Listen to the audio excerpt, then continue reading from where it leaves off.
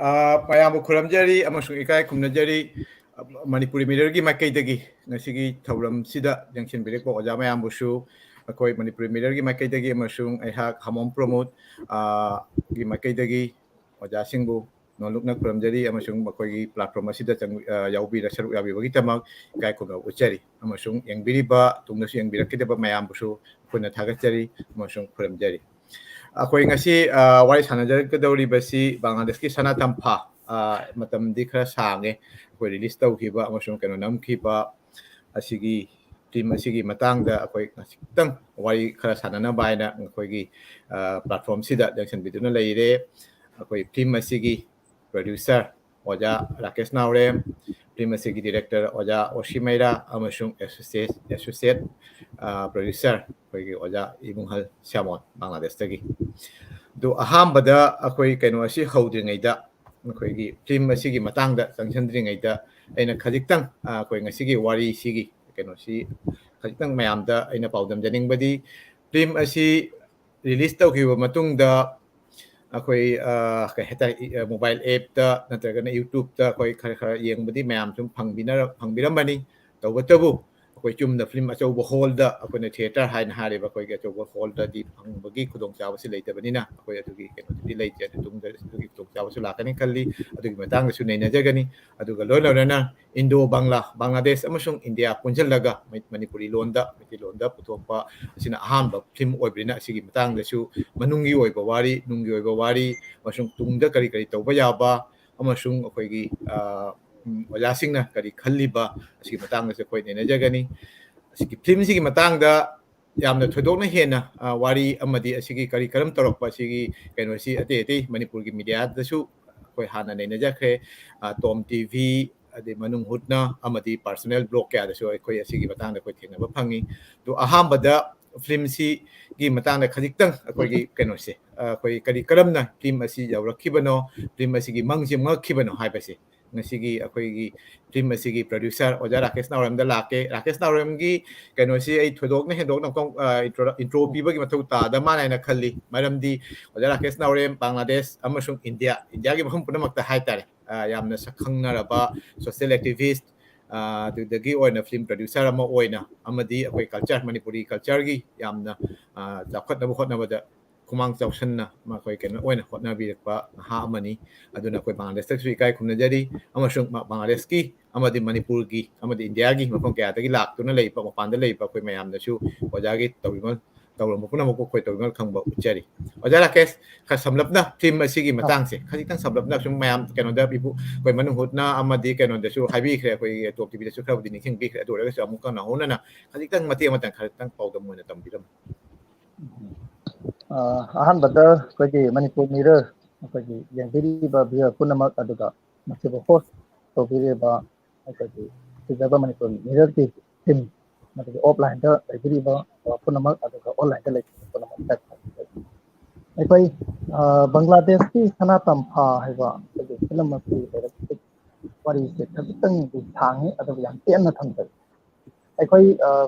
ꯕꯪꯒ꯭ꯂꯥꯗꯦꯁꯀꯤ ꯁꯅꯥ ꯇꯝꯐꯥ ꯄꯜꯂꯛꯄ ꯃꯇꯝꯗ ꯑꯩꯈꯣꯏꯅ ꯄꯦꯇ꯭ꯔꯤꯌꯣꯇꯤꯛ ꯔꯥꯏꯇꯔꯁ ꯁꯤ ꯑꯩꯈꯣꯏꯅ ꯅꯤꯡꯁꯤꯡꯗꯕ ꯉꯝꯗꯦ ꯃꯔꯝꯗꯤ 2016ꯗ ꯑꯩꯈꯣꯏꯒꯤ ꯃꯅꯤꯄꯨꯔꯗ ꯂꯩꯕ ꯁꯥꯍꯤꯇ꯭ꯌꯒꯤ ꯑꯣꯔꯒꯅꯥꯏꯖꯦꯁꯟ ꯑꯃ ꯑꯣꯏꯔꯤꯕ ꯁꯥꯊꯧꯂꯨꯞ ꯍꯥꯏꯔꯤꯕ ꯑꯣꯔꯒꯅꯥꯏꯖꯦꯁꯟꯁꯤꯒ ꯑꯩꯈꯣꯏꯒꯤ ꯄꯦꯇ꯭ꯔꯤꯌꯣꯇꯤꯛ ꯔꯥꯏꯇꯔꯁ ꯐꯣꯔꯝ ꯃꯅꯤꯄꯨꯔꯒ ꯈꯨꯠꯁꯝꯅꯔꯒ ꯑꯩꯈꯣꯏꯒꯤ ꯏꯝꯐꯥꯜ ꯂꯤꯇꯔꯦꯆꯔ ꯐꯦꯁꯇꯤꯚꯦꯜ ꯏꯝꯐꯥꯜꯗ ꯄꯥꯡꯊꯣꯛꯈꯤ ꯍꯥꯏꯔꯤꯕ ꯊꯧꯔꯝ ꯑꯗꯨꯗ ꯕꯪꯒ꯭ꯂꯥꯗꯦꯁꯀꯤ ꯗꯦꯂꯤꯒꯦꯠ ꯀꯌꯥ ꯑꯃ ꯃꯔꯨꯑꯣꯏꯅ ꯑꯣꯖꯥ ꯑꯦ.ꯀꯦ. ꯁꯔꯝ ꯕꯪꯒ꯭ꯂꯥꯗꯦꯁ ꯃꯅꯤꯄꯨꯔꯤ ꯁꯥꯍꯤꯇ꯭ꯌ ꯈꯣꯡꯆꯠꯀꯤ ꯑꯗꯨꯒꯨꯝꯕ ꯄ꯭ꯔꯁꯤꯗꯦꯟ ꯑꯗꯨꯅ ꯂꯨꯆꯤꯡꯕ ꯇꯤꯝ ꯑꯃ ꯏꯝꯐꯥꯜꯗ ꯂꯥꯛꯈꯤ ꯑꯗꯨꯅ ꯍꯥꯏꯔꯤꯕ ꯕꯪꯒ꯭ꯂꯥꯗꯦꯁꯀꯤ ꯏꯆꯤꯟ ꯏꯅꯥꯎꯁꯤꯡ ꯑꯁꯤꯒ ꯑꯣꯖꯥꯁꯤꯡ ꯑꯁꯤꯒ ꯑꯩꯈꯣꯏꯒ ꯌꯥꯝꯅ ꯇꯥꯏꯔꯞ ꯇꯧꯕ ꯑꯗꯨꯒ ꯁꯛꯈꯪ ꯃꯥꯏꯈꯪꯅꯕ ꯍꯦꯟꯅ ꯅꯨꯡꯁꯤꯅꯕ ꯃꯔꯤ ꯑꯃ ꯁꯥꯒꯠꯈꯤꯕ ꯏꯝꯐꯥꯜ ꯂꯤꯇꯔꯦꯆꯔ ꯐꯦꯁꯇꯤꯚꯦꯜ ꯄꯥꯡꯊꯣꯛꯈꯤꯕ ꯑꯗꯨꯗꯒꯤ ꯑꯗꯨꯅ ꯃꯔꯝ ꯑꯁꯤꯅ ꯍꯥꯏꯔꯤꯕ ꯏꯝꯐꯥꯜ ꯂꯤꯇꯔꯦꯆꯔ ꯐꯦꯁꯇꯤꯚꯦꯜ ꯄꯥꯡꯊꯣꯛꯄꯒꯤ ꯃꯗꯨꯒꯤ ꯑꯣꯄꯣꯔꯆꯨꯅꯤꯇꯤ ꯑꯃ ꯄꯤꯔꯒꯁꯤ ꯁꯥꯊꯧꯒꯤ ꯑꯦꯗꯚꯥꯏꯖꯔ ꯁꯥꯍꯤꯇ꯭ꯌ ꯑꯦꯀꯥꯗꯃꯤ ꯑꯦꯋꯥꯔꯗ ꯔꯤꯁꯤꯄꯤꯌꯟ ꯇꯥꯃꯣ ꯁꯔꯁꯥꯝ ꯁ꯭ꯌꯥꯝ ꯑꯗꯨꯅ ꯑꯍꯥꯟꯕꯗ ꯁꯥꯊꯧꯒꯤ ꯇꯤꯝ ꯃꯦꯝꯕꯔꯁꯤꯡ ꯑꯗꯨꯒ ꯇꯥꯃꯣ ꯁꯔꯁꯥꯝ ꯁ꯭ꯌꯥꯝ ꯏꯀꯥꯏ ꯈꯨꯝꯅꯩ ꯍꯥꯏꯔꯤꯕ ꯏꯝꯐꯥꯜ ꯂꯤꯇꯔꯦꯆꯔ ꯐꯦꯁꯇꯤꯚꯦꯜ ꯄꯥꯡꯊꯣꯛꯄꯁꯤꯗꯒꯤ ꯑꯩꯈꯣꯏꯒ ꯕꯪꯒ꯭ꯂꯥꯗꯦꯁꯀ ꯍꯥꯏꯕꯗꯤ ꯕꯪꯒ꯭ꯂꯥꯗꯦꯁꯀꯤ ꯑꯗꯨꯒ ꯃꯔꯨꯑꯣꯏꯕ ꯔꯥꯏꯇꯔꯁꯤꯡ ꯑꯗꯨꯒ ꯑꯩꯈꯣꯏꯒꯤ ꯄꯦꯇ꯭ꯔꯤꯌꯣꯇꯤꯛ ꯔꯥꯏꯇꯔꯁ ꯐꯣꯔꯝꯒꯤ ꯑꯩ ꯏꯁꯥꯃꯛ ꯁꯦꯀ꯭ꯔꯦꯇꯔꯤ ꯑꯣꯏꯖꯕ ꯑꯗꯨꯒ ꯑꯩꯈꯣꯏꯒꯤ ꯃꯦꯝꯕꯔꯁꯤꯡ ꯑꯁꯤꯒ ꯍꯦꯟꯅ ꯁꯛꯈꯪꯅꯕ ꯍꯦꯟꯅ ꯅꯛꯁꯤꯟꯅꯕꯒꯤ ꯃꯔꯤ ꯑꯃ ꯁꯥꯒꯠꯈ꯭ꯔꯕ ꯃꯇꯨꯡ 2017ꯗ ꯕꯪꯒ꯭ꯂꯥꯗꯦꯁ ꯃꯅꯤꯄꯨꯔꯤ ꯁꯥꯍꯤꯇ꯭ꯌ ꯁꯪꯁꯠꯅ Patriotic Writers Forum Manipurda payroll of Thabiri Madidi 2017 Sillepta Mars Hadani Madu Hariba Sillepta Children Fair Pangfokadori Data Patriotic Writers Forum Manipurda the collaborate over getting Bakudon Sabama Tibiraki Hariba Concert Adu Equi Patriotic Writers Forum Maruena Vice President Ojiba Oza Yastu Karakun Adaka Bangladesh Natam Padu actor among worker about Patriotic Writers Forum light member Dr. Narendra Modi Kumar then I Samak at the trying Pana Sava Tim Mama Bangladesh Lakati Hariba Bangladesh Lakpa to Messenger here the Yavan in the Adida I Samak na Warola Bangladesh with Sule Taba Ama Manipurga Bangladesh Marida a Papa Marie Hagan and Nabi Wakal that Obiava a hand of Kongtang among the Obiava 1972 that Manipur cinema Puari Matang Manipur release Tauka Matung I did Manipur Film Puari Shamka Matung Tang Kavasa Yankay Stada to conclude the Bangladesh Make Laundry Havidi Manipur Film Yoga Masi Puari later if an Atlantic Adana Bangladesh Irisa Sina Bangladesh imitation now Sina Bangladesh Manipur now Sina Hajavatare I quite the cooperation TV Vataragadi I quite Ipak Films production Manipur team Ama I quite Bangladesh Indo Bangladesh film ama number Gedumba Kudong Sabama Koidina Pansupa Nangani Maramas Bangladesh Irisa Sina Madi opportunity Madi cooperation TV TV Gani have it Hazaba TV Ragadi Bangladesh film number last day I have a picture when humble request ama Bangladesh Tanjaram Matam today Rai More Shaman Tenaki Aduga Sar Sasikuma the Sar S. Sinha then Azak Koiram Indrajit the Ayakom Anju Rajesh Maisnam Mayam Sequiji select Dumba conference to the Dequisi to be Wafum Mayam Se Yamaki Amna Aru Wafumu in a Kanaki Hajavatar. Mind on a question then Piado Pantova Matunda Equi Impala Poki Impala Tova Matunda Maruna Maruf Rajesh Maisnam the Rai Shamal and culture and complex container of that Janta. Sinatima Mayam Sequiji Paul Pongus Ravaganda Bangladesh Plumset number ya Lapagi Dumba Kudung Sa TV Rakiba Matun Ipak film production di Tungan Sister film Manga My Pana Potoka Matun Taruk Suba film Amoy Quena Marata release out of film Anima Lady Madu Target in Nipan Suba release out of film Hamjaraga when release Mangata of Matunda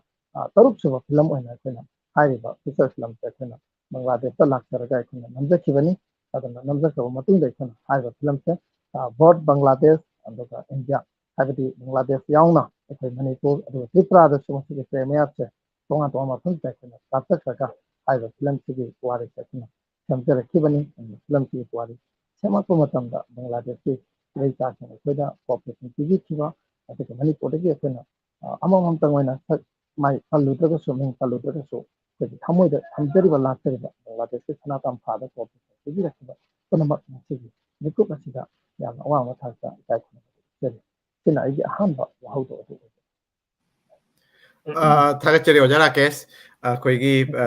Hetare, Koishu Yam the Kaurangna, Bangladesh, Akuna Kaitan Kankamotam, the Hatter, Kona Aina class Nipan, Mapan, Koichi Kun Tram, Kimang had do the shoe, Akoi Mate on give Plimsy. The Shang Haragati, CD Kenosi Lacking it, CD.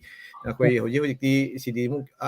CD period session lo ke hatre CD tholakring wang de marona VCR aina achoba keno koi TV de tawraga achoba keno da kapa ga VCR na keno da adu da su koi yangami mang around 90 gi mang hatre adu da shi ki koi keno film yang koi kai dong nu su mang lu di Bangladesh su Bangladesh ki artist co artist jaw na tra Bangladesh ki su koi producer bu or tra mayam gi saru ya na koi Manipuri film putrok ko ngam gani ha se adu na sana tam pa na koi Queen Mangraba Toramama, a quay Putropaski, Kamak, a quay Ojara case, nothing but a quay Ipak Lim Amadia Sigamari Lane of Punama Pushu, Manipuri Mirror, Mike Amadi, a quay Bangladeski, Manipuri singing my Kaitagi, the Shanghai Kunajaria to get a Uchari, Matanga, quay Ojamaya de Lake. ꯑꯩꯈꯣꯏ ꯉꯁꯤꯒꯤ ꯍꯥꯏꯔꯤꯕ film ꯑꯁꯤꯒꯤ ꯀꯩꯅꯣ ꯑꯣꯏꯔꯤꯕ director ꯑꯣꯏꯔꯤꯕ ꯑꯣꯖꯥ ꯃꯩꯔꯥꯗ ꯑꯩꯈꯣꯏꯅ ꯈꯖꯤꯛꯇꯪ ꯅꯤꯡꯁꯤꯡꯕꯗꯤ ꯑꯣꯖꯥꯅ ꯑꯩꯈꯣꯏ ꯐꯤꯂꯝꯒꯤ ꯂꯥꯏꯟ ꯍꯥꯏꯇꯥꯔꯦ ꯐꯤꯂꯝꯒꯤ ꯀꯩꯅꯣꯁꯤꯗ ꯂꯥꯛꯇ꯭ꯔꯤꯉꯩꯗ ꯑꯇꯩ ꯑꯇꯩ ꯁꯨꯝ ꯂꯥꯏꯔꯤꯛ ꯏꯕ ꯑꯇꯩ ꯁꯩꯔꯦꯡ ꯏꯕ ꯑꯗꯨꯗꯒꯤꯗꯤ ꯀꯩꯅꯣ ꯑꯣꯏꯅ ꯑꯩꯈꯣꯏ ꯁꯥꯍꯤꯇ꯭ꯌꯒꯤ ꯂꯝꯗ ꯌꯥꯝꯅ ꯈꯨꯃꯥꯡ ꯆꯥꯎꯁꯟꯅ ꯌꯥꯎꯕꯤꯔꯝꯕ ꯑꯗꯨꯒꯤ ꯀꯩꯅꯣꯁꯨ ꯑꯩꯈꯣꯏ ꯈꯪꯖꯩ ꯑꯗꯨꯒ ꯂꯣꯏꯅꯅ ꯑꯩꯈꯣꯏ ꯁꯨꯃꯥꯡ ꯂꯤꯂꯥ ꯍꯥꯏꯇꯥꯔꯦ ꯁꯨꯃꯥꯡ ꯂꯤꯂꯥꯗꯁꯨ ꯀꯩꯅꯣ ꯑꯥꯔꯇꯤꯁ ꯑꯃ ꯑꯣꯏꯅ ꯑꯦꯖ ꯑꯦ ꯀꯩꯅꯣ ꯑꯃ ꯑꯣꯏꯅ ꯀꯩ ꯍꯥꯏꯇꯥꯔꯦ ꯑꯥꯔꯠ ꯀ꯭ꯔꯤꯇꯤꯛ ꯑꯃ ꯑꯣꯏꯅꯁꯨ ꯑꯗꯨꯒꯤ ꯀꯩꯅꯣ ꯇꯧꯕ ꯎꯔꯩ ꯑꯗꯨꯒ ꯐꯤꯂꯝꯒꯤ ꯂꯝꯗ ꯂꯥꯛꯄꯒꯤ ꯃꯇꯨꯡꯗ ꯑꯁꯨꯃꯥꯏꯅ ꯕꯪꯒ꯭ꯂꯥꯗꯦꯁꯀꯤ ꯅꯠꯇ꯭ꯔꯒꯅ ꯃꯄꯥꯟ ꯂꯝꯗ ꯂꯩꯍꯧꯔꯤꯕ ꯃꯅꯤꯄꯨꯔꯤꯁꯤꯡꯒꯤ ꯃꯇꯥꯡꯗ ꯀꯔꯤꯒꯨꯝꯕ ꯑꯝꯇ ꯇꯧꯒꯦ ꯍꯥꯏꯅ ꯈꯜꯂꯛꯄꯁꯤ ꯑꯁꯤ ꯐꯤꯂꯝꯁꯤ ꯍꯧꯗꯣꯛꯄꯒꯤ ꯁꯤꯅ ꯑꯍꯥꯟꯕ ꯑꯣꯏꯗꯣꯏ ꯅꯠꯇ꯭ꯔꯒ ꯑꯁꯤꯒꯤ ꯃꯥꯡꯗꯒꯤ ꯑꯣꯖꯥꯒꯤ ꯃꯪ ꯅꯠꯇ꯭ꯔꯒ ꯀꯔꯤ ꯀꯩꯅꯣ ꯇꯧꯕ ꯂꯩꯕ ꯑꯗꯨꯗꯒꯤ ꯑꯩꯈꯣꯏ ꯁꯅꯥ ꯇꯝꯐꯥꯗ ꯂꯥꯛꯁꯤ ꯀꯃꯥꯏꯅ ꯑꯁꯤꯒꯤ ꯀꯩꯅꯣꯁꯤꯗ ꯑꯣꯖꯥꯒ ꯁꯝꯅꯔꯛꯄꯅꯣ ꯍꯥꯏꯁꯤ ꯑꯣꯖꯥ ꯔꯥꯀꯦꯁ ꯁꯣꯝꯗ ꯈꯔ ꯊꯝꯕꯤꯈ꯭ꯔꯦ ꯊꯥꯒꯠꯆꯔꯤ ꯌꯦꯡꯕꯤꯔꯤꯕ ꯃꯌꯥꯝ ꯄꯨꯝꯅꯃꯛ ꯑꯩꯈꯣꯏꯒꯤ ꯔꯥꯀꯦꯁꯅ ꯊꯝꯕꯤꯕꯁꯤ ꯆꯨꯝꯃꯤ ꯑꯗꯨꯕꯨ ꯃꯇꯥꯡꯁꯤꯗꯩꯗ ꯑꯩꯅ ꯍꯥꯏꯖꯅꯤꯡꯕꯗꯤ ꯃꯔꯨꯑꯣꯏꯅ ꯑꯩꯅ ꯃꯅꯤꯄꯨꯔꯒꯤ ꯃꯄꯥꯟꯕꯨ ꯅꯨꯡꯁꯤꯖꯕꯗꯤ ꯑꯩꯅ ꯑꯁꯥꯝ ꯌꯨꯅꯤꯚꯔꯁꯤꯇꯤꯗ MA ꯇꯝꯗꯅ ꯂꯩꯖꯔꯤꯉꯩꯗꯒꯤ ꯍꯧꯅ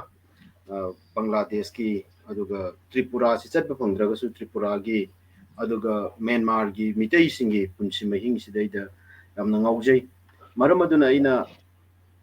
ꯏꯕꯒꯤ ꯂꯝꯗ ꯌꯥꯝ ꯀꯟꯅ ꯑꯉꯥꯡ ꯑꯣꯏꯅ ꯍꯩꯇꯅ ꯆꯪꯁꯤꯟꯖꯔꯝꯃꯒꯁꯨ ꯑꯩꯅ ꯃꯥꯁꯇꯔ ꯇꯝꯃꯀꯥꯟꯗ ꯀꯉꯥꯎꯅꯗꯅ ꯃꯦꯗꯤꯌꯥꯗꯒꯤ ꯈꯤꯇꯪ ꯂꯥꯞꯊꯣꯛꯅ ꯂꯩꯕ ꯀꯥꯟꯁꯤꯗꯩꯗ ꯃꯅꯨꯡ ꯃꯄꯥꯟ ꯍꯥꯏꯕ ꯏꯁꯥꯅ ꯏꯗꯤꯠ ꯇꯧꯖꯕꯁꯦ ꯐꯣꯡ ꯐꯥꯎꯕꯗ ꯐꯣꯡꯉꯤ ꯑꯗꯨꯗꯒꯤ ꯃꯅꯤꯄꯨꯔꯤ ꯍꯥꯏꯕ ꯑꯁꯥꯝ ꯌꯨꯅꯤꯚꯔꯁꯤꯇꯤꯗ ꯃꯩꯇꯩꯂꯣꯟꯒꯤ ꯑꯣꯏꯕ ꯆꯦꯐꯣꯡ ꯑꯃ ꯐꯣꯡꯗꯅ ꯗꯤꯄꯥꯔꯠꯃꯦꯟꯇꯦꯜ ꯃꯦꯒꯥꯖꯤꯟ ꯑꯣꯏꯅ ꯃꯗꯨ ꯂꯩꯍꯧꯋꯤ ꯑꯗꯨꯃꯥꯏꯅ ꯁꯨꯝ ꯃꯩꯇꯩꯕꯨ ꯅꯨꯡꯁꯤꯖꯕꯒꯤ ꯏꯅꯣꯠ ꯑꯃ ꯑꯩꯒꯤ ꯊꯃꯣꯏꯗ ꯐꯥꯎꯗꯅ ꯂꯥꯛꯏ ꯑꯗꯨꯒ ꯉꯁꯥꯏꯒꯤ ꯑꯩꯒꯤ ꯐꯤꯂꯝꯒꯤ ꯈꯣꯡꯆꯠꯇ ꯕꯪꯒ꯭ꯂꯥꯗꯦꯁꯀꯤ ꯁꯅꯥ ꯇꯝꯐꯥꯁꯤ ꯇ꯭ꯔꯅꯤꯡ ꯄꯣꯏꯟꯠ ꯑꯃꯅꯤ ꯈꯨꯅꯤꯡꯊꯦꯛ ꯑꯃꯅꯤ ꯍꯥꯏꯕꯁꯤ ꯑꯩ ꯂꯧꯖꯩ ꯑꯗꯨꯒ ꯃꯗꯨꯒꯤ ꯂꯥꯛꯅꯕ ꯍꯣꯠꯅꯕꯗ ꯉꯁꯥꯏ ꯏꯄꯥꯛ ꯐꯤꯂꯝ ꯄ꯭ꯔꯗꯛꯁꯟꯁꯤ ꯑꯩꯈꯣꯏ ꯌꯥꯝꯅ ꯃꯃꯤꯡꯁꯤꯃꯛ ꯁꯤꯟꯊꯥ ꯄꯥꯡꯕ ꯄꯨꯟꯕ ꯀꯥꯡꯂꯨꯞ ꯑꯅ ꯇꯧꯕꯗꯒꯤ ꯑꯩꯅ ꯊꯣꯟꯖꯕꯗꯒꯤ ꯑꯩꯈꯣꯏꯒꯤ ꯔꯥꯀꯦꯁ ꯅꯥꯎꯔꯦꯝ ꯑꯩꯒꯤ ꯏꯅꯥꯎꯅꯨꯄꯥ ꯌꯥꯝꯅ ꯅꯨꯡꯁꯤꯕ ꯃꯍꯥꯛ ꯂꯩꯕꯁꯤꯅ ꯃꯍꯥꯛꯅ ꯃꯔꯨꯑꯣꯏꯅ ꯏꯄꯥꯛꯁꯤ ꯍꯤꯡꯍꯟꯅꯕ ꯑꯃꯁꯨꯡ ꯏꯄꯥꯛꯁꯤ ꯌꯣꯛꯈꯠꯅꯕ ꯍꯣꯠꯅꯕꯒꯤ ꯋꯥꯔꯤ ꯄꯔꯤꯡ ꯑꯃ ꯂꯩ ꯑꯗꯨꯒ ꯉꯁꯥꯏꯒꯤ ꯄꯦꯇ꯭ꯔꯣꯇꯤꯛ ꯔꯥꯏꯇꯔ ꯐꯣꯔꯝ ꯃꯅꯤꯄꯨꯔ ꯂꯩꯔꯝꯕꯁꯤꯅꯁꯨ ꯑꯩꯈꯣꯏꯅ ꯄꯥꯝꯖꯕ ꯈꯔ ꯊꯕꯛ ꯑꯣꯟꯊꯣꯛꯄ ꯉꯝꯕꯒꯤ ꯑꯄꯥꯝꯕꯁꯨ ꯂꯩ ꯑꯗꯨꯒ ꯃꯔꯛꯁꯤꯗꯩꯗ ꯑꯩꯈꯣꯏꯅ ꯁꯦꯡꯇꯣꯛꯍꯧꯗꯕ ꯌꯥꯗꯕ ꯑꯃꯈꯛꯁꯨ ꯂꯩ ꯑꯩꯈꯣꯏꯅ ꯄꯦꯇ꯭ꯔꯣꯇꯤꯛ ꯔꯥꯏꯇꯔ ꯐꯣꯔꯝꯒꯤ ꯈꯨꯠꯊꯥꯡꯗ ꯕꯪꯒ꯭ꯂꯥꯗꯦꯁꯇ ꯆꯠꯄ ꯉꯝꯖꯩ ꯇ꯭ꯔꯤꯄꯨꯔꯥꯗ ꯆꯠꯄ ꯉꯝꯖꯩ ꯑꯗꯨꯒ ꯑꯁꯥꯝꯒꯤ ꯃ꯭ꯌꯥꯟꯃꯥꯔꯒꯤ ꯃꯐꯝ ꯀꯌꯥꯗ ꯆꯠꯄ ꯉꯝꯖꯩ ꯑꯗꯨꯕꯨ ꯕꯪꯒ꯭ꯂꯥꯗꯦꯁꯀꯤ ꯁꯅꯥ ꯇꯝꯐꯥꯁꯤꯗ ꯂꯥꯛꯆꯔꯀꯥꯟꯗ ꯑꯩꯈꯣꯏꯒꯤ ꯐꯤꯂꯝ ꯑꯃ ꯑꯣꯏꯅꯕ ꯍꯣꯠꯅꯕꯁꯤ ꯑꯗꯨꯛꯀꯤ ꯃꯇꯤꯛ ꯋꯥꯏ ꯑꯣꯖꯥꯅꯁꯨ ꯍꯧꯖꯤꯛ ꯊꯝꯕꯤꯔꯤ ꯑꯣꯖꯥꯅ ꯃꯪꯕꯨ ꯃꯪꯉꯨꯗꯕꯅ ꯍꯥꯏꯕꯤꯕꯗꯨꯅꯤ ꯑꯗꯨꯅ ꯑꯩꯈꯣꯏ ꯖꯅꯅꯦꯇꯥ ꯏꯔꯥꯕꯣꯠꯀꯤ ꯅꯤꯡꯁꯤꯡ ꯊꯧꯔꯝ ꯑꯃ ꯆꯠꯄ ꯃꯇꯝꯗ ꯏꯔꯥꯕꯣꯠ ꯈꯣꯡꯒꯨꯜ ꯂꯤꯕꯒꯤ ꯊꯧꯔꯝ ꯆꯠꯄ ꯃꯇꯝꯗ ꯃꯤꯇꯤꯡ ꯋꯥ ꯉꯥꯡꯕ ꯀꯥꯎꯊꯣꯛꯄ ꯃꯈꯩ ꯑꯩꯈꯣꯏꯅ ꯁꯣꯔꯠ ꯐꯤꯂꯝ ꯑꯃ ꯅꯝꯒꯗꯕꯅꯤ ꯍꯥꯏꯗꯅ ꯃꯤꯇꯤꯡ ꯋꯥ ꯉꯥꯡꯉꯝꯕꯗꯒꯤ ꯆꯦꯟꯊꯣꯛꯑꯒ ꯂꯝꯕꯤꯗ ꯂꯥꯛꯄ ꯕꯪꯒ꯭ꯂꯥꯗꯦꯁꯀꯤ ꯚꯥꯅꯨꯗꯥꯁꯀꯤ ꯃꯆꯤꯟ ꯏꯅꯥꯎ ꯗ꯭ꯔꯃꯥ ꯇꯧꯕ ꯏꯅꯥꯎꯁꯤꯡ ꯑꯗꯨ ꯁꯣꯔꯠ ꯐꯤꯂꯝ ꯃꯆꯥ ꯑꯃꯗ ꯅꯝꯒꯦ ꯍꯌꯦꯡꯗ ꯑꯩꯈꯣꯏ ꯆꯠꯈ꯭ꯔꯗꯕꯅꯤ ꯅꯝꯍꯧꯗꯕ ꯌꯥꯗ꯭ꯔꯦ ꯀꯥꯏꯅ ꯑꯩꯈꯣꯏꯅ ꯅꯝꯖꯕ ꯑꯗꯨꯒ ꯃꯌꯥꯝ ꯌꯥꯎꯁꯪꯒꯤ ꯆꯥꯛ ꯆꯥꯅꯗꯅꯒ ꯂꯩꯔꯝꯕꯗꯨꯗꯒ ꯑꯩꯈꯣꯏꯅ ꯆꯦꯟꯁꯤꯟꯗꯅ ꯂꯩꯁꯥꯕꯤ ꯃꯆꯥ ꯃꯌꯥꯝꯅꯒ ꯆꯥꯛ ꯆꯥꯐꯝ ꯆꯥꯛ ꯊꯣꯡꯐꯝ ꯕꯟꯗ꯭ꯔꯥ ꯍꯥꯏꯕꯗꯨ ꯃꯌꯥꯝꯅꯗꯤ ꯕꯟꯗ꯭ꯔꯥ ꯀꯥꯏꯅ ꯍꯥꯏꯅꯕ꯭ꯔꯥ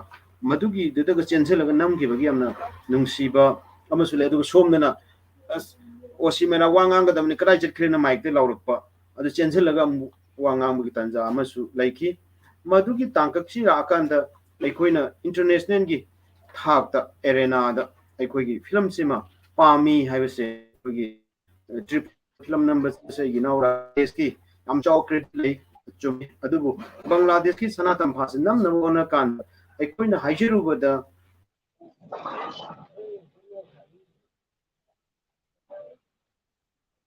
ꯑꯣꯖꯥꯒꯤ ꯅꯦꯠꯋꯥꯔꯛꯁꯦ ꯈꯖꯤꯛꯇꯪ ꯁꯣꯟꯗꯨꯅ ꯈꯖꯤꯛꯇꯪ ꯑꯩꯈꯣꯏ ꯋꯥꯔꯤ ꯁꯥꯟꯅꯔꯛꯄꯗ ꯈꯖꯤꯛꯇꯪꯗꯤ ꯃꯌꯦꯛ ꯁꯦꯡꯕ ꯋꯥꯠꯂꯦ ꯑꯣꯖꯥꯒꯤ ꯅꯦꯠꯋꯥꯔꯛꯁꯤ ꯐꯔꯛꯄ ꯀꯞꯄꯣꯡ ꯆꯪꯕꯤꯔꯛꯀꯅꯤ ꯊꯥꯖꯩ ꯀꯩꯅꯣꯁꯤ ꯀ꯭ꯂꯤꯌꯥꯔ ꯑꯣꯏꯔꯛꯀꯅꯤ ꯍꯧꯖꯤꯛꯀꯤꯗꯨꯗ ꯑꯩꯅ ꯁꯞꯄ꯭ꯂꯤꯃꯦꯟ ꯁꯨꯝ ꯑꯗꯨꯝ ꯇꯧꯔꯛꯄ ꯍꯥꯏꯕꯤꯔꯛꯑꯣ ꯌꯥꯏ ꯃꯌꯦꯛ ꯁꯝꯕꯤꯔꯛꯑꯣ ꯁꯨꯝ ꯑꯗꯨꯃꯥꯏꯅ ꯇꯧꯗꯅ ꯑꯩꯈꯣꯏꯒꯤ ꯑꯍꯥꯟꯕ ꯑꯩꯈꯣꯏꯒꯤ ꯏꯟꯗꯤꯌꯟ ꯐꯤꯌꯔꯁꯦ 2017ꯗ ꯑꯩꯈꯣꯏꯅ ꯌꯥꯎꯕ ꯂꯥꯛꯈ꯭ꯔꯕ ꯃꯇꯨꯡꯁꯤꯗꯩꯗ ꯑꯩꯈꯣꯏꯅ ꯃꯥꯔꯆ ꯊꯥꯅꯦ ꯑꯗꯣ ꯑꯩꯈꯣꯏ ꯁꯦꯞꯇꯦꯝꯕꯔ ꯊꯥꯗ ꯑꯩꯈꯣꯏꯒꯤ ꯗꯣꯛꯇꯔ ꯑꯦꯁ ꯃꯅꯥꯎꯇꯣꯟ ꯑꯩꯈꯣꯏ ꯄꯦꯇ꯭ꯔꯣꯇꯤꯛ ꯔꯥꯏꯇꯔꯁ ꯐꯣꯔꯝ ꯃꯅꯤꯄꯨꯔꯒꯤ ꯄꯦꯇ꯭ꯔꯣꯜ ꯃꯦꯝꯕꯔꯁꯅ ꯂꯤꯗ ꯇꯧꯕꯤꯔꯒ ꯑꯩꯈꯣꯏ ꯑꯃꯨꯛ ꯕꯪꯒ꯭ꯂꯥꯗꯦꯁꯇ ꯂꯥꯛꯆꯈꯤ ꯑꯩꯈꯣꯏꯒꯤ ꯏꯔꯥꯕꯣꯠꯀꯤ ꯈꯣꯡꯒꯨꯜ ꯂꯤꯕ ꯊꯧꯔꯝ ꯑꯃ ꯁꯤ ꯂꯥꯛꯄꯁꯤ ꯑꯩꯈꯣꯏ ꯃꯅꯤꯄꯨꯔꯤ ꯀꯜꯆꯔꯦꯜ ꯀꯣꯝꯄ꯭ꯂꯦꯛꯁꯇ ꯑꯩꯈꯣꯏ ꯊꯤꯡꯖꯔꯦ ꯍꯥꯏꯔꯤꯕ ꯀꯣꯝꯄ꯭ꯂꯦꯛꯁꯇ ꯊꯤꯡꯖꯔꯕ ꯃꯇꯨꯡꯗ ꯑꯩꯈꯣꯏꯅ ꯐꯤꯂꯝꯁꯦ ꯑꯃꯨꯛ ꯑꯩꯈꯣꯏ ꯁꯣꯔꯠ ꯐꯤꯂꯝꯁꯦ ꯅꯝꯕ ꯍꯧꯖꯕꯅꯤ ꯍꯥꯏꯔꯤꯕ ꯐꯤꯂꯝꯁꯤ ꯉꯁꯥꯏ ꯑꯣꯖꯥ ꯃꯩꯔꯥꯅ ꯊꯝꯕꯤꯔꯝꯃꯤꯕ ꯋꯥꯐꯝꯗꯨꯅꯤ ꯑꯩꯈꯣꯏꯒꯤ ꯕꯪꯒ꯭ꯂꯥꯗꯦꯁꯀꯤ ꯊꯣꯏꯕꯤ ꯍꯥꯏꯅ ꯑꯩꯈꯣꯏꯅ ꯃꯤꯡ ꯊꯣꯜꯂꯦ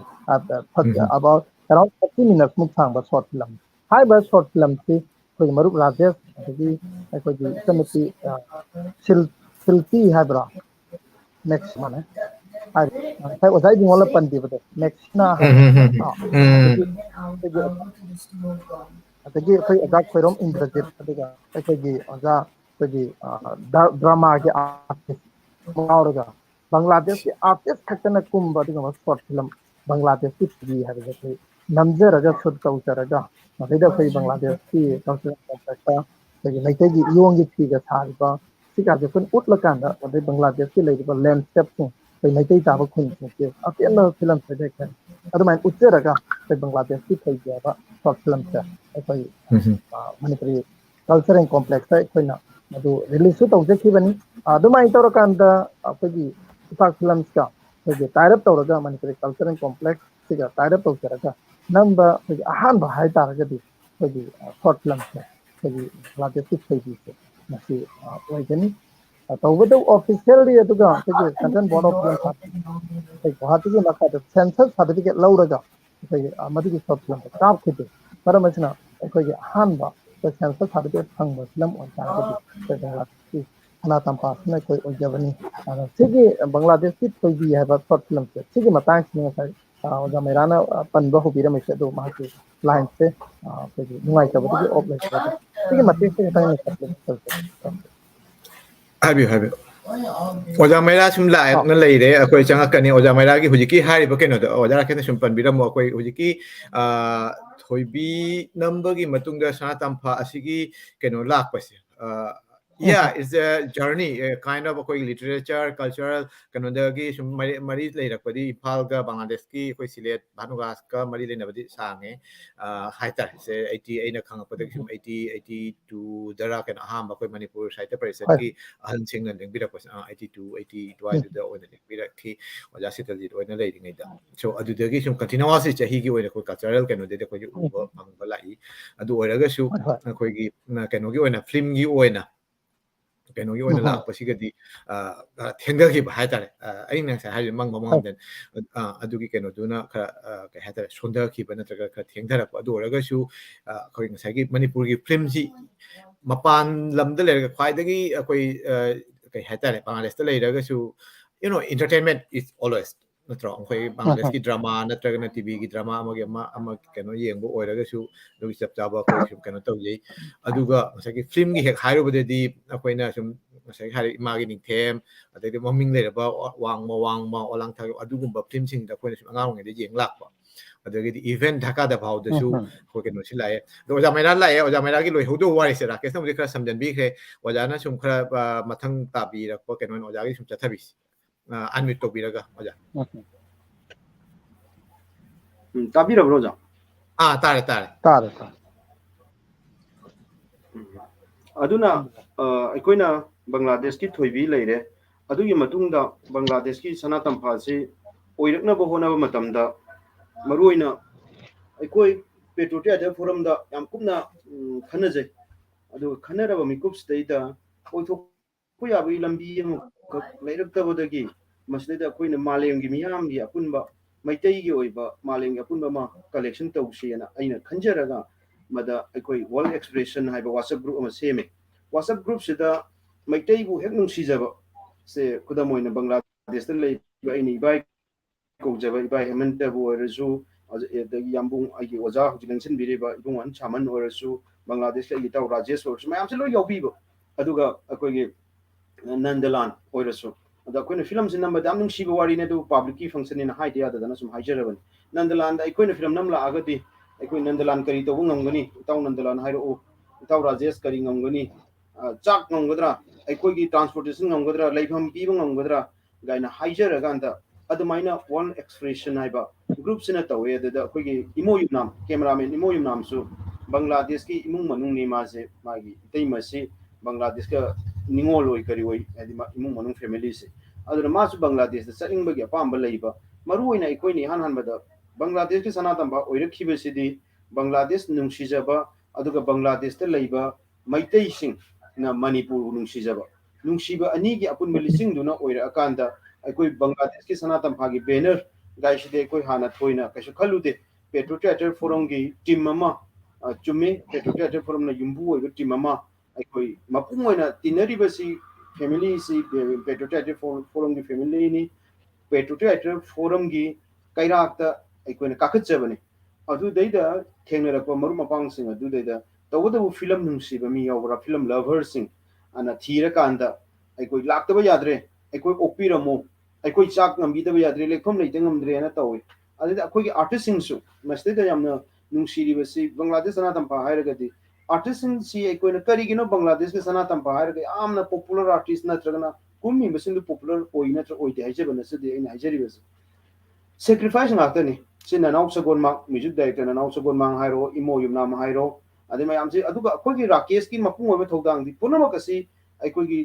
ꯑꯃꯒ ꯑꯃꯒ ꯊꯕꯛꯁꯤ ꯁꯝꯖꯤꯟꯅꯕ ꯉꯝꯕ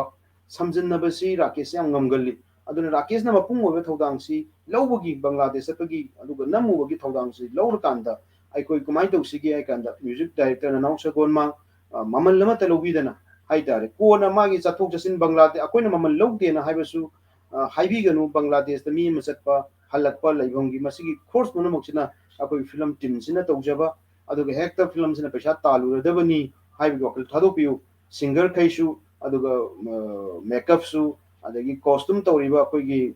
ꯕꯁꯄꯟ ꯒꯥꯏꯅ ꯑꯉꯥꯡꯁꯤꯡ ꯃꯈꯣꯏꯁꯤ ꯆꯠꯂꯦ ꯕꯪꯒ꯭ꯂꯥꯗꯦꯁꯇ ꯆꯠꯄꯒꯤ ꯊꯧꯗꯥꯡꯗꯨꯅ ꯑꯩꯈꯣꯏꯅ ꯂꯧꯖꯩ ꯑꯗꯨꯒ ꯑꯩꯈꯣꯏꯅ ꯐꯤꯂꯝꯁꯦ ꯑꯣꯏꯔꯛꯅꯕ ꯍꯣꯠꯅꯕꯗꯤ ꯅꯨꯡꯁꯤꯕ ꯃꯌꯥꯝꯒꯤ ꯑꯄꯨꯟꯕ ꯂꯤꯆꯤꯡ ꯑꯃꯅ ꯐꯤꯂꯝꯁꯦ ꯁꯦꯝꯒꯠꯈꯤꯕꯒꯤ ꯌꯥꯝꯅ ꯅꯨꯡꯁꯤꯕ ꯋꯥꯔꯤ ꯑꯃ ꯑꯩꯈꯣꯏꯅ ꯂꯩꯖꯩ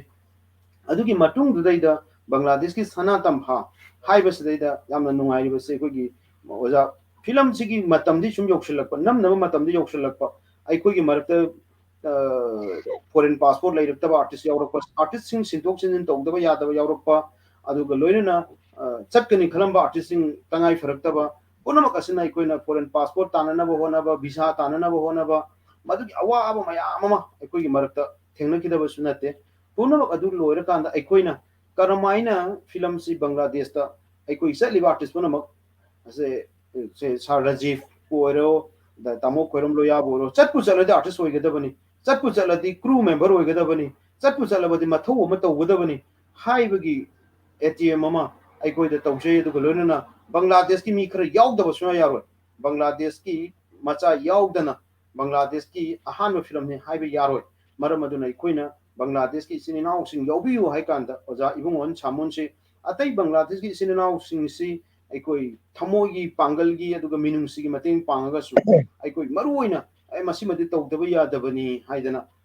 ꯐꯩꯒꯥꯛ ꯐꯩꯅ ꯂꯦꯞꯄꯤꯈꯤꯕꯁꯦ ꯑꯣꯖꯥ ꯏꯕꯨꯡꯉꯣ ꯁꯥꯃꯣꯟꯅꯤ ꯍꯧꯖꯤꯛ ꯂꯦꯞꯄꯤꯗꯅ ꯂꯩꯕꯤꯔꯤ ꯃꯔꯝ ꯑꯁꯤꯅ ꯁꯨꯃꯥꯏꯅ ꯂꯥꯛꯑꯀꯥꯟꯗ ꯕꯦꯅꯔ ꯑꯃ ꯂꯥꯛꯑꯦ ꯕꯦꯅꯔꯁꯤꯒꯤ ꯃꯇꯥꯡꯗ ꯑꯩꯈꯣꯏꯒꯤ ꯔꯥꯀꯦꯁꯅꯁꯨ ꯉꯁꯥꯏ ꯑꯩꯒꯤ ꯉꯥꯏꯍꯥꯛ ꯑꯣꯐ ꯂꯩꯔꯤꯉꯩꯗ ꯍꯥꯏꯕꯤꯔꯝꯒꯅꯤꯅ ꯈꯟꯖꯩ ꯕꯦꯅꯔ ꯂꯥꯛꯑꯀꯥꯟꯗ ꯑꯩꯈꯣই ꯐꯤꯂꯝꯗꯤ ꯅꯝꯃꯨꯔꯦ ꯃꯇꯝꯗ ꯔꯥꯀꯦꯁ ꯑꯩꯒ ꯍꯧꯖꯤꯛꯇꯤ ꯈꯔꯕꯨ ꯊꯕꯛꯁꯤꯅ ꯆꯤꯟꯅꯕꯅꯤꯅ ꯁꯥꯏꯠ ꯂꯥꯏꯟ ꯇꯧꯅꯔꯒꯁꯨ ꯅꯨꯃꯤꯠ ꯈꯨꯗꯤꯡꯒꯤ ꯄꯥꯎ ꯐꯥꯎꯅꯕꯁꯤꯡꯒꯤ ꯃꯅꯨꯡꯗ ꯑꯃꯅꯤ ꯑꯗ ꯑꯩꯅ ꯔꯥꯀꯦꯁ ꯁꯨꯃꯥꯏꯅ ꯇꯧꯁꯤꯒꯦ ꯈꯣꯠꯁꯤꯒꯦꯅ ꯁꯨꯝ ꯈꯟꯅꯔꯀꯥꯟꯗ ꯑꯩꯈꯣꯏ ꯑꯣꯖꯥ ꯏꯕꯨꯡꯉꯣ ꯁꯥꯃꯣꯟꯁꯤ ꯑꯃꯁꯨꯡ ꯔꯥꯀꯦꯁꯁꯤ ꯇꯤꯝ ꯄ꯭ꯔꯣꯗ꯭ꯌꯨꯁꯔ ꯑꯣꯏꯅ ꯃꯤꯡ ꯊꯥꯅꯕ ꯈꯟꯅꯖꯕꯅꯦ ꯑꯩꯈꯣꯏ ꯇꯤꯝ ꯄ꯭ꯔꯣꯗ꯭ꯌꯨꯁꯔ ꯑꯣꯏꯅꯕ ꯊꯥꯅꯕ ꯈꯟꯅ ꯀꯥꯟꯗ ꯑꯩꯈꯣꯏꯒꯤ ꯁꯦꯟꯁꯔꯁꯤ ꯒꯨꯋꯥꯍꯥꯇꯤꯗꯒꯤ ꯂꯧꯅꯕ ꯍꯣꯠꯅꯕ ꯀꯥꯟꯗ ꯃꯥꯒꯤ ꯀꯟꯇ꯭ꯔꯤ ꯑꯃꯒꯤ ꯇꯣꯉꯥꯟꯕ ꯆꯦꯒꯤ ꯑꯗꯒꯤ ꯃꯥꯒꯤ ꯑꯙꯥꯔ ꯀꯥꯔꯗꯀꯤ ꯀꯔꯤꯒꯤ ꯇꯉꯥꯏ ꯐꯗꯕ ꯄ꯭ꯔꯣꯗ꯭ꯌꯨꯁꯔꯒꯤ ꯆꯦ ꯆꯥꯡ ꯆꯪꯕꯗꯒꯤ ꯑꯣꯖꯥ ꯏꯕꯨꯡꯉꯣ ꯁꯥꯃꯣꯟꯁꯦ ꯑꯩꯈꯣꯏꯒꯤ ꯀꯣ ꯄ꯭ꯔꯣꯗ꯭ꯌꯨꯁꯔ ꯑꯣꯏꯍꯧꯔꯒ ꯑꯗꯨꯒ ꯑꯇꯩ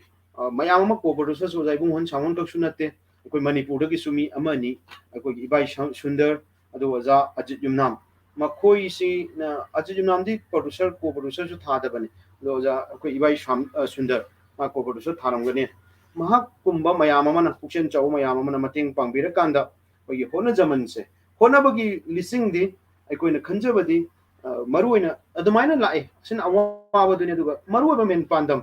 ꯗꯤꯔꯦꯛꯇꯔ ꯑꯃ ꯑꯣꯏꯒꯤ ꯄꯥꯟꯗꯝꯗꯤ ꯑꯩꯈꯣꯏꯅ ꯐꯅꯌꯥꯝꯅ ꯋꯥꯔꯤ ꯑꯃ ꯏꯔꯒꯁꯨ ꯋꯥꯔꯤꯗꯨꯗꯩꯗ ꯂꯝꯗꯝꯗꯨꯒꯤ ꯐꯖꯕ ꯃꯁꯛ ꯑꯃꯗꯤ ꯑꯩꯈꯣꯏꯅ ꯄꯨꯔꯒ ꯆꯠꯄ ꯉꯝꯗꯦ ꯊꯃꯣꯏꯗ ꯄꯨꯔꯒ ꯆꯠꯄꯗꯤ ꯉꯝꯃꯤ ꯑꯗꯨꯒ ꯃꯤꯌꯥꯝꯗ ꯎꯍꯟꯕ ꯉꯝꯗꯦ ꯑꯗꯨꯒ ꯕꯪꯒ꯭ꯂꯥꯗꯦꯁꯀꯤ ꯃꯩꯇꯩ ꯌꯨꯝ ꯑꯃ ꯁꯨꯃꯥꯏꯅ ꯂꯩ ꯍꯥꯏꯕꯁꯤ ꯋꯥꯔꯤ ꯑꯣꯏꯅ ꯂꯤꯕ ꯌꯥꯅꯤ ꯑꯗꯨꯕꯨ ꯁꯛꯇꯝ ꯑꯣꯏꯅ ꯎꯠꯄꯗꯤ ꯉꯝꯗꯦ ꯑꯗꯨꯅ ꯑꯩꯈꯣꯏꯅ ꯐꯤꯂꯝꯗ ꯃꯥꯂꯦꯝꯒꯤ ꯐꯤꯂꯝ ꯄꯨꯝꯅꯃꯛꯇ ꯃꯌꯥꯝꯅ ꯃꯤꯠꯌꯦꯡ ꯊꯝꯃꯤꯁꯤ ꯐꯤꯖꯦꯠꯇ ꯑꯣꯏꯔꯣ ꯋꯥꯉꯥꯡ ꯁꯉꯥꯡꯗ ꯑꯣꯏꯔꯣ ꯐꯤꯂꯝ ꯍꯥꯏꯕꯁꯤꯒꯤ ꯃꯤꯗꯤꯌꯝꯁꯤ ꯅꯠꯇꯅ ꯃꯄꯨꯡ ꯑꯣꯏꯕ ꯄꯥꯎ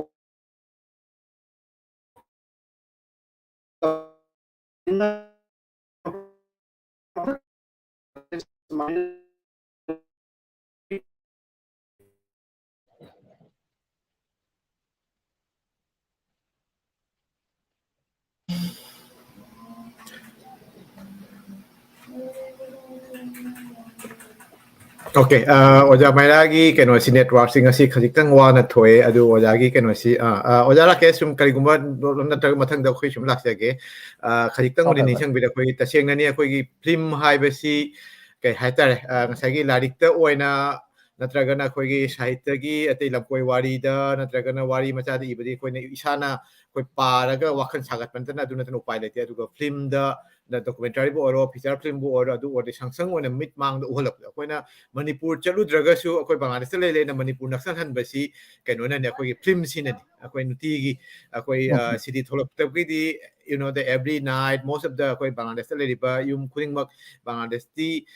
ꯐꯤल्ꯝꯒ ꯂꯣꯏꯅ ꯂꯣꯏꯅꯅ ꯕꯦꯡꯒꯣꯂꯤ ꯐꯤल्ꯝꯒ ꯂꯣꯏꯅꯅ ꯃꯅꯤꯄꯨꯔꯤ ꯐꯤल्ꯝꯁꯨ ꯁꯣꯏꯗꯅ ꯌꯦꯡꯉꯤ ꯑꯗꯨꯅ ꯃꯅꯤꯄꯨꯔꯁꯤ ꯑꯩꯈꯣꯏ ꯁꯛ ꯃꯥꯏ ꯑꯩꯈꯣꯏ ꯎꯕꯅꯤꯅ ꯑꯁꯤꯒꯤ ꯀꯩꯅꯣꯁꯤ ꯑꯩꯈꯣꯏ ꯈꯪꯉꯦ ꯑꯗꯨꯝꯅ ꯃꯅꯤꯄꯨꯔ ꯃꯤꯅꯁꯨ ꯕꯪꯒ꯭ꯂꯥꯗꯦꯁꯀꯤ ꯑꯩꯈꯣꯏꯒꯤ ꯐꯤꯕꯝ ꯍꯥꯏꯇꯥꯔꯦ ꯑꯩꯈꯣꯏ ꯂꯩꯔꯤꯕ ꯐꯤꯕꯝ ꯑꯗꯨꯗꯒꯤꯗꯤ ꯋꯥꯉꯥꯡ ꯁꯉꯥꯡ ꯑꯗꯩꯗꯤ ꯆꯠꯅ ꯂꯣꯟꯆꯠ ꯑꯗꯩꯗꯤ ꯌꯨꯝꯕꯥꯟ ꯀꯩꯕꯥꯜ ꯀꯩ ꯍꯥꯏꯇꯥꯔꯦ ꯑꯩꯈꯣꯏ ꯂꯣꯟꯁꯨ ꯈꯖꯤꯛꯇꯪ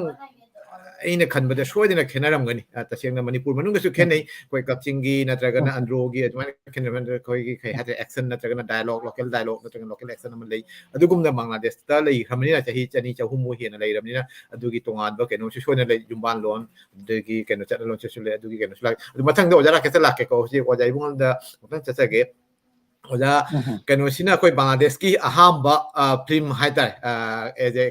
ꯑꯦꯁꯣꯁꯤꯌꯦꯠ ꯄ꯭ꯔꯣꯗ꯭ꯌꯨꯁꯔ ꯑꯣꯏꯅ ꯑꯣꯖꯥ ꯏꯕꯨꯡꯉꯣꯁꯨ ꯌꯥꯎꯕꯤꯔꯤ ꯁꯤꯗꯩꯁꯤꯗ ꯑꯣꯖꯥꯅ ꯑꯁꯤꯒꯤ ꯀꯩꯅꯣꯁꯤꯗ ꯆꯪꯉꯛꯄꯒꯤ ꯃꯇꯝꯁꯦ ꯀꯃꯥꯏꯅ ꯑꯣꯖꯥ ꯔꯥꯀꯦꯁ ꯑꯃꯗꯤ ꯑꯣꯖꯥ ꯃꯣꯏꯅꯥꯅꯗꯤ ꯈꯔ ꯇꯝꯕꯤꯔꯦ ꯑꯗꯨ ꯑꯣꯖꯥꯅ ꯀꯔꯤꯒꯨꯝꯕ ꯈꯖꯤꯛꯇꯪ ꯅꯤꯡꯁꯤꯡꯅꯤꯡꯕ ꯁꯤꯒꯤ ꯐꯤल्ꯝꯁꯤꯒꯤ ꯃꯇꯥꯡꯗ ꯈꯔ ꯁꯨꯝ ꯍꯥꯏꯕꯤꯌꯨ ꯑꯟꯃ꯭ꯌꯨꯠ ꯇꯧꯕꯤꯔꯒ ꯌꯥꯔꯅꯤ ꯑꯍꯥꯟꯕꯗ ꯃꯅꯤꯄꯨꯔ ꯃꯤꯔꯣꯜꯕꯨ ꯊꯥꯒꯠꯆꯔꯤ ꯌꯦꯡꯕꯤꯔꯤꯕ ꯃꯌꯥꯝꯕꯨ ꯈꯨꯔꯨꯝꯖꯔꯤ ꯐꯤल्ꯝꯒꯤ ꯃꯇꯥꯡꯁꯤꯒ ꯕꯪꯒ꯭ꯂꯥꯗꯦꯁꯇ ꯑꯩꯈꯣꯏꯒꯤ ꯕꯪꯒ꯭ꯂꯥ ꯁꯤꯅꯦꯃꯥꯁꯤ ꯄꯤꯛꯏꯉꯩꯗꯒꯤ ꯑꯗꯨꯝ ꯑꯩ ꯌꯦꯡꯖꯩ ꯄꯥꯝꯖꯩ ꯃꯈꯥ ꯇꯥꯕꯗ ꯃꯅꯤꯄꯨꯔꯤ ꯐꯤल्ꯝꯁꯤ ꯑꯩꯈꯣꯏ ꯀꯦꯁꯦꯠ ꯊꯣꯛꯂꯛꯄꯗꯒꯤ ꯃꯅꯤꯄꯨꯔꯒꯤ ꯑꯦꯅꯤ ꯐꯤल्ꯝꯁꯤ ꯑꯗꯨꯝ ꯌꯦꯡꯖꯩ ꯁꯨꯃꯥꯡ ꯂꯤꯂꯥ ꯌꯦꯡꯖꯩ ꯍꯧꯖꯤꯛ ꯑꯣꯖꯥ ꯔꯥꯀꯦꯁꯅ ꯄꯟꯕꯤꯈꯤꯕ 16ꯗ ꯑꯣꯏ ꯃꯥꯜꯂꯦ 1916ꯗ ꯑꯍꯥꯟꯕ ꯂꯥꯛꯄꯤꯕꯁꯦ ꯁꯤꯂꯦꯠꯀꯤ ꯕꯪꯒ꯭ꯂꯥꯗꯦꯁ ꯃꯅꯤꯄꯨꯔꯤ ꯁꯥꯍꯤꯇ꯭ꯌ ꯁꯪꯁꯗꯀꯤ ꯄ꯭ꯔꯣꯒ꯭ꯔꯥꯝ ꯑꯃꯗ ꯑꯩꯒꯤ ꯏꯌꯥꯝꯕ ꯊꯣꯛꯂꯕ ꯑꯣꯖꯥ ꯑꯦ ꯀꯦ ꯁꯔꯥꯝꯅ ꯑꯩꯉꯣꯟꯗ ꯚꯥꯅꯨꯒꯥꯁꯇ ꯂꯩꯕꯅꯤꯅ ꯁꯤꯂꯦꯠꯇꯒꯤ ꯑꯦ ꯀꯦ ꯁꯔꯥꯝꯅ ꯍꯥꯏꯔꯛꯏ ꯏꯅꯥꯎ ꯁꯥꯃꯣꯜ ꯑꯁꯨꯝꯅꯧꯅ ꯇꯧꯅ ꯃꯅꯤꯄꯨꯔꯒꯤ ꯄꯦꯇ꯭ꯔꯣꯏꯛ ꯔꯥꯏꯇꯔ ꯁꯨꯔꯥꯝꯒꯤ ꯑꯣꯖꯥ ꯑꯣꯁꯤꯃꯩꯔꯥ ꯑꯃꯁꯨꯡ ꯑꯣꯖꯥ ꯔꯥꯀꯦꯁ ꯅꯥꯎꯔꯦꯝꯅ ꯂꯨꯆꯤꯡꯗꯨꯅ ꯃꯤ ꯈꯔ ꯂꯩ ꯑꯁꯤ ꯑꯩꯈꯣꯏ ꯐꯖꯅꯃꯛ ꯃꯅꯤꯄꯨꯔꯤ ꯀꯜꯆꯔꯦꯜ ꯀꯣꯝꯄ꯭ꯂꯦꯛꯁꯇ ꯂꯩꯕꯒꯤ ꯑꯃꯁꯨꯡ ꯔꯤꯁꯤꯞꯁꯟ ꯇꯧꯔꯅ ꯑꯗꯨꯒꯤ ꯐꯖꯅꯃꯛ ꯑꯃ ꯇꯧꯕꯒꯤ ꯑꯗꯨꯅ ꯑꯩ ꯍꯣꯠꯅꯖꯈꯤ ꯚꯥꯅꯨꯒꯥꯁꯀꯤ ꯃꯥꯏꯀꯩꯗꯒꯤ ꯑꯩꯅ ꯂꯨꯆꯤꯡꯉꯒ ꯃꯊꯪꯗ 1917ꯗ ꯑꯩꯈꯣꯏ ꯕꯪꯒ꯭ꯂꯥꯗꯦꯁꯇꯒꯤ ꯃꯤ ꯃꯔꯤꯈꯛ ꯑꯩꯈꯣꯏ ꯅꯣꯔꯠ ꯏꯁ ꯕꯤꯖꯤꯅꯦꯁ ꯁꯝꯃꯤꯠ ꯍꯥꯏꯅ ꯃꯅꯤꯄꯨꯔꯗ ꯄꯥꯡꯊꯣꯛꯀꯗꯕ ꯑꯗꯣ ꯃꯇꯝꯗꯨꯒ ꯃꯣꯏ ꯍꯣꯝ ꯃꯤꯅꯤꯁꯇ꯭ꯔꯤ ꯄꯥꯏꯕꯁꯤ ꯑꯣꯅꯔꯦꯕꯜ ꯁꯨꯁꯃꯥ ꯁ꯭ꯋꯥꯔꯥꯖ ꯑꯣꯏ ꯃꯥꯜꯂꯦ ꯃꯍꯥꯛꯀꯤ ꯑꯩꯈꯣꯏ ꯕꯪꯒ꯭ꯂꯥꯗꯦꯁꯀꯤ ꯃꯤ ꯃꯔꯤꯒꯤ ꯃꯤꯡꯗ ꯁ꯭ꯄꯣꯟꯁꯔ ꯑꯃ ꯊꯥꯕꯤꯔꯛꯏ ꯑꯗꯨꯒꯤ ꯅꯣꯔꯠ ꯏꯁ ꯕꯤꯖꯤꯅꯦꯁ ꯁꯝꯃꯤꯠꯇ ꯑꯩꯈꯣꯏꯁꯤ ꯕꯪꯒ꯭ꯂꯥꯗꯦꯁꯀꯤ ꯃꯥꯏꯀꯩꯗꯒꯤ ꯔꯤꯄ꯭ꯔꯖꯦꯟꯇꯦꯇꯤꯚ ꯑꯣꯏꯅ ꯂꯥꯛꯄꯤꯌꯨ ꯍꯥꯏꯅ ꯃꯁꯤ ꯑꯩ ꯒꯣꯚꯔꯟꯃꯦꯟꯠ ꯁꯥꯔꯚꯤꯁ ꯇꯧꯏ ꯑꯗꯣ ꯑꯍꯥꯟꯕ ꯐꯣꯟ ꯇꯧꯔꯛꯄꯁꯤ ꯑꯩꯈꯣꯏꯒꯤ ꯏꯌꯥꯝꯕ ꯊꯣꯛꯂꯕ ꯑꯦꯗꯤꯁꯅꯦꯜ ꯁꯦꯀ꯭ꯔꯦꯇꯔꯤ ꯑꯣꯏꯔꯝꯕ ꯃꯇꯝꯗꯨꯒ ꯔꯦꯜꯋꯦꯒꯤ ꯁꯣꯆꯤꯀꯨꯃꯥꯔ ꯁꯤꯡ ꯍꯣꯏ ꯏꯌꯥꯝꯕ ꯊꯣꯛꯂꯕ ꯑꯣꯖꯥꯁꯤꯅ ꯑꯩꯉꯣꯟꯗ ꯁꯥꯃꯣꯜ ꯅꯪꯒꯤ ꯃꯤꯡꯁꯨ ꯍꯥꯞꯆꯜꯂꯕꯅꯤ ꯅꯪꯁꯨ ꯆꯠꯇꯕ ꯌꯥꯔꯣꯏ ꯑꯩꯈꯣꯏ Manipuri cultural ꯀꯣꯝꯄ꯭ꯂꯦꯛꯁꯀꯤ adviser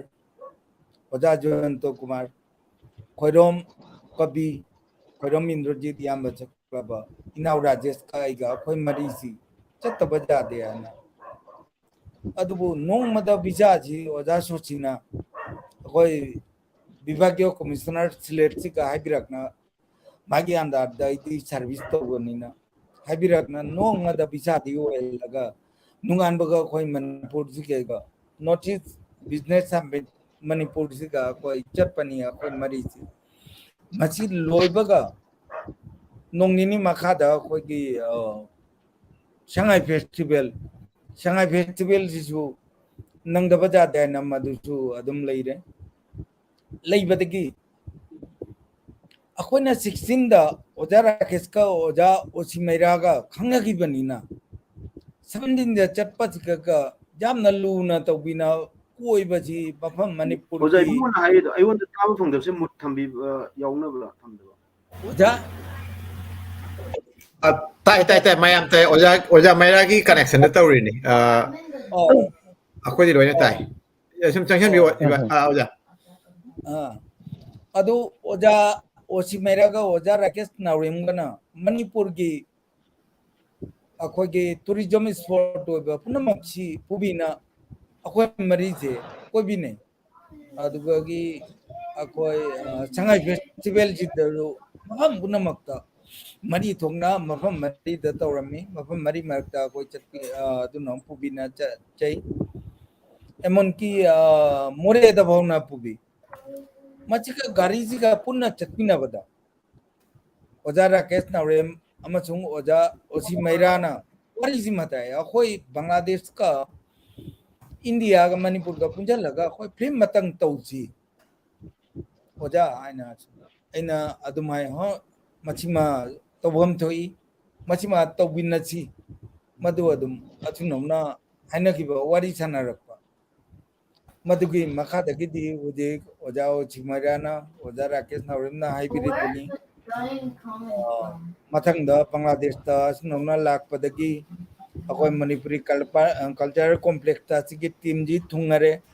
थुंगबदगी mainly अहमबदा अंगोंदा यामना हाइतारे कोर्डियली propose तौबसे ओजा ओचिमरानानी ओजा मसी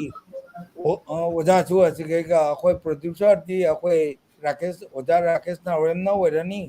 ओजासु बांग्लादेश के ओइना बांग्लादेश की माइगे दिगी अदुगी असिस्टेंट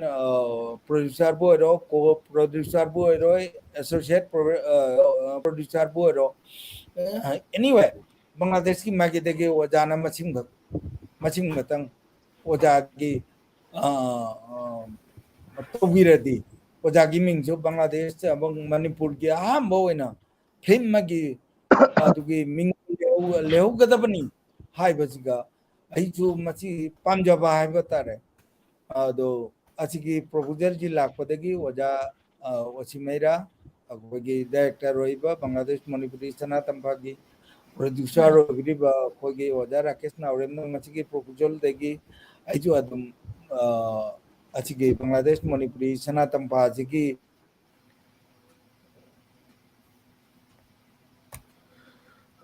नेटवर्कसी खरा सोना कनो तौई अखोई बांग्लादेशसु हाइतारे अखोई कनोसिसु खरा वाना थोए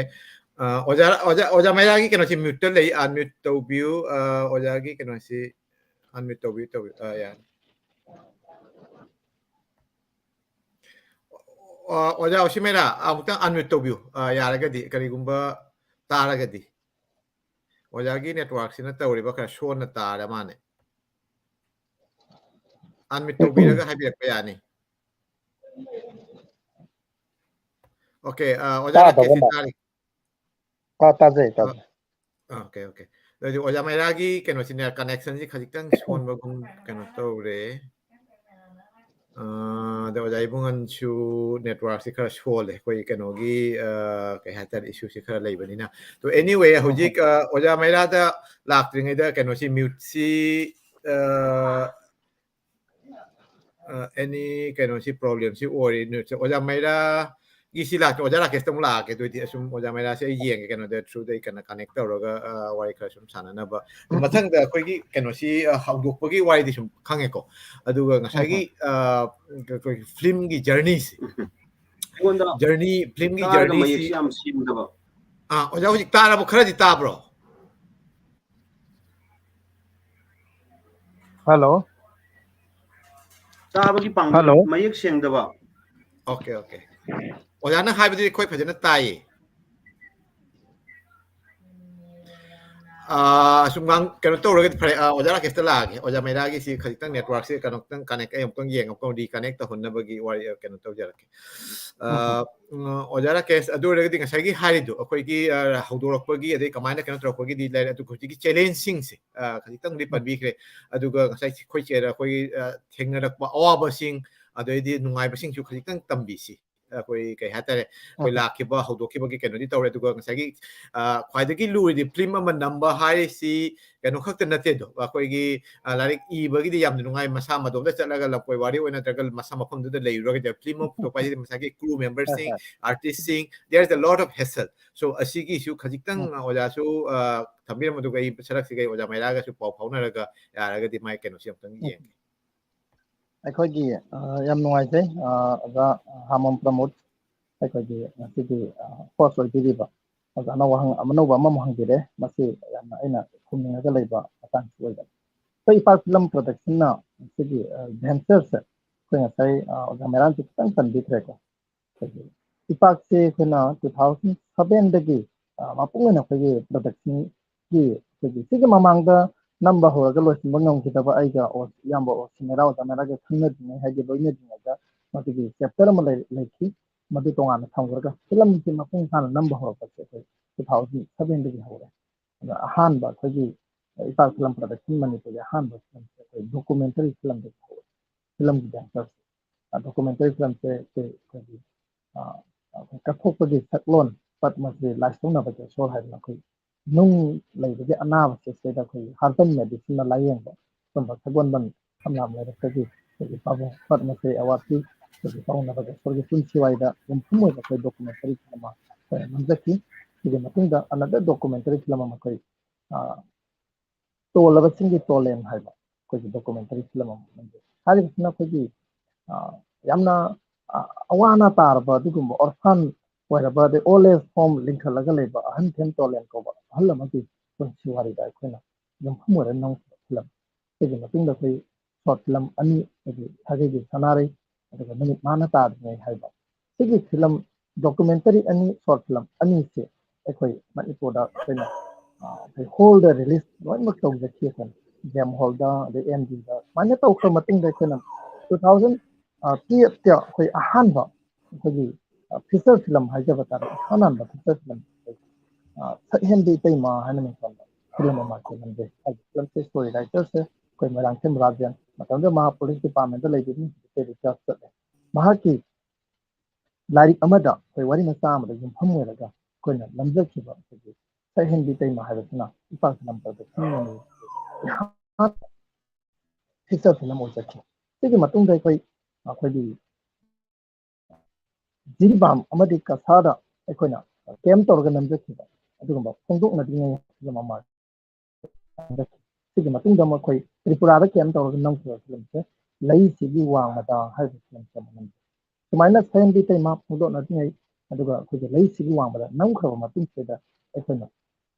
ꯉꯥꯏꯅ ꯍꯥꯏꯅ ꯃꯤꯡꯊꯣꯟꯕ ꯑꯩꯈꯣꯏ ꯐꯤꯆꯔ ꯐꯤꯂꯝ ꯑꯃꯃꯨꯛ ꯑꯩꯈꯣꯏ ꯅꯝꯖꯩ ꯔꯤꯂꯤꯁ ꯇꯧꯖꯩ ꯁꯤꯒꯤ ꯃꯇꯨꯡ ꯃꯉꯥꯁꯨꯕ ꯐꯤꯂꯝꯁꯤꯅ ꯑꯩꯈꯣꯏ ꯍꯥꯏꯗ꯭ꯔꯕꯥꯗꯇ ꯀꯦꯝ ꯇꯧꯔꯒ ꯍꯥꯏꯗ꯭ꯔꯕꯥꯗꯀꯤ ꯔꯥꯃꯣꯖꯤ ꯐꯤꯂꯝ ꯁꯤꯇꯤꯁꯤꯐꯥꯎꯗ ꯌꯥꯎꯅ ꯑꯩꯈꯣꯏ ꯅꯝꯖꯈꯤꯕ ꯐꯤꯂꯝ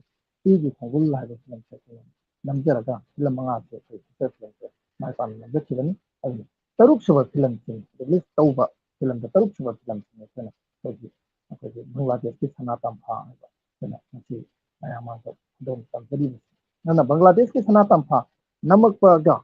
ꯐꯤꯂꯝ 5 ꯅꯝꯈꯤꯕꯒꯤ ꯈꯣꯡꯆꯠꯇꯨꯒ ꯑꯋꯥꯕꯗꯤ ꯂꯣꯏ ꯊꯦꯡꯅꯩ ꯑꯋꯥꯕ ꯃꯥꯟꯅꯗꯕ ꯑꯋꯥꯕ ꯈꯔ ꯊꯦꯡꯅꯩ ꯃꯔꯝꯗꯤ ꯕꯪꯒ꯭ꯂꯥꯗꯦꯁꯀꯤ ꯁꯅꯥ ꯇꯝꯐꯥ ꯍꯥꯏꯕ ꯐꯤꯂꯝꯁꯦ ꯑꯩꯈꯣꯏ ꯑꯥꯎꯠ ꯑꯣꯐ ꯀꯟꯇ꯭ꯔꯤ ꯑꯣꯏꯕꯅꯤꯅ ꯏꯟꯗꯤꯌꯥ ꯃꯅꯨꯡ ꯑꯣꯏꯗꯕꯅꯤꯅ ꯑꯩꯈꯣꯏꯅ ꯃꯁꯤꯒꯤ ꯆꯠꯊꯣꯛ ꯆꯠꯁꯤꯟꯒꯤ ꯈꯨꯗꯣꯡꯆꯥꯗꯕ ꯉꯁꯥꯏ ꯈꯤꯇꯪꯁꯨ ꯄꯟꯕꯤꯈ꯭ꯔꯦ ꯃꯃꯥꯡꯗ ꯑꯩꯈꯣꯏ ꯄꯥꯁꯄꯣꯔꯠꯀꯤ ꯑꯗꯩ ꯚꯤꯖꯥꯒꯤ ꯑꯗꯨꯝꯕ ꯈꯨꯗꯣꯡꯆꯥꯗꯕ ꯃꯌꯥꯝ ꯑꯗꯨꯅ ꯌꯥꯝꯅ ꯇꯣꯉꯥꯟꯕ ꯑꯋꯥꯕ ꯑꯃ ꯑꯣꯏꯈ꯭ꯔꯒ ꯕꯪꯒ꯭ꯂꯥꯗꯦꯁ ꯇꯥꯟꯅ ꯆꯠꯂꯒ ꯑꯩꯈꯣꯏ ꯐꯤꯂꯝ ꯅꯝꯕꯒꯤ ꯊꯦꯡꯅꯕꯒꯤ ꯑꯋꯥꯕꯁꯤꯅ ꯀꯔꯤ ꯍꯥꯏꯒꯦꯗ ꯑꯩꯈꯣꯏ ꯕꯪꯒ꯭ꯂꯥꯗꯦꯁꯇ ꯑꯩꯈꯣꯏ ꯐꯤꯂꯝ ꯑꯃ ꯅꯝꯕ ꯃꯇꯝꯗ ꯏꯀ꯭ꯋꯤꯞꯃꯦꯟꯁꯦ ꯌꯥꯝꯅ ꯃꯔꯨ ꯑꯣꯏꯌꯦꯕ ꯑꯩꯈꯣꯏꯒꯤ ꯏꯀ꯭ꯋꯤꯞꯃꯦꯟꯁꯦ ꯁꯨꯡꯌꯥꯎ ꯍꯦꯛ ꯌꯥꯎꯗꯅ ꯑꯩꯈꯣꯏ ꯅꯝꯈꯤꯕ ꯐꯤꯂꯝ ꯑꯃꯅꯤ ꯍꯥꯏꯕꯁꯨ ꯌꯥꯏ ꯕꯪꯒ꯭ꯂꯥꯗꯦꯁꯀꯤ ꯄꯥꯠ ꯃꯔꯝꯗꯤ ꯑꯩꯈꯣꯏ ꯇ꯭ꯔꯣꯂꯤ ꯁꯤꯖꯤꯟꯅꯈꯤꯗꯦ ꯑꯗꯒꯤ ꯀ꯭ꯔꯦꯟ ꯁꯤꯖꯤꯟꯅꯈꯤꯗꯦ ꯑꯗꯒꯤ ꯑꯩꯈꯣꯏ ꯇꯦꯛꯅꯤꯀꯦꯜꯒꯤ ꯑꯣꯏꯕ ꯑꯦꯔꯤꯌꯥꯁꯦ ꯑꯩꯈꯣꯏ ꯌꯥꯔꯤꯕꯃꯈꯩ ꯁꯤꯖꯤꯟꯅꯕ ꯉꯝꯈꯤꯗꯦ ꯑꯩꯈꯣꯏꯒꯤ ꯃꯔꯨꯑꯣꯏꯅ ꯀꯦꯃꯦꯔꯥꯃꯦꯟ ꯑꯣꯏꯕꯤꯈꯤꯕ ꯑꯣꯖꯥ ꯑꯩꯈꯣꯏꯒꯤ ꯏꯌꯥꯝꯕ ꯏꯃꯣꯏ ꯌꯨꯝꯅꯥꯝꯒꯤ ꯃꯥꯒꯤ ꯀꯦꯃꯦꯔꯥꯒꯤ टेक्निक हईसिंग मागी एक्सपीरियंस मैम दो सही कुलमा कुनमरी मंगागी मागी कैमरा की line the lakh experience ma'am दो अखोई बांग्लादेश की सनातन भाद मागी अवाना पीदन माना होना करगा अखोई टेक्निकल की एरिया से कैमरा ना सानहखिबन मरम अखोई मफम दुदा कमायना कोई ट्रॉली पूरा लाखनी मदो अखोई इसा इसा चपबावदो ऑनथोन वाना लाखबो मफम दुदा कोना कैमरा अमगी मथौ तौ मतमदा अखोई मदा सिनगदा इक्विपमेंट मैम अखोई याव नोंखिबन अदुना अखोई यामना थर्मोकोल गा अखोई कैमरा से यामना इसम संबा लाइट फावबो यामना सिनदना यामना फ्लैट लाइन हातने कोना बांग्लादेश नमजखे सिजने अखोई टेक्निक के अवाबो खुदन चादबो लाई अदुगा बांग्लादेश नमनबा ꯗꯒꯤ ꯍꯧꯅ ꯐꯥꯎꯕꯗ ꯊꯦꯡꯅꯕ ꯑꯋꯥꯕ ꯑꯩꯈꯣꯏꯒꯤ ꯐꯥꯏꯅꯥꯟꯁꯤꯌꯦꯜꯂꯤ ꯌꯥꯝ ꯑꯆꯧꯕ ꯑꯋꯥꯕꯁꯨ ꯑꯩꯈꯣꯏ ꯃꯥꯌꯣꯛꯅꯈꯤ ꯃꯔꯝꯗꯤ ꯍꯥꯏꯔꯤꯕ ꯀꯔꯦꯟꯁꯤꯁꯤꯡꯁꯦ ꯕꯪꯒ꯭ꯂꯥꯗꯦश ꯁꯤꯖꯤꯟꯅꯕ ꯌꯥꯗꯦ ꯇꯧꯔꯤꯒꯨꯝꯕꯁꯨꯡ ꯕꯪꯒ꯭ꯂꯥꯗꯦशꯇ ꯆꯠꯂꯀꯥꯟꯗ ꯑꯩꯈꯣꯏ ꯀꯌꯥꯝꯅ ꯑꯦꯛꯁꯄꯦꯟꯗꯤꯆꯔ ꯑꯗꯩ ꯑꯩꯈꯣꯏꯅ ꯈꯜꯂꯨꯕꯒ ꯃꯗꯨꯒ ꯌꯥꯝꯅ ꯆꯥꯟꯅꯗꯕ ꯑꯦꯛꯁꯄꯦꯟꯗꯤꯆꯔ ꯃꯌꯥꯝ ꯑꯃ ꯑꯩꯈꯣꯏꯅ ꯑꯦꯛꯁꯄꯦꯛ ꯇꯧꯔꯨꯗꯕ ꯃꯌꯥꯝꯁꯨ ꯇꯧꯕꯇꯕꯨ ꯃꯅꯤꯄꯨꯔꯗꯒꯤ ꯑꯩꯈꯣꯏꯅ ꯂꯥꯛꯑꯝꯗꯥꯏꯗ ꯌꯥꯝ ꯆꯥꯎꯅ ꯃꯇꯦꯡ ꯄꯥꯡꯕꯤꯈꯤꯕ ꯑꯩꯈꯣꯏ ꯉꯁꯤ ꯈꯨꯗꯣꯡꯆꯥꯕꯁꯦ ꯂꯧꯔꯒ ꯑꯩꯈꯣꯏꯅ ꯇꯝꯖꯅꯤꯡꯕ ꯍꯥꯏꯖꯕ ꯇꯥꯔꯦ ꯑꯩꯈꯣꯏꯒꯤ ꯀꯣ ꯄ꯭ꯔꯣꯗ꯭ꯌꯨꯁꯔ ꯑꯣꯏꯕꯤꯔꯤꯕ ꯌꯥꯏꯉꯪꯄꯣꯛꯄꯤꯗꯒꯤ ꯑꯩꯈꯣꯏ ꯏꯃꯥꯅꯨꯑꯦꯜ ꯏꯪꯂꯤꯁ ꯑꯦꯀꯥꯗꯃꯤꯒꯤ ꯐꯥꯎꯟꯗꯔ ꯑꯣꯏꯕꯤꯔꯤꯕ ꯑꯩꯈꯣꯏꯒꯤ ꯄ꯭ꯔꯤꯟꯁꯤꯄꯥꯜ ꯑꯣꯏꯕꯤꯔꯤꯕ ꯁꯥꯔ ꯑꯩꯈꯣꯏ ꯊꯂꯥꯝ ꯁꯨꯟꯗꯔ ꯂꯣꯏꯅꯅ ꯑꯩꯈꯣꯏꯒꯤ ꯐꯤꯂꯝ ꯃꯦꯀꯔ ꯃꯅꯤꯄꯨꯔꯗ ꯌꯥꯝꯅ ꯃꯁꯛ ꯅꯥꯏꯕ ꯅꯦꯁꯅꯦꯜ ꯐꯤꯂꯝ ꯑꯦꯋꯥꯔꯗ ꯔꯤꯁꯤꯄꯤꯌꯟꯅꯤ ꯌꯨꯝꯅꯥꯝ ꯍꯥꯏꯔꯤꯕ ꯑꯣꯖꯥ ꯑꯅꯤꯁꯦ ꯌꯥꯝꯅ ꯑꯆꯧꯕ ꯀooperation ꯄꯤ ꯁꯤꯗ ꯅꯠꯇꯅ ꯇꯣꯉꯥꯟ ꯇꯣꯉꯥꯟꯕ ꯑꯩꯈꯣꯏꯗ ꯑꯦꯔꯤꯌꯥ ꯃꯌꯥꯝ ꯑꯃꯗ ꯍꯤꯔꯝ ꯃꯌꯥꯝ ꯑꯃꯗ ꯑꯩꯈꯣꯏ ꯐꯥꯏꯅꯥꯟꯁꯤꯌꯦꯜꯂꯤ ꯑꯗꯒꯤ ꯐꯤꯖꯤꯀꯦꯜꯂꯤ ꯃꯦꯟꯇꯦꯜꯂꯤ ꯑꯩꯈꯣꯏꯗ ꯁꯄꯣꯔꯠ ꯇꯧꯈꯤꯕ ꯃꯌꯥꯝ ꯑꯃ ꯂꯩ ꯍꯥꯏꯔꯤꯕ ꯃꯌꯥꯝꯁꯤꯡꯗꯣ ꯑꯩꯅ ꯉꯁꯥꯏ ꯍꯧꯔꯛꯄꯗꯁꯨ ꯄꯟꯖꯈꯤꯕꯗꯨꯅꯤ ꯄꯨꯝꯅꯃꯛ ꯑꯗꯨꯒꯤ ꯌꯥꯝ ꯑꯆꯧꯕ ꯂꯃꯟ ꯑꯃꯗꯤ ꯇꯝꯁꯤꯜꯂꯕ ꯑꯩꯈꯣꯏ ꯑꯗꯨꯅ ꯕꯪꯒ꯭ꯂꯥꯗꯦश ꯌꯧꯔꯛꯑꯀꯥꯟꯗꯗꯤ ꯑꯣꯖꯥ ꯏꯕꯨꯡꯍꯣꯜ ꯈꯛꯇ ꯅꯠꯇꯅ ꯃꯅꯤꯄꯨꯔꯤ ꯀꯜꯆꯔꯦꯜ ꯀꯣꯝꯄ꯭ꯂꯦꯛꯁꯀꯤ ꯗꯛꯀꯟ ꯕꯦꯅꯔ ꯁꯕ ꯖꯌꯟꯇꯅ ꯂꯨꯆꯤꯡꯕ ꯃꯥꯒꯤ ꯃꯈꯥꯗ ꯂꯩꯕ ꯃꯥꯒꯤ ꯀꯃꯤꯇꯤ ꯃꯦꯝꯕꯔꯁꯤꯡ ꯑꯗꯨꯒ ꯂꯣꯏꯅꯅ ꯑꯦꯗꯤꯁꯅꯦꯜ ꯁꯦꯀ꯭ꯔꯦꯇꯔꯤ ꯑꯣꯏꯅ ꯂꯩꯕꯤꯔꯝꯕ ꯔꯦꯜꯋꯦꯁꯇ ꯂꯩꯕꯤꯔꯝꯕ ꯁꯥꯔ ꯑꯩꯈꯣꯏꯒꯤ ꯏꯀꯥꯏ ꯈꯨꯝꯅꯖꯔꯕ ꯁꯥꯔ ꯁꯁꯤꯀꯨꯃꯥꯔ ꯂꯣꯏꯅꯅ ꯑꯩꯈꯣꯏꯒꯤ ꯁꯦꯅꯤꯌꯔ ꯑꯦꯗꯚꯣꯀꯦꯠ ꯁꯥꯔ S.C. ꯁꯤꯟꯍꯥ ꯂꯣꯏꯅꯅ ꯑꯩꯈꯣꯏꯅ ꯐꯤꯂꯝꯁꯦ ꯅꯝꯕ ꯃꯇꯝꯗ ꯑꯩꯈꯣꯏ ꯙꯥꯀꯥꯒꯤ ꯂꯤꯕꯔꯦꯁꯟ ꯋꯥꯔ ꯃ꯭ꯌꯨꯖꯤꯌꯝꯗ ꯑꯩꯈꯣꯏꯅ ꯅꯝꯕ ꯃꯇꯝꯗ ꯑꯆꯧꯕ ꯀooperation ꯄꯤꯕꯤꯈꯤꯕ ꯁꯥꯔ ꯑꯩꯈꯣꯏꯒꯤ ꯆꯟꯗ꯭ꯔ ꯂꯣꯏ ꯆꯟꯗ꯭ꯔꯖꯤꯠ ꯁꯥꯔ ꯆꯟꯗ꯭ꯔꯖꯤꯠ ꯂꯣꯏꯅꯅ ꯑꯇꯩ ꯑꯇꯩ ꯚꯥꯅꯨꯒꯥꯁꯀꯤ ꯚꯥꯅꯨꯒꯤꯜꯒꯤ ꯑꯦꯔꯤꯌꯥꯗ ꯁꯤꯂꯦꯠꯀꯤ ꯑꯦꯔꯤꯌꯥꯗ ꯑꯩꯈꯣꯏꯒꯤ ꯏꯆꯟꯅꯨꯄꯤ ꯁꯥꯟꯇꯣꯅꯥ ꯂꯩꯔꯤ ꯑꯗꯒꯤ ꯑꯩꯈꯣꯏ ꯑꯣꯖꯥ ꯅꯟꯗꯂꯥꯟ ꯉꯁꯥꯏ ꯄꯟꯕꯤꯈꯤꯕ ꯌꯥꯝꯈ꯭ꯔꯦ ꯑꯗꯩ ꯑꯣꯖꯥ ꯑꯩꯈꯣꯏꯒꯤ ꯁꯪꯀꯔ ꯑꯗꯩ ꯑꯣꯖꯥ A.K. ꯁꯦꯔꯥꯝ ꯃꯁꯤꯡꯁꯦ ꯑꯩꯅ ꯃꯃꯤꯡ ꯂꯣꯏꯅ ꯄꯟꯗ꯭ꯔꯒꯁꯨ ꯕꯪꯒ꯭ꯂꯥꯗꯦशꯁꯦ ꯍꯣꯜ ꯕꯪꯒ꯭ꯂꯥꯗꯦशꯇ ꯑꯩꯈꯣꯏꯅ ꯁꯛꯈꯪꯅꯈꯤꯕ ꯑꯩꯈꯣꯏꯅ ꯊꯦꯡꯅꯕ ꯈꯨꯗꯤꯡꯃꯛꯅ ꯑꯩꯈꯣꯏꯗ ꯀooperation ꯄꯤꯕꯤ ꯑꯗꯣ ꯐꯤꯂꯝꯁꯤ ꯅꯝꯃꯤꯉꯩꯗ ꯌꯥꯝ ꯑꯋꯥꯕ ꯊꯧꯗꯣꯛ ꯈꯔꯗꯤ ꯑꯩꯈꯣꯏ ꯏꯁꯤꯡ ꯆꯥꯎꯕꯒꯤ ꯑꯋꯥꯕ ꯑꯩꯈꯣꯏ ꯈꯔ ꯃꯥꯌꯣꯛꯅꯖꯈꯤ ꯑꯩꯈꯣꯏ ꯃꯔꯨꯑꯣꯏꯅ ꯑꯩꯈꯣꯏꯒꯤ ꯆꯥꯎꯕ ꯃꯦꯃꯣꯔꯤꯌꯦꯜ ꯑꯩꯈꯣꯏꯒꯤ ꯄ꯭ꯔꯣꯄꯔꯇꯤ ꯃ꯭ꯌꯨꯖꯤꯌꯝꯒꯤ ꯍꯥꯏꯔꯤꯕ ꯑꯣꯖꯥ ꯍꯥꯃꯨꯝ ꯇꯣꯅꯕꯥꯕꯨꯒꯤ ꯃꯥꯒꯤ ꯁꯪꯒꯥꯏꯗ ꯅꯝꯕ ꯅꯨꯃꯤꯠꯁꯦ ꯅꯣꯡꯁꯦ ꯍꯦꯛꯇ ꯑꯀꯟꯕ ꯅꯣꯡ ꯆꯨꯈꯤ ꯑꯩꯈꯣꯏ ꯃꯐꯝꯗꯨ ꯃꯥꯒꯤꯁꯤ ꯃꯩꯇꯩꯒꯤ ꯑꯣꯏꯕ ꯌꯥꯝꯅ ꯄꯨꯋꯥꯔꯤ ꯑꯃ ꯁꯥꯒꯠꯂꯤꯕ ꯃꯐꯝꯗꯨꯗꯩꯗ ꯑꯩꯈꯣꯏꯅ ꯁꯨꯇꯤꯡ ꯆꯠꯄ ꯅꯨꯃꯤꯠꯁꯤꯃ ꯅꯣꯡ ꯑꯗꯨꯛꯀꯤ ꯃꯇꯤꯛ ꯆꯨꯈꯤ ꯑꯗꯒꯤ ꯑꯩꯈꯣꯏꯒꯤ ꯑꯩꯈꯣꯏꯕꯨ ꯇꯔꯥꯝꯅ ꯑꯣꯛꯄꯤꯈꯤꯕ ꯑꯩꯈꯣꯏꯅ ꯐꯤꯂꯝꯁꯤ ꯅꯝꯕ ꯃꯇꯝꯗ ꯁꯔꯨꯛ ꯌꯥꯎꯈꯤꯕ ꯃꯐꯝ ꯍꯥꯏꯕ ꯇꯥꯔꯦ ꯑꯩꯈꯣꯏꯒꯤ ꯁꯅꯥꯃꯍꯤꯒꯤ ꯂꯥꯏꯁꯪꯗ ꯑꯩꯈꯣꯏꯕꯨ ꯇꯔꯥꯝꯅ ꯑꯣꯛꯄ ꯃꯇꯝꯗ ꯑꯩꯈꯣꯏ ꯅꯨꯃꯤꯗꯥꯡꯗ ꯑꯩꯈꯣꯏꯒꯤ ꯈꯨ ꯃꯊꯛ ꯃꯌꯥꯝ ꯑꯩꯈꯣꯏ ꯏꯁꯤꯡ ꯊꯨꯝꯕ ꯃꯌꯥꯝꯗ ꯑꯩꯈꯣꯏ ꯆꯠꯂꯒ ꯑꯩꯈꯣꯏ ꯑꯗꯨꯃꯥꯏꯅ ꯁꯔꯨꯛ ꯌꯥꯈꯤꯕ ꯕꯪꯒ꯭ꯂꯥꯗꯦशꯗ ꯑꯋꯥꯕ ꯑꯩꯈꯣꯏꯒꯤ ꯁꯨꯇꯤꯡ ꯃꯅꯨꯡꯁꯤꯗ ꯍꯥꯏꯕ ꯇꯥꯔꯦ ꯑꯩꯈꯣꯏ ꯀ꯭ꯔꯨ ꯃꯦꯝꯕꯔꯁ ꯃꯇꯤꯛ ꯆꯥꯅ ꯆꯠꯄꯁꯨ ꯅꯠꯇꯦ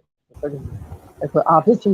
ꯑꯥꯔꯇꯤꯁ ꯑꯃꯅ ꯑꯦꯛ ꯇꯧꯕ ꯂꯣꯏꯔ ꯃꯇꯨꯡꯗ ꯑꯥꯔꯇꯤꯁꯇꯨꯅ ꯑꯩꯈꯣꯏ ꯀ꯭ꯔꯨ ꯃꯦꯝꯕꯔ ꯑꯣꯏꯅ ꯑꯩꯈꯣꯏ ꯋꯥꯛ ꯇꯧꯖꯔꯦ ꯍꯥꯏꯕ ꯇꯥꯔꯦ ꯃꯔꯝꯗꯤ ꯕꯪꯒ꯭ꯂꯥꯗꯦशꯇ ꯍꯥꯟꯅ ꯐꯤꯂꯝꯒꯤ ꯅꯣꯂꯦꯖꯁꯦ ꯂꯩꯕ ꯃꯤꯒꯤ ꯃꯁꯤꯡꯁꯤ ꯌꯥꯝꯅ ꯂꯩꯔꯝꯗꯕꯅꯤꯅ ꯑꯩꯈꯣꯏꯅ ꯀꯩꯒꯨꯝꯕ ꯑꯃ ꯃꯇꯦꯡ ꯇꯧꯔꯣ ꯍꯥꯏꯕ ꯃꯇꯝꯗ ꯁꯄꯣꯔꯠ ꯇꯧꯕꯒꯤ ꯑꯦꯔꯤꯌꯥꯁꯦ ꯐꯪꯈꯤꯗꯕ ꯍꯥꯏꯕ ꯇꯥꯔꯦ ꯑꯗꯨꯅ ꯑꯩꯅ ꯉꯁꯤꯒꯤ ꯈꯨꯗꯣꯡꯆꯥꯕꯁꯤ ꯂꯧꯔꯒ ꯕꯪꯒ꯭ꯂꯥꯗꯦशꯀꯤ ꯁꯅꯥ ꯇꯝꯐꯥ ꯅꯝꯕ ꯃꯇꯝꯗ ꯃꯅꯤꯄꯨꯔ ꯑꯃꯗꯤ ꯃꯅꯤꯄꯨꯔꯒꯤ ꯋꯥꯡꯃꯗ ꯈꯨꯟꯗꯥꯔꯤꯕ ꯑꯩꯈꯣꯏꯒꯤ ꯃꯔꯨꯑꯣꯏꯅ ꯕꯪꯒ꯭ꯂꯥꯗꯦशꯇ ꯂꯩꯔꯤꯕ ꯏꯆꯤꯜ ꯏꯅꯥꯎꯁꯤꯡ ꯌꯥꯝꯅ ꯀooperation ꯄꯤꯕꯤꯈꯤꯕ ꯑꯗꯒꯤ ꯐꯤꯂꯝꯁꯤꯒꯤ ꯁ꯭ꯇꯣꯔꯤ ꯔꯥꯏꯇꯔ ꯑꯣꯏꯕꯤꯔꯤꯕ ꯄꯥꯕꯨꯡ ꯌꯥꯁꯤꯟ ꯈ꯭ꯋꯥꯏꯔꯥꯛꯄꯝ ꯑꯗꯒꯤ ꯁ꯭ꯀ꯭ꯔꯤꯟ ꯄ꯭ꯂꯦ ꯑꯦꯟ ꯗꯥꯏꯂꯣꯛ ꯇꯧꯕꯤꯈꯤꯕ ꯑꯣꯖꯥ ꯁꯛꯅꯥꯏꯔꯕ ꯑꯏꯕ ꯄ꯭ꯂꯦꯔꯥꯏꯠ ꯑꯣꯖꯥ ꯃꯅꯥꯎꯕꯤ M.M.ꯅ ꯁꯨꯇꯤꯡ ꯁ꯭ꯄꯣꯠꯇ ꯐꯝꯃꯒ ꯑꯩꯈꯣꯏꯒꯤ ꯐꯤꯂꯝꯁꯤ ꯁꯥꯒꯠꯅꯕ ꯃꯁꯤꯒꯤ ꯋꯥꯈꯜ ꯑꯃ ꯑꯩꯈꯣꯏꯗ ꯀooperation ꯄꯤꯕꯤꯕꯁꯦ ꯌꯥꯝꯅ ꯇꯧꯕꯤꯅ ꯈꯪꯗꯣꯛꯆꯩ ꯑꯗꯨꯒ ꯐꯤꯂꯝꯁꯤ ꯅꯝꯕ ꯂꯥꯛꯄꯒꯤ ꯍꯥꯏꯕ ꯇꯥꯔꯦ ꯃꯁꯤꯒꯤ ꯈꯣꯡꯆꯠꯇ ꯏꯍꯥꯟ ꯍꯥꯟꯅ ꯑꯩꯈꯣꯏꯅ ꯊꯦꯡꯅꯈꯤꯕ ꯑꯩꯈꯣꯏ ꯕꯪꯒ꯭ꯂꯥꯗꯦश ꯌꯧꯗ꯭ꯔꯤꯉꯩꯒꯤ ꯕꯣꯔꯗꯔ ꯍꯥꯏꯕ ꯇꯥꯔꯦ ꯇ꯭ꯔꯤꯄꯨꯔꯥꯗ ꯑꯩꯈꯣꯏ ꯑꯍꯤꯡ ꯑꯃ ꯑꯅꯤ ꯑꯩꯈꯣꯏ ꯂꯩꯖꯩ ꯃꯗꯩꯗ ꯑꯩꯈꯣꯏ ꯇ꯭ꯔꯤꯄꯨꯔꯥꯒꯤ ꯑꯥꯔꯇꯤꯁꯁꯤꯡꯁꯨ ꯑꯩꯈꯣꯏ ꯐꯤꯂꯝꯁꯤ ꯌꯥꯎꯖꯔꯤꯕꯅꯤ ꯅꯠꯇ꯭ꯔꯃꯛ ꯇ꯭ꯔꯤꯄꯨꯔꯥꯗꯒꯤ ꯑꯩꯈꯣꯏꯒꯤ ꯙꯤꯔꯦꯟ ꯀꯥꯕ꯭ꯔꯕꯝ ꯑꯗꯒꯤ ꯑꯣꯖꯥ ꯑꯩꯒꯥ ꯕꯤꯄ꯭ꯂꯕ ꯄꯦꯇ꯭ꯔꯤꯌꯣꯇꯤꯛ ꯔꯥꯏꯇꯔꯁ ꯐꯣꯔꯝꯒꯤ ꯇ꯭ꯔꯤꯄꯨꯔꯥ ꯕ꯭ꯔꯥꯟꯁꯀꯤ ꯄ꯭ꯔꯁꯤꯗꯦꯟꯁꯨ ꯑꯣꯏꯔꯤꯕ ꯑꯗꯩ ꯑꯇꯩ ꯑꯩꯈꯣꯏ ꯇ꯭ꯔꯤꯄꯨꯔꯥꯒꯤ ꯑꯥꯔꯇꯤꯁ ꯈꯔ ꯑꯃꯁꯨ ꯑꯩꯈꯣꯏꯒꯤ ꯁꯨꯇꯤꯡꯁꯤ ꯑꯩꯈꯣꯏ ꯕꯪꯒ꯭ꯂꯥꯗꯦश ꯌꯧꯗ꯭ꯔꯤꯉꯩꯗ ꯑꯩꯈꯣꯏ ꯇ꯭ꯔꯤꯄꯨꯔꯥꯗ ꯑꯩꯈꯣꯏ ꯁꯨꯇꯤꯡꯁꯦ ꯑꯩꯈꯣꯏ ꯍꯧꯖꯔꯕꯅꯤ ꯁꯨꯃꯥꯏꯅ ꯇꯧꯗꯅ ꯇ꯭ꯔꯤꯄꯨꯔꯥꯗꯒꯤꯁꯨ ꯑꯩꯈꯣꯏꯅ ꯀooperation ꯄꯤꯕꯤꯔꯛꯈꯤꯕ ꯑꯩꯈꯣꯏꯒꯤ ꯄꯨꯝꯅꯃꯛꯇꯣ ꯑꯩꯈꯣꯏꯅ ꯇꯧꯕꯤꯃꯜ ꯈꯪꯕ ꯎꯠꯆꯩ ꯑꯗꯨꯒ ꯑꯔꯣꯏꯕ ꯑꯩꯈꯣꯏꯒꯤ ꯔꯤꯂꯤꯖꯟꯒꯤ ꯃꯇꯥꯡꯁꯦ ꯁꯤꯁꯤꯃꯗꯤ ꯍꯣꯔꯦꯟ ꯊꯝꯖꯒꯦ ꯔꯤꯂꯤꯖꯟꯁꯦ ꯑꯩꯈꯣꯏꯅ ꯇꯧꯖꯈꯤꯕ ꯁꯦꯗꯨꯜꯁꯦ ꯀꯥꯏꯈꯤꯕ ꯕꯪꯒ꯭ꯂꯥꯗꯦꯁꯀꯤ ꯁꯦꯗꯨꯜ ꯈꯔ ꯀꯥꯏꯈꯤꯕ ꯂꯩ ꯄꯩꯁꯥ ꯐꯪꯗꯕꯒꯤ ꯑꯗꯨꯒꯤ ꯑꯣꯟꯊꯣꯛꯅ ꯑꯋꯥꯕ ꯋꯥꯔꯤ ꯈꯔꯁꯨ ꯂꯩꯔꯤ ꯃꯗꯨꯒꯤ ꯑꯋꯥꯕ ꯋꯥꯔꯤꯁꯤꯅ ꯑꯩꯈꯣꯏ ꯍꯣꯔꯦꯟ ꯔꯤꯂꯤꯖꯟꯒꯤ ꯄꯥꯔꯠꯇꯨ ꯂꯥꯛꯄ ꯃꯇꯝꯗ ꯊꯝꯖꯒꯦ ꯑꯩꯈꯣꯏꯅ ꯁ꯭ꯄꯦꯁꯤꯌꯦꯜꯂꯤ ꯑꯩꯈꯣꯏꯅ ꯔꯤꯂꯤꯖ ꯇꯧꯒꯦ ꯈꯟꯈꯤꯕ ꯅꯨꯃꯤꯠꯇꯒꯤ ꯆꯣꯟꯊꯔꯒ ꯍꯥꯏꯕꯗ ꯑꯩꯈꯣꯏ ꯁꯦꯗꯨꯜꯁꯦ ꯀꯥꯏꯔꯒ ꯑꯗꯨꯒ ꯔꯤꯂꯤꯖꯟꯁꯦ ꯕꯪꯒ꯭ꯂꯥꯗꯦꯁꯇ ꯌꯥꯎꯕ ꯑꯩꯈꯣꯏꯒꯤ ꯌꯥꯎꯔꯅꯤꯗꯅ ꯑꯩꯈꯣꯏ ꯃꯅꯤꯄꯨꯔꯗꯒꯤ ꯄꯨꯟꯅ ꯂꯥꯛꯆꯔꯕ ꯇ꯭ꯔꯤꯄꯨꯔꯥ ꯌꯧꯔꯒ ꯚꯤꯁꯥ ꯐꯪꯖꯗꯅ ꯇ꯭ꯔꯤꯄꯨꯔꯥꯗꯒꯤ ꯑꯩꯈꯣꯏ ꯑꯥꯔꯇꯤꯁ ꯑꯃꯗꯤ ꯑꯩꯈꯣꯏ ꯀ꯭ꯔꯨ ꯃꯦꯝꯕꯔꯁꯤꯡ ꯍꯟꯈꯤꯕꯒꯤ ꯌꯥꯝꯅ ꯅꯨꯡꯉꯥꯏꯇꯕ ꯑꯩꯒꯤ ꯑꯣꯖꯥ ꯏꯌꯥꯝꯕ ꯑꯣꯁꯃꯦꯔꯥ ꯏꯕꯥꯅꯤꯅ ꯑꯩꯈꯣꯏꯒꯤ ꯇ꯭ꯔꯤꯄꯨꯔꯥꯒꯤ ꯀꯣꯅꯨꯡꯗ ꯑꯩꯈꯣꯏꯅ ꯎꯞꯄꯒ ꯎꯞꯁꯜꯂꯒ ꯑꯩꯈꯣꯏꯅ ꯀꯞꯄꯒ ꯑꯩꯈꯣꯏꯅ ꯂꯥꯏ ꯅꯤꯡꯈꯤꯕ ꯍꯥꯏꯗꯤ ꯐꯤꯂꯝꯁꯦ ꯑꯩꯈꯣꯏꯁꯦ ꯕꯪꯒ꯭ꯂꯥꯗꯦꯁ ꯑꯗꯨꯝ ꯌꯧꯍꯟꯕꯤꯌꯨ ꯍꯥꯏꯗꯅ ꯇ꯭ꯔꯤꯄꯨꯔꯥꯗ ꯑꯩꯈꯣꯏꯅ ꯃꯗꯨꯒꯤ ꯌꯥꯝꯅ ꯅꯨꯡꯁꯤꯕ ꯋꯥꯔꯤ ꯑꯋꯥꯕ ꯋꯥꯔꯤ ꯈꯔꯁꯨ ꯂꯩꯔꯤ ꯍꯥꯏꯔꯤꯕ ꯑꯦꯔꯤꯌꯥꯁꯤꯃꯗꯤ ꯄꯥꯔꯠ ꯑꯦꯔꯤꯌꯥꯁꯤꯃꯗꯤ ꯑꯩꯈꯣꯏꯅ ꯔꯤꯂꯤꯖꯟꯒꯤ ꯃꯇꯥꯡꯗ ꯊꯝꯃꯤ ꯌꯥꯝ ꯅꯨꯡꯉꯥꯏꯖꯩ ꯇꯥꯔꯦ ꯇꯥꯔꯦ ꯑꯣꯖꯥ ꯃꯩꯔꯥꯒꯤ ꯀꯩꯅꯣꯁꯤ ꯍꯧꯖꯤꯛ ꯈꯔ ꯃꯌꯦꯛ ꯁꯦꯡꯉꯕ ꯑꯣꯖꯥꯒꯤ ꯑꯣꯖꯥ ꯑꯣꯖꯥ ꯃꯩꯔꯥ ꯇꯥꯕꯤꯕ꯭ꯔꯥ ꯇꯥꯕꯤ ꯍꯥꯏꯕꯤꯌꯨ ꯇꯥꯗꯕ ꯑꯩꯈꯣꯏ ꯃꯥꯜꯂꯤ ꯁꯨꯝ ꯑꯩꯈꯣꯏꯒꯤ ꯉꯁꯥꯏꯗꯒꯤ ꯑꯣꯖꯥꯒꯤ ꯅꯦꯠꯋꯥꯔꯛꯁꯦ ꯈꯖꯤꯛꯇꯪ ꯁꯣꯟꯕꯅ ꯑꯩꯈꯣꯏ ꯋꯥꯔꯤ ꯁꯥꯟꯅꯕꯁꯤ ꯑꯣꯖꯥꯅ ꯈꯔ ꯇꯥꯕ ꯇꯥꯗꯕ ꯑꯩꯈꯣꯏꯁꯨ ꯈꯔ ꯀꯅꯦꯛꯁꯟꯁꯤ ꯐꯪꯕ ꯐꯪꯕ ꯑꯗꯨꯒꯤ ꯑꯋꯥꯕ ꯑꯃꯗꯤ ꯂꯩꯔꯦ ꯑꯗꯨ ꯑꯣꯏꯔꯒꯁꯨ ꯈꯖꯤꯛꯇꯪ ꯑꯃꯨꯛꯇꯪ ꯌꯦꯡꯁꯤ ꯑꯣꯖꯥ ꯈꯖꯤꯛꯇꯪ ꯑꯩꯈꯣꯏꯒꯤ ꯑꯣꯖꯥ ꯔꯥꯀꯦꯁꯅ ꯅꯤꯡꯁꯤꯡꯕꯤꯔꯝꯃꯤꯕ ꯑꯋꯥꯕ ꯆꯦꯂꯦꯟꯖ ꯀꯌꯥ ꯑꯃꯁꯨ ꯇꯝꯕꯤꯔꯦ ꯑꯗꯨꯒ ꯑꯩꯅ ꯈ꯭ꯋꯥꯏꯗꯒꯤ ꯑꯩꯅ ꯈꯪꯖꯅꯤꯡꯕꯗꯤ ꯇꯁꯦꯡꯅ ꯍꯥꯏꯔꯒꯗꯤ ꯑꯣꯖꯥꯒꯤ ꯀꯦꯔꯤꯌꯔꯗ ꯍꯥꯏꯔꯒꯗꯤ ꯃꯔꯨꯑꯣꯏꯅ ꯃꯅꯤꯄꯨꯔꯒꯤ ꯈꯛꯇ ꯑꯣꯏꯅ ꯇꯧꯕꯅꯤꯗ ꯇꯁꯦꯡꯅ ꯃꯄꯥꯟ ꯊꯣꯛꯅ ꯃꯄꯥꯟ ꯂꯝꯗ ꯆꯠꯄ ꯅꯠꯇ꯭ꯔꯒ ꯃꯄꯥꯟ ꯂꯝꯗ ꯂꯥꯏꯔꯤꯛ ꯇꯝꯃꯛꯄ ꯑꯗꯨꯗꯒꯤ ꯑꯗꯨꯒꯤ ꯀꯩꯅꯣ ꯑꯣꯏꯔꯒꯁꯨ ꯑꯦज ꯑꯦ ꯐꯤल्म ꯗꯤꯔꯦꯛꯇꯔ ꯑꯃ ꯑꯣꯏꯅ ꯀꯩꯅꯣ ꯑꯣꯏꯔꯛꯄꯁꯤꯗꯤ ꯑꯗꯨꯒꯤ ꯀꯩꯅꯣꯁꯦ ꯑꯩꯈꯣꯏ ꯃꯅꯤꯄꯨꯔꯒꯤ ꯀꯣꯔꯤꯌꯔ ꯃꯅꯨꯡꯗ ꯂꯩꯔꯛꯄꯗꯒꯤ ꯑꯩꯈꯣꯏ ꯏꯟꯗꯤꯌꯥꯒꯤ ꯑꯣꯏꯔꯒꯁꯨ ꯇ꯭ꯔꯤꯄꯨꯔꯥꯗ ꯂꯥꯛꯄ ꯅꯠꯇ꯭ꯔꯒꯗꯤ ꯃꯇꯨꯡꯗ ꯕꯪꯒ꯭ꯂꯥꯗꯦꯁ ꯂꯥꯛꯅ ꯐꯤल्म ꯅꯝꯃꯛꯄꯒꯤ ꯀꯩꯅꯣꯁꯤꯁꯨ ꯑꯩꯈꯣꯏ ꯑꯦꯛꯁꯄꯤꯔꯤꯌꯦꯟꯁꯁꯤꯁꯨ ꯈꯔ ꯁꯤꯌꯔ ꯇꯧꯕꯤꯌꯨ ꯑꯗꯨꯒ ꯂꯣꯏꯅꯅ ꯑꯣꯖꯥꯅ ꯀꯩ ꯍꯥꯏꯇꯥꯔꯦ ꯑꯩꯈꯣꯏꯒꯤ ꯐꯤल्मꯁꯤ ꯑꯣꯏꯅ ꯑꯣꯏꯍꯜꯂꯛꯄ ꯃꯇꯝꯗ ꯑꯥꯔꯇꯤꯁꯁꯤꯡꯒꯤ ꯀꯠꯊꯣꯛꯄ ꯍꯥꯏꯒꯗ꯭ꯔꯥ ꯃꯈꯣꯏꯒꯤ ꯇꯧꯕꯤꯃꯜ ꯃꯈꯣꯏꯅ ꯍꯣꯠꯅꯖꯕꯗꯣ ꯑꯩꯈꯣꯏ ꯕꯪꯒ꯭ꯂꯥꯗꯦꯁꯀꯤ ꯗ ꯕꯦꯁ ꯇꯧꯔꯒ ꯋꯥꯔꯤꯁꯤ ꯁꯥꯒꯠꯄꯅꯤꯅ ꯕꯪꯒ꯭ꯂꯥꯗꯦꯁꯀꯤ ꯌꯨꯝꯕꯥꯟ ꯀꯩꯕꯥꯟ ꯑꯗꯩ ꯆꯠꯅ ꯂꯣꯟꯆꯠ ꯑꯗꯒꯤꯗꯤ ꯑꯩ ꯉꯁꯥꯏ ꯄꯟꯖꯈꯤꯕ ꯀꯜꯆꯔꯦꯜ ꯑꯩꯈꯣꯏ ꯀꯩꯅꯣꯁꯤꯁꯨ ꯃꯥꯟꯅꯗꯕꯅꯤꯅ ꯃꯈꯣꯏꯅ ꯑꯁꯤ ꯃꯥꯟꯅꯕ ꯍꯣꯠꯅꯔꯛꯄꯒꯤ ꯀꯩꯅꯣꯁꯦ ꯑꯣꯔꯤꯌꯦꯟꯇꯦꯁꯟ ꯍꯥꯏꯒꯗ꯭ꯔꯥ ꯑꯁꯤꯒꯤ ꯀꯩꯅꯣꯁꯦ ꯀꯃꯥꯏꯅ ꯄꯨꯔꯛꯅꯕ ꯍꯣꯠꯅꯈꯤ ꯔꯤꯌꯦꯂꯤꯇꯤꯗ ꯏꯟ ꯔꯤꯌꯦꯂꯤꯇꯤ ꯑꯩꯈꯣꯏ ꯑꯁꯤꯒꯤ ꯃꯇꯥꯡꯁꯤ ꯈꯖꯤꯛꯇꯪ ꯇꯝꯕꯤꯔꯝꯃꯣ ꯑꯩ ꯊꯝꯖꯒꯦ ꯑꯍꯥꯟꯕꯗ ꯑꯩꯈꯣꯏꯒꯤ ꯅꯨꯄꯤ ꯃꯆꯥꯅꯤ ꯑꯩꯈꯣꯏꯒꯤ ꯕꯥꯂꯥ ꯇꯦꯟꯆꯨꯕꯝ ꯑꯃꯗꯤ ꯅꯔꯃꯗꯥ ꯃꯈꯣꯏꯁꯤ ꯑꯍꯥꯟꯕꯗ ꯇ꯭ꯔꯤꯄꯨꯔꯥꯗ ꯏꯍꯥꯟ ꯍꯥꯟꯕ ꯇ꯭ꯔꯤꯄꯨꯔꯥꯗ ꯐꯤल्म ꯅꯝꯕ ꯃꯇꯝꯗ ꯍꯥꯏꯕꯗꯤ ꯑꯩꯈꯣꯏ ꯕꯪꯒ꯭ꯂꯥꯗꯦꯁꯀꯤ ꯁꯅꯥ ꯇꯝꯐꯥꯁꯤꯒꯤ ꯑꯍꯥꯟꯕ ꯁꯨꯇꯤꯡꯁꯤ ꯑꯩꯈꯣꯏ ꯔꯥꯀꯦꯁꯅꯁꯨ ꯍꯥꯏꯕꯤꯕꯗꯨꯅꯤ ꯇ꯭ꯔꯤꯄꯨꯔꯥꯗ ꯑꯍꯥꯟꯕ ꯅꯝꯃꯦ ꯑꯩꯈꯣꯏꯗꯤ ꯃꯇꯝꯁꯤ ꯌꯥꯝ ꯂꯤꯃꯤꯇꯦꯠ ꯃꯇꯝ ꯑꯃꯈꯛ ꯑꯣꯏꯕꯅꯤꯅ ꯃꯇꯝꯕꯨ ꯐꯪꯉꯗꯤ ꯁꯨꯇꯤꯡ ꯅꯝꯍꯧꯕ ꯀꯣꯏꯕ ꯆꯠꯄ ꯆꯥꯕꯁꯦ ꯀꯥꯎꯊꯣꯛꯄ ꯃꯈꯩ ꯑꯩꯈꯣꯏꯁꯤ ꯁꯨꯇꯤꯡ ꯇꯧꯅꯕ ꯍꯣꯠꯅꯩ ꯑꯗꯨꯅ ꯕꯪꯒ꯭ꯂꯥꯗꯦꯁꯀꯤ ꯋꯥꯔꯤꯗꯤ ꯑꯣꯏꯔꯒ ꯕꯪꯒ꯭ꯂꯥꯗꯦꯁ ꯃꯆꯥ ꯁꯥꯔꯒ ꯍꯥꯏꯇꯥꯔꯦ ꯑꯩꯈꯣꯏꯒꯤ इहान हनबगी अखोई अशोकना बांग्लादेश की बॉर्डर लांझेलपो मतमदा माबु टॉर्चर तोबो नहा खरा थेंगनरीबसे मसिगी सिनसी बालातेन सुबंगा हान थेंगनबसे नमने मसिदा अखोइना खंगजेदबा अखोइना मयाम नाकपियोनुसु हाइजनिंगबा अखोइना खंगजेदबसी बांग्लादेश की लेशाबी अदुगा त्रिपुरा की लेशाबी सिंग मिरक थोपो कांदा फी अमम यालगा थोपगी चटनबीसे अखोइना नो आई आसाम दा कैदा उजर अगसु मणिपुर मचा ओइरुबनिना एक खंगहोदबा निंगजिंगहोदबा अमक याव अदुबु अखोइना बांग्लादेश की लेमाइदे शूटिंग तौर कानदि निंगजिंग आई अदुगा आई गुरु मनावबी एमएमनसु नंग ngaraang स्वाइ नमग्रे नंग स्वाइ निंगजिंगद्र माने हाइरकपदगी अखोइना अखोइ आर्टिस्ट सिंग नर्मदा अमसुंग कनो बालादा अखोइ सुमाइना ताबिरिको तारी तारी हो जा तारी बांग्लादेश की अखोइ नर्मदा अमसुंग कनो स्टेट अखोइ युमलै गैरे अइनदि कावरे अखोइ राकेशनदि युम खंगनेना खल्ली अखोइ यामना लाइरबा युम अमा सारिबा फैमिली सी अंगांग नुपि मचा यामना इचंग थोबि अमा खक लई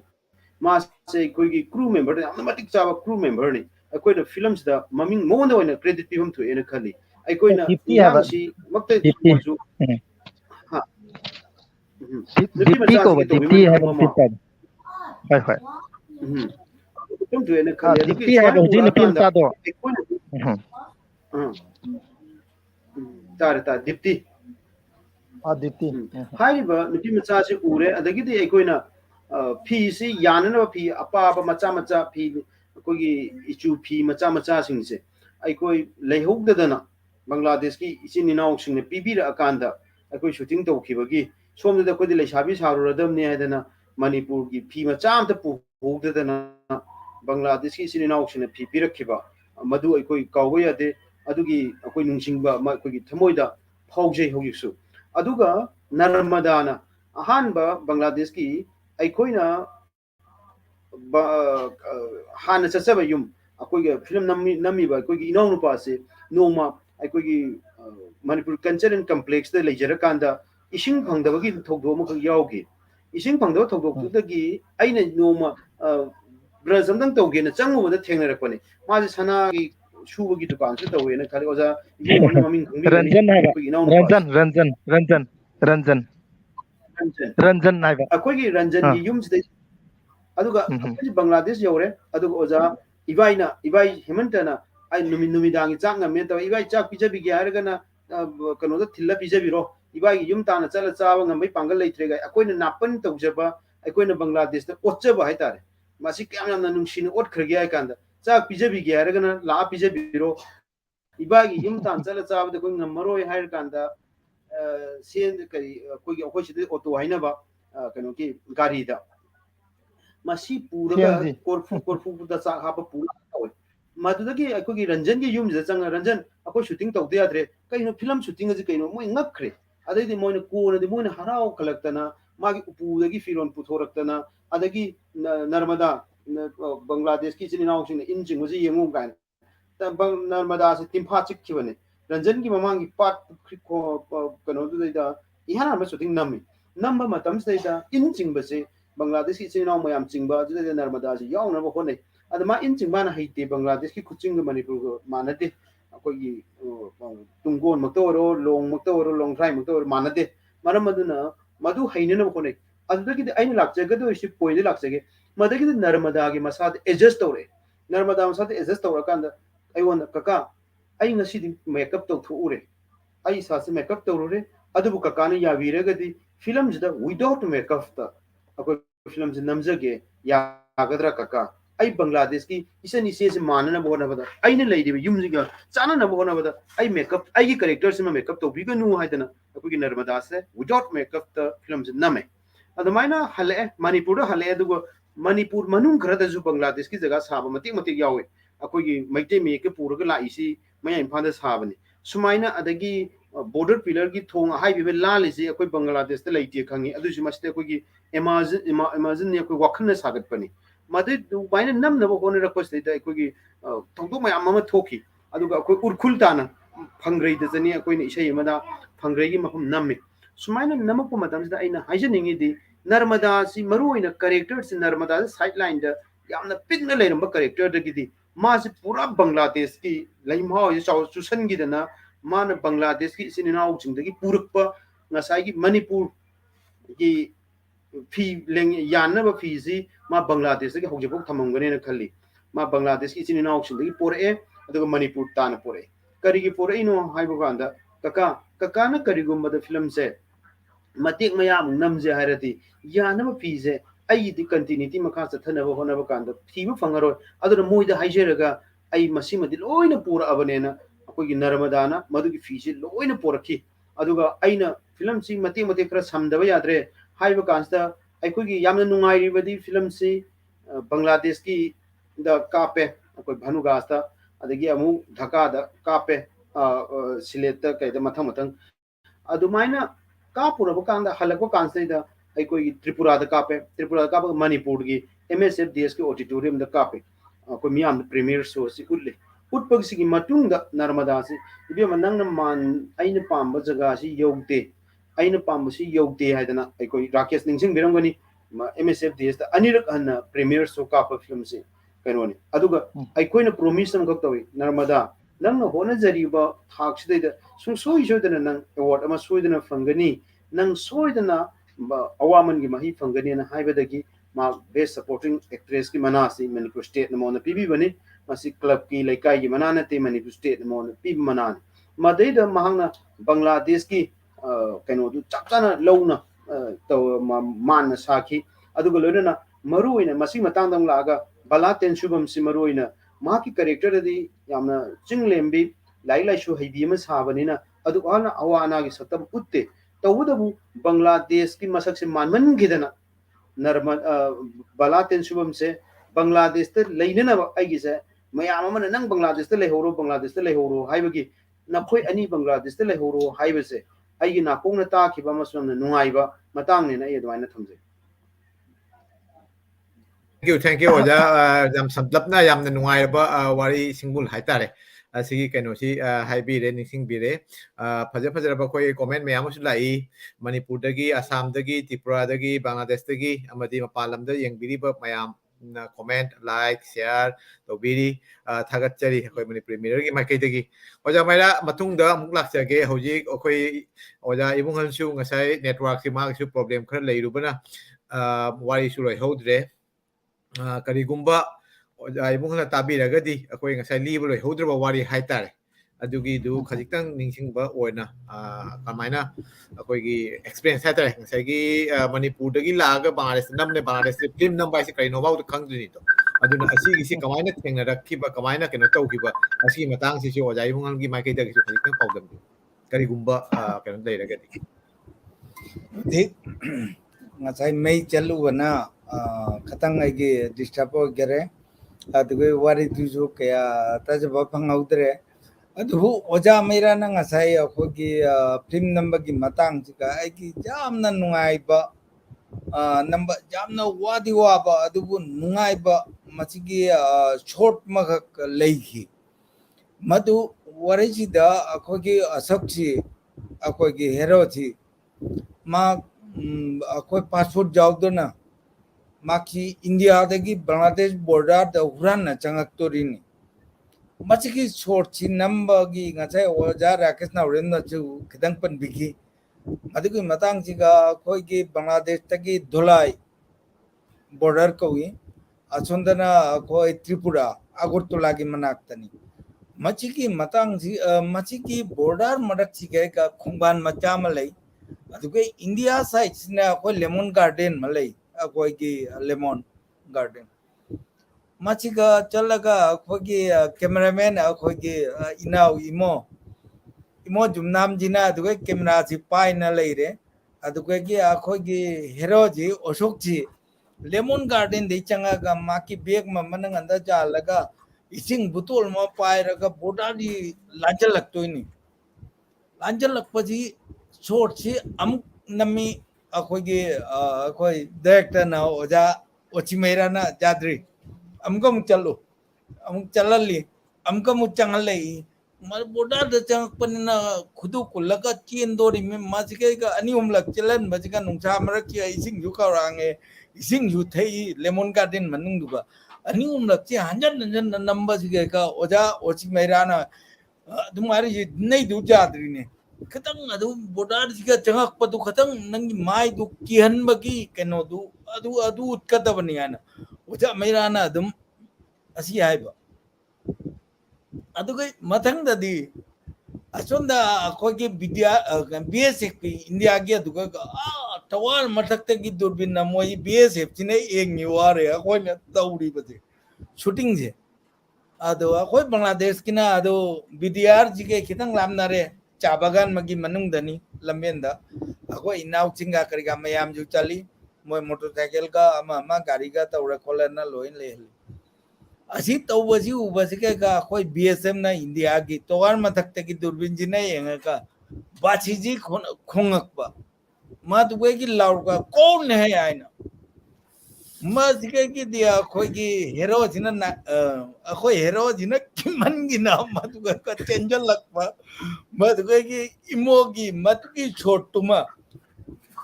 पूरा मधुमा जा रहा है नो जाओ छी मेरा ना ए मज बेस्ट मसी मती लखोट पर जा रहा है न मधुगे को फाइनल तो अदुगा सोंदगी कोई बीएसएम ना मागी हुचल को बासी को ने ने हिंदी न लौरकपा अगी इनाउ बांग्लादेश तुम द लेरिबा जामना कनो यून बन चलुबदो मोटरसाइकिल गाड़ी में चाना का चलो लोन चेना खरा बनी लोय पनम अदुगी छोट तुमा जामना नुंसीबा एक्यूरेट शॉट में ओय मारे ना ओजा ओ मेरा दई ना हाइजन नंगबा ओजा मचिगतनी Mani chumi. Yam nungai akhoi ngasi liba loi wari hatra liba loi hudraba wari kaya man phone leram gani ngasagi primo puto aduga matang sida habi oja tari aina oja ibung wangi sum ningjang pada akoina ngasai ko rakesh su haijaba akoina hujiksi cine erecta aduga red camera da aduga ikoi cine lens da aduga ikoi mark 4 adagi mayam ama update tawra aba matam akogi cinema gi akan mai hola ama tam zaida aikoini pujari ba camera sina film namme je khangi dadana aikogi es noi camera se ai yumda le howe isa singi naw singi por ke pi ke film nam mateng pang ke haiba bok dai wonda yawe adugi awa ba ikai ba marak da koina namjagi ba adu aikoina hauji gimbal si yam drabada hauji akoi manipur paineri gimbal je dum khara thak wanga ba afaba paire hauji ti akoi helicam camera so afaba paire adu matan helicam por su ya bana te gimbal lu jo yamna pick pa gimbal machama naga tawudu de akoina ngaksa ki ba ikai gi ba chulam lai madugi maraks de da akogi oja bungonna haibiba aikoina shooting di am tawjening ba se kano da haire aikogi lol gi mayam kano gi murder ki language ki yung iba pillar haitare adugi mark shooting tawning akoi ayaba di lowraga taw nate aduna akoi mayam dugi crowd mayam aduga luri si akoi mapalam da film number da yamna ngaksaba makagarte akoi railways ki oja kanogi mamang oigani khalo jaibu warning sing biram gane na khali akoi bala ten subam si bu bangladesh ki nupa khrana akoi nan manipuri akoi manipur maitai na taba khrana ot nei bagi sinama hapke na khalaba matam jida aikoi gi nupi dudi phanek selabani na hekta akoi lona namje harasu aikoi de loi yang mi du tongan ta aikoi gi sak si tongan ta ba aikoi gi fije si tongan ta aduna masi bu kro tan thuoga film nam na hona ba awa oi bagi oja ningsing biram gani akoi gi mayam chensen lakna masu ko mase yamna thoki adu madu di film ni masi kauthuk na batai aduga ningsing janing ba aina ningsing janing ba ngasai aina wari si lizara ke na khanba kanda maru oina ina pamjaba se film haiba medium je khangmin ra kanda ai koi suksoi soidana malem da leiri koi pulmuk se hauji oja je canada da leiri oja gi phaglang masu je kari no khangbiram gani ai kari fami rakesh na kari masidi film ma ji minam ba sugya yate minam ba ya ta ba thabak si film ne atai di minam ba yani ai koi phanamna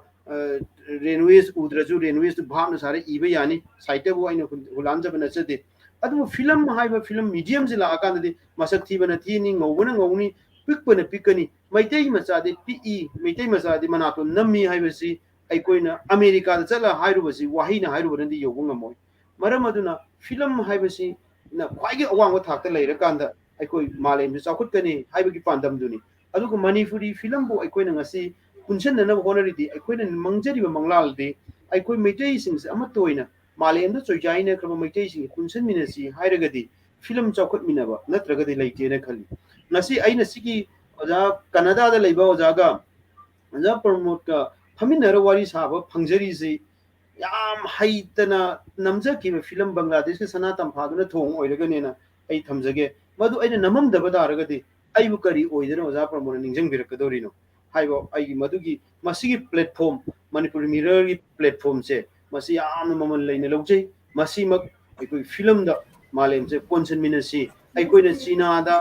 japan da makoi culture se film da isuta thadokte makoi kamaina saksari akoina korean film ji loi khangi korean film ji kan o moi di yam smai haigalli sakcharam da sumai to galli mo shumana masing chai koi loi khangi ai koi da gi he nai koi gi sai shu isini naw sine he na khangi maram aduna film jakot an bagi mangni adu ai koi na film si manipur da chumi national and international panorama phangaba aduga oscar bu oigera kan film festival bu oigera mayam ama lairi basing sita yobu ngamba ngamda badu nate koina pamjari badi ai koi khungda pham ama khak thamjabani khungda pham asita manipur gi malem da leimu yam punchen na hona bani ai koina film pun loi haire adana eta tokjabte ai koi gi thauna akoi puningi ihu ai koina maitai bung si jabgi tamdu da film se tokjabani haibadu ne sai thamjani so yam nungai jare ojagi pukning nungsiba amasung thong thogatning ba hai thogat pa wari hing ta bada tawatabu akoi kai hatare ꯇꯁꯦꯡꯅ ꯍꯥꯏꯔꯒꯗꯤ ꯍꯩꯕ ꯍꯩꯇꯕ ꯅꯠꯇ꯭ꯔꯒ ꯑꯩꯈꯣꯏ ꯉꯁꯥꯏꯒꯤ ꯉꯝꯒꯅꯤ ꯍꯥꯏꯅ ꯊꯣꯛꯂꯛꯄꯗꯣ ꯑꯩꯈꯣꯏ ꯆꯨꯝꯃꯤ ꯑꯦꯖ ꯑꯦ ꯕꯪꯒ꯭ꯂꯥꯗꯦꯁꯇ ꯂꯩꯔꯁꯨ ꯑꯗꯩ ꯅꯠꯇ꯭ꯔꯒꯅ ꯑꯩꯈꯣꯏ ꯑꯃꯦꯔꯤꯀꯥꯗ ꯂꯩꯔꯁꯨ ꯀꯅꯥꯗꯥꯗ ꯂꯩꯔꯁꯨ ꯃꯪꯕꯗꯤ ꯇꯣꯛꯄ ꯌꯥꯗꯦꯀꯣ ꯑꯗꯨꯅ ꯃꯪꯁꯤ ꯃꯪꯃꯤꯟꯅꯕ ꯑꯃ ꯆꯪꯉꯦ ꯑꯣꯖꯥꯅ ꯍꯧꯖꯤꯛꯀꯤ ꯍꯥꯏꯔꯤꯕ ꯃꯪꯃꯤꯟꯅꯕ ꯑꯁꯤ ꯁꯣꯏꯗꯅ ꯃꯊꯧ ꯇꯥꯏ ꯑꯗꯨꯅ ꯃꯪꯕꯤꯅꯔꯒꯗꯤ ꯐꯥꯎꯅꯔꯛꯀꯅꯤ ꯅꯣꯡꯃ ꯅꯠꯇ꯭ꯔꯒ ꯅꯣꯡꯃ ꯑꯩꯅ ꯉꯝꯗ꯭ꯔꯒꯁꯨ ꯑꯩꯒꯤ ꯏꯅꯥꯎꯅ ꯉꯝꯗ꯭ꯔꯒ ꯑꯩꯒꯤ ꯏꯆꯥꯅ ꯅꯠꯇ꯭ꯔꯒꯁꯨ ꯃꯊꯪ ꯖꯦꯅꯦꯔꯦꯁꯟ ꯇꯨ ꯖꯦꯅꯦꯔꯦꯁꯟ ꯑꯁꯤꯒꯤ ꯀꯩꯅꯣꯁꯤ ꯂꯥꯛꯀꯅꯤ ꯍꯥꯏꯅ ꯈꯜꯂꯤ ꯑꯗꯨꯒ ꯑꯣꯖꯥ ꯔꯥꯀꯦꯁ ꯑꯁꯤꯒꯤ ꯐꯤल्मꯁꯤ ꯌꯥꯝꯅ ꯃꯃꯤꯡꯕꯨꯗꯤ ꯈꯪꯗꯦꯀꯣ ꯃꯅꯤꯄꯨꯔꯗ ꯀꯌꯥꯝꯅ ꯀꯩꯅꯣ ꯇꯧꯋꯤ ꯕꯠ ꯐ꯭ꯔꯣꯝ ꯑꯋꯔ ꯄꯥꯔꯠ ꯍꯥꯏꯗꯤ ꯑꯩꯈꯣꯏ ꯕꯪꯒ꯭ꯂꯥꯗꯦꯁꯀꯤ ꯑꯃꯁꯨꯡ ꯃꯄꯥꯟ ꯂꯩꯕ ꯀꯩꯅꯣꯗ ꯑꯩꯈꯣꯏ ꯌꯥꯝꯅ ꯆꯪꯈꯣꯟꯅ ꯌꯥꯝ ꯐꯖꯅ ꯀꯩꯅꯣ ꯂꯧꯋꯤ ꯑꯗꯨꯒ ꯂꯣꯏꯅꯅ ꯀꯩꯅꯣꯁꯨ 2020 ꯃꯅꯤꯄꯨꯔ ꯁ꯭ꯇꯦꯠ ꯐꯤल्म ꯑꯦꯋꯥꯔꯗ 2020ꯗꯁꯨ ꯉꯁꯥꯏ ꯑꯣꯖꯥ ꯀꯩꯅꯣꯅꯁꯨ ꯑꯣꯁꯤꯃꯤꯌꯥꯅꯁꯨ ꯄꯟꯕꯤꯈꯤꯗꯨꯅꯤ ꯑꯣꯖꯥꯅ ꯀꯩꯅꯣꯗ ꯑꯩꯈꯣꯏꯒꯤ ꯑꯦꯛꯇ꯭ꯔꯦꯁ ꯅꯔꯃꯗꯥ ꯁꯧꯒꯥꯏꯖꯝꯗ best actor in a supporting role female ꯑꯗꯩꯗꯤ ꯔꯣꯁꯤ ꯍꯩꯁꯅꯥꯝꯗ playback singer ꯑꯃꯁꯨꯡ best music director ꯁꯣꯔꯣꯛꯈꯥꯏꯕꯝ ꯄ꯭ꯔꯦꯝ ꯀꯨꯃꯥꯔ ꯑꯗꯨꯒ ꯂꯣꯏꯅꯅ ꯃꯅꯤꯐꯥ 2020ꯗꯁꯨ best playback singer and best music director ꯑꯦꯋꯥꯔꯗꯁꯨ ꯐꯪꯈꯤ ꯇꯣ ꯑꯁꯨꯃꯥꯏꯅ ꯀꯩ ꯍꯥꯏꯇꯥꯔꯦ ꯃꯅꯤꯄꯨꯔꯒꯤ ꯀꯩꯅꯣ ꯑꯣꯏꯅ ꯑꯩꯈꯣꯏꯒꯤ ꯐꯤल्मꯒꯤ ꯍꯤꯁꯇ꯭ꯔꯤꯗ ꯂꯩꯍꯧꯔꯒꯗꯕ ꯐꯤल्म ꯑꯃ ꯑꯣꯏꯔꯕꯅꯤꯅ ꯑꯁꯤꯒꯤ ꯀꯩꯅꯣꯁꯦ ꯉꯁꯥꯏꯒꯤ ꯇꯦꯛꯅꯤꯀꯦꯜ ꯏꯁꯨ ꯅꯠꯇ꯭ꯔꯒꯅ ꯑꯩꯈꯣꯏꯒꯤ challenges there we have a lot ꯑꯗꯨ ꯑꯣꯏꯔꯒꯁꯨ ꯑꯩꯈꯣꯏꯒꯤ ꯂꯩꯖꯔꯤꯕ ꯑꯩꯈꯣꯏꯒꯤ ꯈꯖꯤꯛꯇꯪ limited logistic support and skill ꯑꯃꯗꯤ ꯑꯩꯈꯣꯏꯒꯤ ꯀꯩ ꯍꯥꯏꯇꯥꯔꯦ ꯉꯁꯥꯏꯒꯤ ꯑꯦꯛꯇꯔꯁꯤꯡꯒꯤ ꯃꯥꯒꯤ ꯑꯣꯖꯥ ꯃꯩꯔꯥꯟꯁꯨ ꯇꯝꯕꯤꯈ꯭ꯔꯦ ꯕꯪꯒ꯭ꯂꯥꯗꯦꯁꯀꯤ ꯄꯨꯟꯁꯤ ꯃꯍꯤꯡ ꯑꯃꯁꯨꯡ ꯆꯠꯅ ꯂꯣꯟꯆꯠꯁꯤ ꯈꯖꯤꯛꯇꯪ ꯑꯣꯏꯔꯒꯁꯨ ꯈꯦꯠꯅꯩ ꯁꯣꯏꯗꯅ ꯈꯦꯠꯅꯐꯝꯁꯨ ꯊꯣꯛꯏ ꯑꯁꯤꯒꯤꯁꯤ ꯃꯥꯟꯅꯕ ꯍꯣꯠꯅꯔꯛꯄꯒꯤ ꯑꯋꯥꯕꯁꯤ ꯑꯁꯤꯒꯤ ꯀꯩꯅꯣꯁꯤꯡꯁꯨ ꯈꯔ ꯇꯝꯕꯤꯔꯦ ꯑꯗꯨꯒ ꯑꯣꯖꯥ ꯔꯥꯀꯦꯁꯇ ꯍꯧꯖꯤꯛꯀꯤ ꯐꯤल्म ꯑꯃ ꯄꯨꯊꯣꯔꯛꯄ ꯑꯦज ꯑꯦ ꯄ꯭ꯔꯣꯗ꯭ꯌꯨꯁꯔ ꯑꯁꯤꯅ ꯑꯣꯖꯥꯗꯤ ꯑꯇꯩ ꯃꯃꯥꯡꯗꯁꯨ ꯄꯨꯊꯣꯛꯄ ꯂꯩꯈ꯭ꯔꯦ ꯑꯁꯨꯝ ꯍꯥꯏꯅ ꯑꯩꯁꯤ ꯐ꯭ꯌꯨꯆꯔꯒꯤ ꯀꯩꯅꯣꯗ ꯑꯃꯨꯛ ꯂꯥꯛꯆꯒꯦ ꯑꯩꯈꯣꯏꯁꯤ ꯄꯨꯡ ꯑꯃ ꯍꯦꯟꯖꯟꯈ꯭ꯔꯕꯅꯤ나 ꯑꯁꯨꯃꯥꯏꯅ ꯕꯪꯒ꯭ꯂꯥꯗꯦꯁ ꯑꯃꯗꯤ ꯃꯌꯥꯟꯃꯥꯔꯕꯨ ꯑꯣꯏꯔꯣ ꯅꯠꯇ꯭ꯔꯒꯅ ꯑꯗꯔ ꯀꯟꯇ꯭ꯔꯤ ꯑꯃꯒ ꯄꯨꯟꯁꯤꯟꯅ ꯑꯩꯈꯣꯏꯒꯤ ꯀꯣ ꯄ꯭ꯔꯣꯗ꯭ꯌꯨꯁꯔ ꯑꯦꯖ ꯑꯦ ꯑꯩꯈꯣꯏ ꯕꯪꯒ꯭ꯂꯥꯗꯦꯁꯇ ꯍꯥꯏꯔꯒꯅ ꯌꯧꯊꯣꯛ ꯄ꯭ꯔꯣꯗ꯭ꯌꯨꯁꯔꯅ ꯑꯩꯈꯣꯏ ꯕꯪꯒ꯭ꯂꯥꯗꯦꯁꯀ ꯀꯜꯀꯇꯥ ꯑꯃꯅ ꯋꯦꯁ ꯕꯦꯡꯒꯜꯒ ꯅꯠꯇ꯭ꯔꯒꯅ ꯏꯚꯦꯟ ꯏꯟꯗꯤꯌꯥꯒ ꯄꯨꯜꯂꯒ ꯍꯤꯟꯗꯤ ꯑꯃꯁꯨꯡ ꯕꯦꯡꯒꯣꯂꯤ ꯏꯪꯂꯤꯁ ꯌꯥꯎꯅ ꯄꯨꯊꯣꯛꯄ ꯐꯤल्मꯁꯨ ꯂꯩꯔꯦ ꯑꯁꯨꯃꯥꯏꯅ ꯇꯨꯡꯗꯁꯨ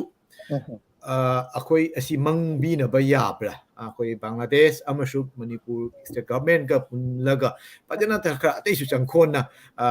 ꯀꯩ ꯍꯥꯏꯇꯥꯔꯦ ꯈꯔ ꯃꯃꯨꯠ ꯇꯥꯅ ꯑꯇꯩꯁꯨ ꯈꯔ ꯐꯖꯅ ꯋꯥꯔꯜഡ് ꯀ꯭ꯂꯥꯁ ꯍꯥꯏꯇꯥꯔꯦ ꯏꯟꯇꯔꯅꯦꯁꯅꯦꯜ ꯊꯥꯛꯇ ꯌꯧꯔꯛꯄ ꯏꯃꯥꯒꯤ ꯅꯤꯡꯊꯦꯝ ꯌꯧꯈ꯭ꯔꯦ ꯑꯩꯈꯣꯏ ꯀꯔꯤꯒꯤ ꯉꯝꯃꯣꯏꯗꯣꯏꯅꯣ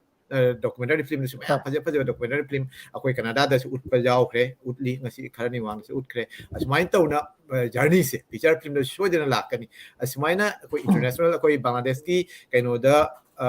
ꯕꯦꯁ ꯇꯧꯕ ꯐ꯭रीडम ꯀꯩꯅꯣꯗ ꯕꯦꯁ ꯇꯧꯕ ꯐꯤल्म ꯀꯌꯥ ꯑꯃ ꯄꯨꯊꯣꯛꯑꯦ ꯕꯪꯒ꯭ꯂꯥꯗꯦꯁ ꯏꯟꯗꯤꯌꯥ ꯄꯨꯟꯁꯤꯜꯂꯒ ꯑꯗꯩꯗꯤ ꯃꯄꯥꯟ ꯂꯝ ꯁꯤꯡꯒꯥꯄꯨꯔꯒ ꯄꯨꯊꯣꯛꯄ ꯑꯗꯩꯗꯤ ꯀꯩꯅꯣ ꯄꯨꯊꯣꯛꯄ ꯂꯩ ꯑꯗꯨꯝꯅ ꯑꯩꯈꯣꯏ ꯃꯅꯤꯄꯨꯔꯤ ꯐꯤल्मꯁꯤꯁꯨ ꯏꯟꯇꯔꯅꯦꯁꯅꯦꯜ ꯑꯦꯔꯤꯅꯥꯗ ꯄꯨꯊꯣꯛꯄ ꯃꯅꯤꯄꯨꯔꯗꯒꯤꯗꯤ ꯊꯣꯛꯂꯛꯑꯦꯀꯣ ꯑꯩ ꯊꯣꯛꯆꯦ ꯍꯥꯏꯕ ꯅꯠꯇꯦ ꯊꯣꯛꯂꯛꯑꯦ ꯑꯗꯨꯝꯅ ꯑꯩꯈꯣꯏ ꯕꯪꯒ꯭ꯂꯥꯗꯦꯁ ꯑꯃꯁꯨꯡ ꯑꯇꯩ ꯃꯐꯝꯁꯤꯒ ꯌꯥꯎꯔꯒ ꯑꯩꯈꯣꯏ ꯗꯥꯏꯁꯄꯣꯔꯥꯗ ꯂꯩꯔꯤꯕ ꯀꯩꯅꯣꯁꯤꯡꯁꯤ ꯌꯥꯎꯔꯒ ꯄꯨꯊꯣꯔꯛꯄꯒꯤ ꯀꯩꯅꯣꯁꯦ ꯑꯁꯤꯒꯤ ꯃꯪꯃꯤꯟꯅꯁꯤ ꯍꯥꯏꯕ ꯃꯇꯥꯡ ꯑꯣꯖꯥꯒꯤ ꯃꯥꯏꯀꯩꯗꯒꯤ ꯀꯔꯤ ꯇꯧꯐꯝ ꯊꯣꯛꯏ ꯀꯃꯥꯏꯅ ꯇꯧꯐꯝ ꯊꯣꯛꯏ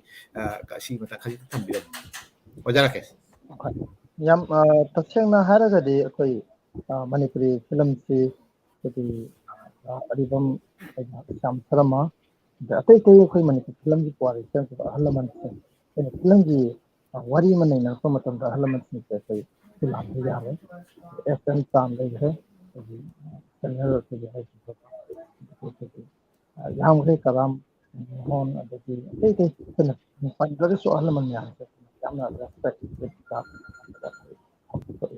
ꯑꯗꯨꯅ ꯑꯍꯟꯁꯤꯡꯁꯤꯅ ꯆꯠꯊꯔꯛꯏꯕ ꯈꯣꯡꯆꯠ ꯉꯁꯥꯏ ꯄꯟꯕꯤꯈꯤꯕ ꯏꯃꯥꯒꯤ ꯃꯤꯊꯦꯝ ꯑꯇꯩ ꯐꯤꯂꯝ ꯀꯌꯥ ꯑꯃꯁꯨ ꯉꯁꯤꯗꯤ ꯁꯣꯔꯠ ꯐꯤꯂꯝ ꯑꯗꯩ ꯗꯣꯀꯨꯃꯦꯟꯇꯔꯤ ꯐꯤꯂꯝ ꯐꯤꯆꯔ ꯐꯤꯂꯝ ꯀꯌꯥ ꯑꯃꯅ ꯑꯩꯈꯣꯏꯒꯤ ꯅꯦꯁꯅꯦꯜ ꯂꯦꯚꯦꯜꯗ ꯑꯩꯈꯣꯏꯒꯤ ꯐꯤꯂꯝ ꯑꯦꯋꯥꯔꯗ ꯐꯪꯉꯛꯇꯅ ꯃꯅꯤꯄꯨꯔꯤ ꯃꯤꯡꯆꯠ ꯊꯣꯛꯄ ꯍꯤꯁꯇ꯭ꯔꯤ ꯄꯨꯋꯥꯔꯤ ꯃꯌꯥꯝ ꯑꯃ ꯂꯩ ꯍꯧꯖꯤꯛ ꯑꯩꯈꯣꯏ ꯃꯔꯨꯑꯣꯏꯅ ꯏꯄꯥꯛ ꯐꯤꯂꯝ ꯄ꯭ꯔꯣꯗꯛꯁꯟ ꯃꯅꯤꯄꯨꯔꯅ ꯑꯩꯈꯣꯏ ꯍꯥꯏꯔꯤꯕ ꯃꯔꯨꯑꯣꯏꯅ ꯑꯩꯈꯣꯏꯅ ꯄꯥꯝꯗꯕꯁꯦ ꯃꯅꯤꯄꯨꯔꯗ ꯅꯝꯃꯒ ꯑꯩꯈꯣꯏꯒꯤ ꯏꯟꯇꯔꯅꯦꯁꯅꯦꯜ ꯂꯦꯚꯦꯜꯗ ꯆꯠꯈꯤꯕꯗꯣ ꯑꯗꯨ ꯈꯛꯇ ꯅꯠꯇꯦ ꯑꯩꯈꯣꯏꯒꯤ ꯏꯄꯥꯛ ꯐꯤꯂꯝ ꯄ꯭ꯔꯣꯗꯛꯁꯟꯒꯤ ꯄꯥꯟꯗꯝꯁꯦ ꯑꯩꯈꯣꯏꯒꯤ ꯏꯄꯥꯛ ꯐꯤꯂꯝ ꯄ꯭ꯔꯣꯗꯛꯁꯟꯒꯤ ꯄꯥꯟꯗꯝ ꯑꯃ ꯑꯩꯈꯣꯏꯅ ꯊꯝꯖꯕꯒꯤ ꯋꯥꯈꯜꯂꯣꯟꯁꯤꯡ ꯑꯁꯦ ꯃꯃꯥꯡꯗ ꯑꯣꯖꯥ ꯃꯩꯔꯥꯟꯁꯨ ꯊꯝꯕꯤꯈꯤꯕꯗꯣ ꯑꯩꯈꯣꯏꯅ ꯕꯪꯒ꯭ꯂꯥꯗꯦꯁꯇ ꯂꯥꯛꯑꯒ ꯐꯤꯂꯝ ꯅꯝꯃꯤꯁꯦ ꯀꯔꯤꯒꯤꯅꯣ ꯍꯥꯏꯕꯁꯦ ꯃꯥꯒꯤ ꯈꯣꯡꯗꯥꯐꯝ ꯑꯃ ꯄꯤꯕꯅꯤ ꯍꯥꯏꯕ ꯋꯥꯐꯝꯁꯨ ꯊꯝꯕꯤꯈ꯭ꯔꯦ ꯄ꯭ꯂꯁ ꯑꯩꯈꯣꯏꯒꯤ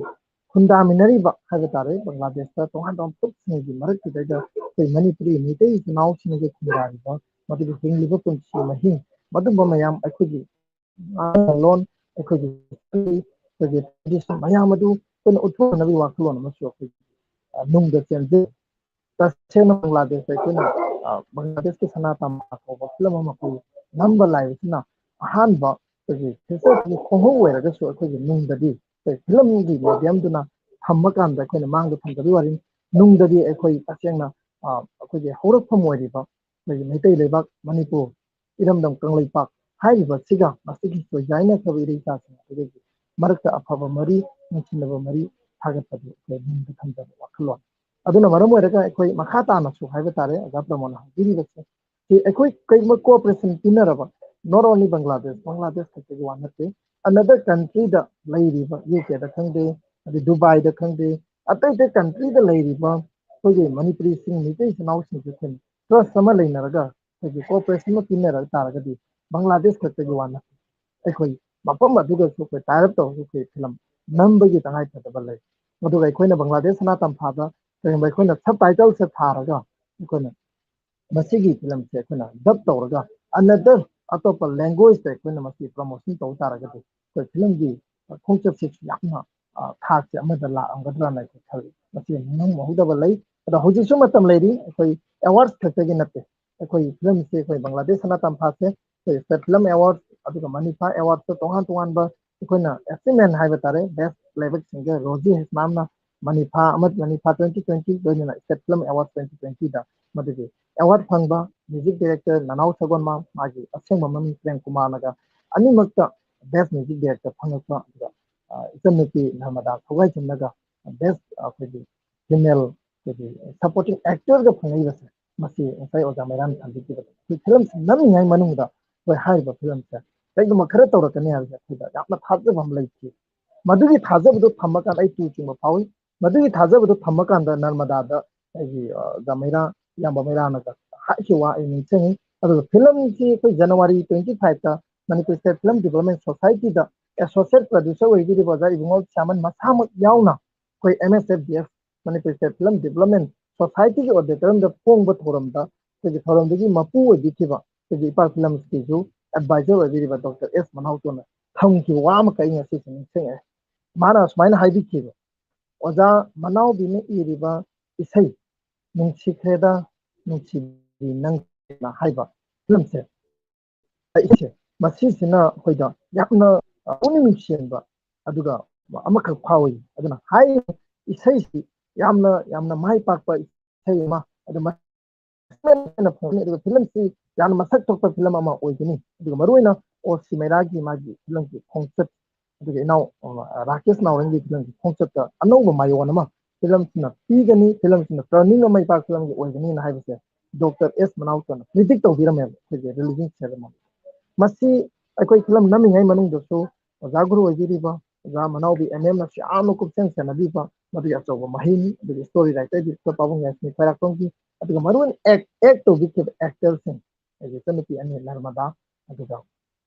कोई बलातेन शुभम अदुगा एक्टर ओइगिके अशोक अदुगा अखोई सपोर्टिंग एक्टर ओइकिबा सा रजत कुमार मागी मा रजत कुमार जे सोलमबा सा रजत की एक्टिंग जे सोलमबा अबे तागदी नर्मदा दा सोंगने बा अमकेन अदुना नर्मदाना बेस्ट सपोर्टिंग एक्टर फंगना बहनबदा माके को एक तोमिनरीबा सपोर्टिंग एक्टर ओइबा माकी मा मा सारिबा रजत की कैरेक्टर से यामना मर ओइकी हाइतार मसी डायरेक्टर ट्रीटमेंट दा यामना माइ पाका अमनेना आइगी आकेदी सु थमजके मणिपुर मियामना सु फिल्म की एजुकेशन प्रेडिक्ट तौगन अदुना ओजाना हंबीरीबा वाहंग दिदैदा इना थमजरकांदा इना समना थमजके तसेनमक इंटरनेशनल एरिया दा एरेना दा चंगब ngamnaba honaba matamda akhoi maitai longi akhoi language se masidaida akhoi number film se akhoi cooperation ama yamna sound pidinaba adu film se number matamda akhoi masigi international level da putopa yaba wari da base tawba adu film se akhoi paikhat gi tangai khadwa lai data film production na su gi Bangladesh ta another film ama number gi concept ama akhoi ajai bangol ga so akhoi online da akhoi wari sanap su lai Bangladesh के सनातन भाषा सिंह हागे return से लोशिंग की दबा film से ending से थम्मी बने question mark थम्मी बने बांग्लादेश की सनातन भाषा का मरुई न थम्मी वारी से मसाई की नर्मदा की मां मसाई से सीरे अशोक मागी अरोई बप्पा से जा नर्मदा की लाचे क्या मुसीगे द सुमाइन हाइवे अशोक से बांग्लादेश तो लाए मैं कई खोगल लेवल है अशोक से ꯏꯝꯐꯥꯜꯗ ꯊꯣꯛꯈꯤꯗꯣꯏꯅꯤ ꯃꯥꯁꯤ ꯇꯉꯥꯏ ꯐꯗꯅ ꯀꯃꯥꯏꯅ ꯊꯣꯛꯈꯤꯒꯦ ꯍꯥꯏꯕ ꯃꯇꯝꯗ ꯃꯥꯒꯤ ꯊꯣꯛꯈꯤꯕ ꯑꯩꯈꯣꯏꯒꯤ ꯕꯂꯥꯒ ꯍꯥꯏꯕꯗꯤ ꯕꯂꯥꯁꯤ ꯑꯩꯈꯣꯏꯒꯤ ꯐꯤꯂꯝꯁꯤꯗ ꯁꯅꯥ ꯁꯥꯕꯅꯤ ꯁꯅꯥꯁꯤꯒ ꯁꯛꯈꯪ ꯃꯥꯏꯈꯪꯅꯔꯦ ꯂꯨꯔꯤꯕ ꯁꯅꯥꯒ ꯁꯣꯛꯀ ꯍꯥꯏꯕꯗꯤ ꯊꯣꯏꯕꯒ ꯃꯕꯥꯅꯤꯒꯤ ꯅꯨꯡꯁꯤꯕꯒꯤ ꯃꯔꯤꯁꯦ ꯃꯥꯒꯤ ꯇꯥꯃꯣ ꯀꯩꯔꯣꯝ ꯂꯣꯏꯌꯥꯁꯤꯅ ꯍꯥꯏꯕꯗꯤ ꯑꯦꯛꯇꯔꯁꯤꯅ ꯑꯌꯥꯕ ꯄꯤꯗꯦ ꯃꯔꯝꯗꯤ ꯀꯩꯅꯣꯗ ꯃꯥꯗꯤ ꯃꯅꯤꯄꯨꯔꯗꯩ ꯂꯥꯛꯄꯅꯤ ꯏꯟꯗꯤꯌꯥꯗꯩ ꯂꯥꯛꯄꯅꯤ ꯚꯤꯁꯥ ꯂꯣꯏꯔ ꯍꯟꯈꯤꯅꯤ ꯃꯗꯨꯒꯤ ꯅꯨꯡꯁꯤꯕꯒꯤ ꯃꯔꯤꯗꯣ ꯃꯗꯨ ꯀꯨꯏꯅ ꯆꯠꯂꯣꯏ ꯍꯥꯏꯕꯁꯤꯅ ꯃꯔꯝ ꯑꯣꯏꯔꯒ ꯑꯊꯤꯡꯕ ꯄꯤꯕꯅꯤ ꯃꯗꯨꯃꯛꯁꯨ ꯊꯣꯛꯈꯤ ꯐꯤꯂꯝꯁꯤꯗ ꯃꯥꯒꯤ ꯊꯣꯏꯕꯁꯦ ꯃꯇꯝꯅ ꯄꯨꯔꯛꯇꯅ ꯃꯥꯒꯤ ꯚꯤꯁꯥ ꯃꯇꯝ ꯂꯣꯏꯔꯒ ꯃꯥꯁꯦ ꯍꯜꯂꯝꯗꯥꯏꯒꯤ ꯃꯇꯝꯗ ꯗꯥꯏꯂꯣग ꯐꯖꯕ ꯑꯃꯈꯛ ꯑꯩꯈꯣꯏ ꯆꯥꯕ ꯀꯥꯟꯗ ꯅꯝꯕ ꯗꯥꯏꯂꯣग ꯑꯃꯈꯛꯅꯤ ꯁꯨꯃꯥꯏꯅ ꯑꯩꯈꯣꯏꯒꯤ ꯊꯣꯏꯕꯒ ꯁꯅꯥꯒ ꯍꯥꯏꯕ ꯇꯥꯔꯦ ꯑꯁꯣꯛꯀ ꯕꯂꯥꯒ ꯗꯥꯏꯂꯣग ꯑꯃꯈꯛ ꯁꯥꯟꯅꯩꯌꯦꯕ ꯐꯤꯂꯝꯁꯤꯗ ꯀꯃꯥꯏꯅ ꯍꯥꯏ ꯃꯇꯝꯗ ꯕꯂꯥꯅ ꯍꯥꯏ ꯍꯥꯏꯗꯤ ꯇꯥꯊꯣꯏꯕ ꯅꯪꯁꯦ ꯆꯠꯈ꯭ꯔ ꯅꯣꯡꯃꯗꯤ ꯁꯨꯝ ꯆꯠꯈꯤꯒꯅꯤ ꯑꯃꯨꯛ ꯍꯟꯅ ꯍꯜꯂꯔꯣꯏꯗꯧꯕꯅꯤ ꯈꯣꯠꯄꯅꯤꯅ ꯍꯥꯏꯕ ꯗꯥꯏꯂꯣग ꯑꯃꯗ ꯑꯁꯣꯛꯀ ꯃꯕꯥꯅꯤ ꯁꯥꯟꯅꯕꯗ ꯁꯨꯃꯥꯏꯅ ꯍꯥꯏ ꯕꯂꯥꯅ ꯑꯁꯣꯛꯅ ꯍꯪꯕꯅꯤ ꯑꯩ ꯚꯤꯁꯥ ꯂꯩꯔꯤꯁꯤꯗꯤ ꯚꯤꯁꯥ ꯄꯥꯏꯔꯒ ꯑꯗꯨꯝ ꯂꯥꯛꯑ ꯂꯣꯏꯔꯦꯅ ꯍꯥꯏꯕꯅꯤ ꯁꯤꯗꯩꯗ ꯕꯂꯥꯅ ꯈꯣꯡꯈꯤ ꯚꯤꯁꯥꯁꯤꯗꯤ ꯄꯨꯟꯁꯤ ꯆꯨꯞꯄꯒꯤ ꯅꯠꯇꯦ ꯍꯥꯏꯗꯤ ꯚꯤꯁꯥꯁꯦ ꯂꯣꯏꯔꯒ ꯅꯪꯁꯦ ꯍꯟꯈꯤꯅꯤꯅ ꯍꯥꯏꯕꯅꯤ ꯑꯗꯨ ꯚꯤꯁꯥꯁꯦ ꯍꯟꯈꯤ ꯇꯥꯔꯒꯗꯤ ꯃꯥꯁꯦ ꯀꯩꯗꯧꯒꯗꯒꯦꯅ ꯍꯪꯕ ꯃꯇꯝꯗ ꯃꯥꯅ ꯘꯣꯔ ꯖꯃꯥꯏ ꯑꯣꯏꯕ ꯇꯥꯏꯌꯦꯅ ꯘꯣꯔ ꯖꯃꯥꯏ ꯍꯥꯏꯕꯁꯤ ꯌꯥꯎꯅꯤꯡꯕꯅ ꯍꯥꯏꯔꯝꯃꯦꯕ ꯍꯥꯏꯕꯗꯤ ꯌꯥꯎꯅ ꯏꯜꯂꯒꯗꯤ ꯃꯥꯁꯦ ꯂꯩꯕ ꯌꯥꯅꯤ ꯍꯥꯏꯕꯅꯤ ꯌꯥꯝ ꯁꯦꯡꯅ ꯘꯣꯔ ꯖꯃꯥꯏ ꯍꯥꯏꯕ ꯂꯣꯟꯁꯦ ꯑꯩꯈꯣꯏꯅ ꯐꯤꯂꯝꯗ ꯁꯤꯖꯤꯟꯅꯈꯤ ꯑꯩꯈꯣꯏꯅꯗꯤ ꯊꯣꯏꯅ ꯈꯜꯂꯨꯗꯕ ꯐꯤꯂꯝ ꯗꯥꯏꯂꯣग ꯑꯃꯈꯛ ꯑꯗꯨꯒ ꯑꯇꯣꯞꯄ ꯑꯃꯅ ꯃꯗꯨꯅ ꯃꯔꯝ ꯑꯣꯏꯔꯒ ꯃꯥꯁꯤ ꯀꯩꯅꯣꯁꯦ ꯊꯣꯏꯕꯁꯦ ꯚꯤꯁꯥ ꯂꯣꯏꯔꯒ ꯃꯗꯨꯒꯤ ꯗꯥꯏꯂꯣꯒꯇꯨꯃ ꯇꯥꯔꯒ ꯚꯤꯁꯥ ꯂꯣꯏꯔꯒ ꯏꯝꯐꯥꯜꯗ ꯊꯣꯛꯈ꯭ꯔꯦ ꯁꯣꯝ ꯅꯥꯀꯟꯗ ꯃꯄꯥꯕꯨꯡ ꯑꯇꯣꯞꯄ ꯅꯨꯄꯥ ꯑꯃꯗ ꯂꯨꯍꯣꯡꯅꯕ ꯑꯦꯡꯒꯦꯖ ꯇꯧꯅꯕ ꯃꯇꯝꯁꯤꯗ ꯑꯩꯈꯣꯏꯒꯤ ꯉꯁꯥꯏ ꯑꯣꯖꯥ ꯏꯕꯨꯡꯉꯣꯅ ꯄꯟꯕꯤꯈꯤꯕ ꯕꯣꯔꯗꯔ ꯂꯥꯟꯖꯟꯕꯁꯤꯡꯁꯦ ꯃꯁꯤ ꯌꯥꯝꯅ ꯑꯩꯈꯣꯏ ꯂꯥꯏꯕꯛ ꯊꯤꯔꯝꯕ ꯌꯥꯕ ꯄꯣꯠꯅꯤ ꯍꯥꯏꯗꯤ ꯕꯣꯔꯗꯔ ꯁꯦꯀꯨꯔꯤꯇꯤꯁꯤꯡꯅ ꯀꯩꯒꯨꯝꯕꯗ ꯌꯥꯝꯅ ꯈꯨꯗꯣꯡꯊꯤꯕ ꯊꯧꯗꯣꯛ ꯑꯃ ꯊꯣꯛꯄ ꯌꯥꯏꯕ ꯅꯣꯡꯃꯩ ꯀꯥꯞꯄꯝ ꯇꯥꯔꯒꯗꯤ ꯁꯤꯔꯝꯕ ꯌꯥꯕ ꯁꯤꯟ ꯑꯃꯈꯛꯅꯦꯕ ꯃꯁꯤ ꯑꯣꯖꯥ ꯃꯩꯔꯥ ꯑꯩꯈꯣꯏꯒꯤ ꯃꯅꯨꯡꯁꯤꯗ ꯅꯝꯈꯤꯕ ꯕꯣꯔꯗꯔꯒꯤ ꯃꯅꯨꯡꯗ ꯅꯝꯈꯤꯕ ꯁꯤꯁꯦ ꯐꯥꯎꯖꯤꯜꯂ ꯂꯥꯛꯏꯕꯁꯤ ꯃꯥꯅ ꯕꯂꯥꯁꯦ ꯍꯥꯏꯕꯗꯤ ꯁꯅꯥꯁꯦ ꯂꯧꯔꯒꯦꯅ ꯊꯣꯏꯕꯅꯤ ꯕꯪꯒ꯭ꯂꯥꯗꯦꯁ ꯊꯨꯡꯕ ꯃꯤꯀꯨꯞꯁꯤꯗꯩꯗ ꯑꯩꯈꯣꯏꯒꯤ ꯃꯥꯁꯦ ꯆꯪꯕꯒꯤ ꯑꯌꯥꯕꯁꯦ ꯃꯄꯥꯅ ꯄꯤꯗ꯭ꯔꯦꯕ ꯍꯥꯏꯗꯤ ꯁꯅꯥꯅꯗꯤ ꯍꯔꯥꯎꯅ ꯃꯥꯁꯦ ꯑꯣꯛꯑꯒꯦꯅ ꯆꯪꯕ ꯑꯗꯣ ꯉꯁꯥꯏꯒꯤ ꯃꯄꯥ ꯈꯣꯏꯔꯝ ꯂꯣꯏꯌꯥꯁꯤꯅ ꯄꯤꯗꯦ ꯇꯥꯃꯣꯁꯤꯅ ꯑꯗ ꯃꯥꯅ ꯂꯥꯛꯇꯨꯅ ꯏꯟꯊꯣꯔꯛꯑꯦ ꯆꯩꯅ ꯄꯥꯏꯔꯒꯐꯥꯎ ꯐꯨꯔꯒꯐꯥꯎ ꯏꯟꯊꯣꯔꯛꯈꯤꯕ ꯃꯤꯀꯨꯞ ꯑꯃꯗ ꯑꯁꯣꯛꯁꯦ ꯊꯣꯏꯕꯁꯦ ꯃꯥꯒꯤ ꯁꯅꯥꯒꯤ ꯁꯨꯃꯥꯡꯗ ꯇꯨꯕꯅꯤ ꯇꯨꯕ ꯃꯤꯀꯨꯞꯁꯤꯗ ꯀꯅꯥꯒꯤ ꯃꯈꯣꯡ ꯇꯥꯒꯦ ꯃꯇꯝꯗ ꯉꯁꯥꯏꯒꯤ ꯇꯝꯐꯥꯒꯤ ꯃꯈꯣꯡꯗ ꯇꯨꯁꯟꯕꯒꯤ ꯋꯥꯔꯤ ꯃꯗꯨꯗ ꯇꯝꯐꯥꯅ ꯁꯤꯟꯅꯈꯤꯕ ꯗꯥꯏꯂꯣग ꯑꯃꯈꯛ ꯐꯤꯂꯝꯁꯤꯗ ꯑꯩꯅ ꯌꯥꯝꯅ ꯅꯨꯡꯁꯤꯖꯕ ꯃꯌꯥꯝꯗ ꯃꯦꯁꯦꯖ ꯄꯤꯕ ꯑꯦꯔꯤꯌꯥ ꯗꯥꯏꯂꯣग ꯑꯃ ꯁꯤꯁꯦ ꯑꯣꯏ ꯐꯤꯂꯝꯒꯤ ꯑꯦꯟꯗꯤꯡ ꯁꯨꯃꯥꯏꯅ ꯍꯥꯏ ꯊꯣꯏꯕꯁꯤ ꯕꯪꯒ꯭ꯂꯥꯗꯦꯁꯇ ꯆꯪꯖꯐꯝ ꯄꯤꯗ꯭ꯔꯦ ꯃꯥ ꯍꯟꯕ ꯇꯥꯔꯦ ꯏꯝꯐꯥꯜꯗ ꯁꯤꯒꯤ ꯃꯤꯀꯨꯞꯁꯤꯗ ꯑꯩꯈꯣꯏꯒꯤ ꯇꯝꯐꯥ ꯁꯥꯔꯤꯕ ꯅꯔꯃꯗꯥꯒꯤ ꯃꯈꯣꯡꯗ ꯇꯨꯕ ꯃꯤꯀꯨꯞꯁꯤꯗ ꯑꯩꯈꯣꯏꯒꯤ ꯅꯔꯃꯗꯥꯁꯤꯅ ꯍꯥꯏꯗꯤ ꯇꯝꯐꯥꯁꯤꯅ ꯃꯥꯁꯦ ꯇꯞꯅ ꯄꯣꯡꯈꯠꯄꯤꯔꯒ ꯃꯥꯅ ꯁꯨꯃꯥꯏꯅ ꯍꯥꯏꯇꯥꯔꯦ ꯕꯪꯒ꯭ꯂꯥꯗꯦꯁꯀꯤ ꯃꯤꯄꯨꯝ ꯈꯨꯗꯤꯡꯃꯛꯅ ꯏꯕꯨꯡꯒꯤ ꯆꯪꯖꯐꯝ ꯈꯣꯡ ꯊꯦꯡꯈ꯭ꯔꯕꯁꯨ ꯃꯅꯤꯄꯨꯔꯒꯤ ꯆꯦꯡꯅ ꯆꯥꯎꯝꯂꯛꯄꯤ ꯇꯝꯐꯥꯅ ꯏꯕꯨꯡꯒꯤ ꯆꯪꯖꯐꯝ ꯈꯣꯡ ꯂꯥꯎꯅ ꯍꯥꯡꯗꯨꯅ ꯃꯇꯝ ꯆꯨꯞꯄꯗ ꯍꯥꯡꯂꯤ ꯏꯕꯨꯡꯒꯤ ꯆꯪꯖꯐꯝ ꯑꯩꯈꯣꯏꯒꯤ ꯃꯇꯝ ꯆꯨꯞꯄꯗ ꯈꯣꯡ ꯍꯥꯡꯂꯤ ꯃꯥꯅ ꯇꯝꯐꯥꯁꯤꯅ ꯃꯥꯁꯤ ꯆꯪꯖꯐꯝ ꯄꯤꯕꯅꯤ ꯁꯤꯁꯦ ꯃꯥꯁꯦ ꯄꯨꯔ ꯂꯥꯛꯑꯀꯥꯟꯗ ꯃꯥꯃꯁꯦ ꯂꯥꯏ ꯌꯦꯛꯄꯅꯤ ꯃꯥꯃꯁꯦ ꯃꯥꯡꯒꯣꯟꯗ ꯁꯤꯔ ꯂꯩꯔꯝꯕꯅꯤ ꯁꯤꯒꯤ ꯃꯤꯀꯨꯞꯇ ꯍꯥꯏꯔꯤꯕ ꯇꯝꯐꯥꯁꯦ ꯄꯨꯔꯒ ꯏꯝꯐꯥꯜꯗ ꯆꯠꯈꯤ ꯇꯝꯐꯥꯒꯤ ꯆꯪꯖꯐꯝꯗꯤ ꯍꯥꯏꯗꯤ ꯃꯥꯒꯤ ꯂꯩꯐꯝꯁꯦ ꯃꯥꯃ ꯂꯩꯇ꯭ꯔꯕꯅꯤꯅ ꯑꯩꯈꯣꯏꯒꯤ ꯀꯩꯅꯣꯗ ꯂꯩꯇ꯭ꯔꯦ ꯍꯥꯏꯗꯤ ꯕꯪꯒ꯭ꯂꯥꯗꯦꯁꯇ ꯃꯊꯟꯇ ꯅꯨꯄꯤ ꯃꯆꯥ ꯑꯃ ꯂꯩꯍꯧꯕꯒꯤ ꯑꯣꯏꯊꯣꯛꯄ ꯂꯩꯇꯕꯅꯤꯅ ꯃꯥꯁꯦ ꯃꯥꯒꯤ ꯍꯧꯔꯛꯐꯝ ꯑꯣꯏꯔꯒ ꯃꯅꯤꯄꯨꯔꯗ ꯄꯨꯔꯒ ꯆꯠꯅꯅꯕꯒꯤ ꯈꯣꯡ ꯊꯥꯡꯊꯣꯔꯛꯄ ꯃꯤꯀꯨꯞ ꯑꯃꯅꯦꯕ ꯁꯤ ꯃꯤꯀꯨꯞꯁꯤꯗ ꯁꯅꯥꯁꯦ ꯂꯥꯛꯄꯒꯤ ꯋꯥꯔꯤꯅꯤ ꯍꯥꯏꯕꯗꯤ ꯕꯂꯥꯁꯦ ꯂꯥꯛꯄꯒꯤ ꯋꯥꯔꯤꯅꯤ ꯕꯂꯥꯅ ꯊꯤꯡꯕꯅꯦ ꯐꯤꯂꯝꯒꯤ ꯑꯦꯟꯗꯤꯡꯁꯦ ꯑꯁꯣꯛ ꯍꯥꯏꯕꯗꯤ ꯊꯣꯏꯕꯁꯤꯅ ꯇꯝꯐꯥꯁꯦ ꯄꯨꯔꯒ ꯆꯠꯀꯦꯅ ꯈꯣꯡ ꯊꯥꯡꯊꯣꯔꯛꯄ ꯃꯤꯀꯨꯞꯇ ꯁꯅꯥꯅ ꯀꯧꯔꯛꯑꯒ ꯈꯥꯡꯈꯤ ꯍꯥꯏꯔꯤꯕ ꯃꯤꯀꯨꯞꯁꯤꯗꯩꯗ ꯕꯪꯒ꯭ꯂꯥꯗꯦꯁꯀꯤ ꯁꯅꯥ ꯇꯝꯐꯥ ꯍꯥꯏꯕꯁꯤ ꯑꯦꯟꯗꯤꯡꯁꯦ ꯑꯗꯨꯃꯥꯏꯅ ꯐꯥꯔꯁ ꯄꯥꯔꯠ ꯑꯩꯈꯣꯏꯅ ꯐꯤꯂꯝꯁꯤꯗ ꯊꯝꯕꯅꯤ ꯑꯗꯣ ꯃꯁꯤ ꯃꯌꯥꯝꯅ ꯑꯩꯉꯣꯟꯗ ꯌꯥꯝ ꯍꯪꯉꯛꯄꯁꯦ ꯑꯣꯖꯥ ꯏꯕꯨꯡꯉꯣꯗꯁꯨ ꯍꯪꯉꯦꯅ ꯇꯥꯛꯄꯤ ꯐꯤꯂꯝꯁꯤꯒꯤ ꯁꯦꯀꯦꯟ ꯄꯥꯔꯠ ꯍꯥꯏꯗꯤ ꯕꯪꯒ꯭ꯂꯥꯗꯦꯁ ꯁꯅꯥ ꯇꯝꯐꯥ ꯀꯅꯥꯒ ꯊꯨꯡꯅꯈꯤꯕꯅꯣ ꯑꯁꯣꯛꯅ ꯇꯝꯐꯥꯁꯦ ꯄꯨꯔꯒ ꯃꯅꯤꯄꯨꯔ ꯊꯣꯛꯈꯤꯕ꯭ꯔꯥ ꯑꯣꯔ ꯅꯠꯇ꯭ꯔꯒꯅ ꯈꯥꯝꯃꯤꯕ ꯁꯅꯥꯗꯨ ꯄꯨꯔꯒ ꯆꯠꯈꯤꯕ꯭ꯔꯥ ꯍꯥꯏꯕꯁꯦ ꯌꯥꯝꯅ ꯑꯆꯧꯕ ꯔꯤꯃꯥꯔꯛ ꯑꯃ ꯍꯥꯏꯗꯤ ꯀꯣꯏꯁꯟ ꯃꯥꯔꯛ ꯑꯃ ꯊꯝꯃꯒ ꯂꯩꯕ ꯐꯤꯂꯝ ꯑꯃꯈꯛꯅꯤ ꯑꯗꯨꯅ ꯍꯥꯏꯔꯤꯕ ꯐꯤꯂꯝꯁꯤꯒꯤ ꯁꯦꯀꯦꯟ ꯄꯥꯔꯠ ꯅꯝꯃꯛꯄꯒꯤ ꯃꯗꯨꯒꯤ ꯇꯉꯥꯏꯐꯗꯕ ꯑꯇꯣꯞꯄ ꯃꯤꯌꯥꯝꯒꯤ ꯄꯥꯕ꯭ꯂꯤꯛꯀꯤ ꯑꯗꯨꯒꯨꯝꯕ ꯑꯄꯥꯝꯕ ꯑꯗꯨꯒ ꯑꯩꯈꯣꯏ ꯁ꯭ꯇꯣꯔꯤ ꯔꯥꯏꯇꯔꯁꯨ ꯈꯔ ꯑꯄꯥꯝꯕ ꯂꯥꯛꯄ ꯇꯥꯔꯒꯗꯤ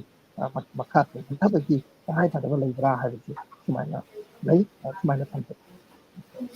Thank you, Oja Rakesh. Shoidana, koi mathang gi hada sana tampa second. I got another second episode. Asigi kano si shoidana continue lakani. Adugi thaja bat thamjeri. Amashung film asiga kano trok baga yako kay hada asiga loina na koi atopo topo wari kaya asa pusan video kan asigi mangama mangwina si hai bagi sa orba sama thamni.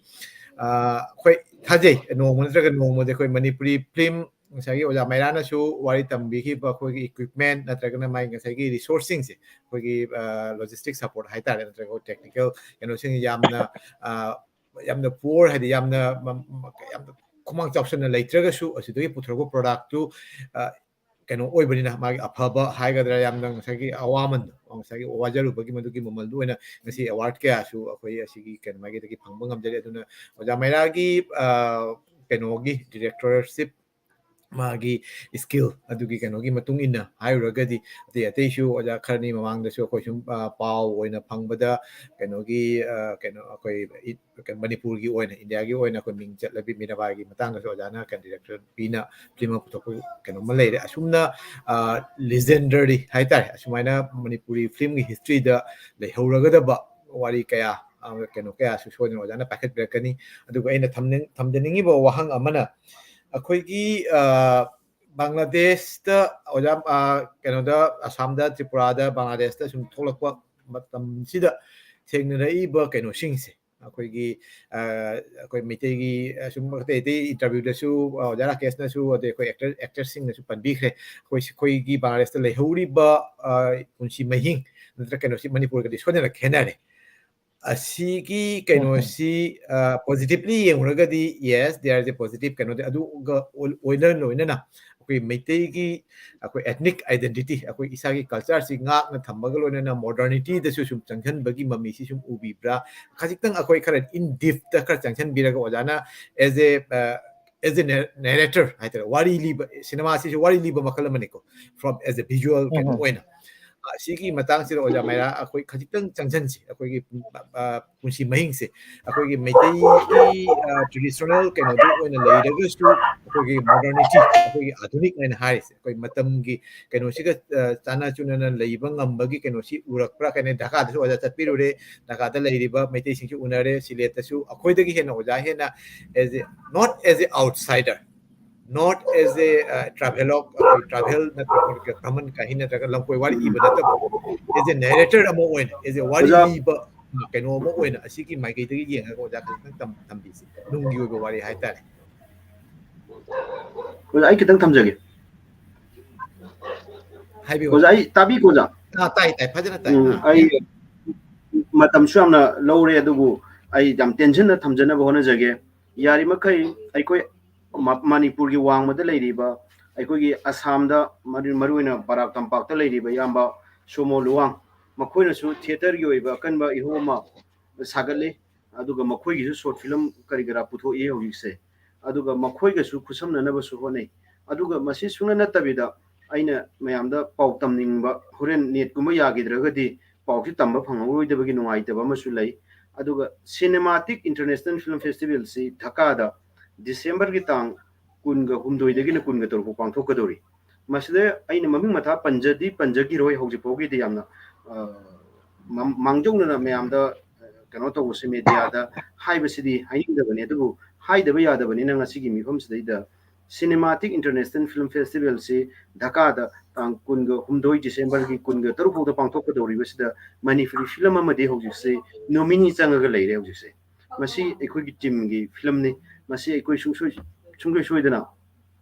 masidagi aikoina masima aina nungai pauni maram question ge de mari di leina de aina sima thamjara kanda atopa ama lakcheningi bana ojana haibi bada maina aikoi Manipur gi mapanda khunda tana leiba diaspora sing si punjan na hona ba kanda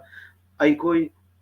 ithandana director oibana tabida koi gi Assam dagi Arunachal dagi Meghalaya dagi tongan ba north east da leiba state sing sigi apunba director gi team mama punchal laganda aikoi film ma puthokna bagi plan aikoi leijai leiriba plan se aikoi thabak oina jangsan ba ngamna na ba hona ba kanda aikoi masigi producer sini adu banner aduni haiba kaimta leitri tawdo akoi director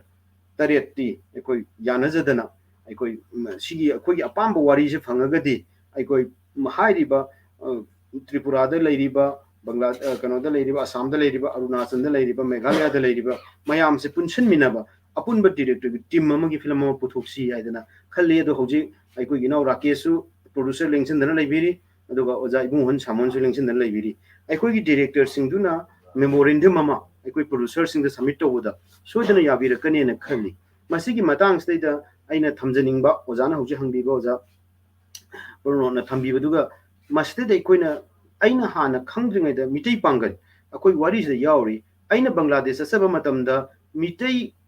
akoi kalisa singa akoi gidam nung sinade adu mitei pangal ngai koi gadi michang amata oi maside ai minna urakwa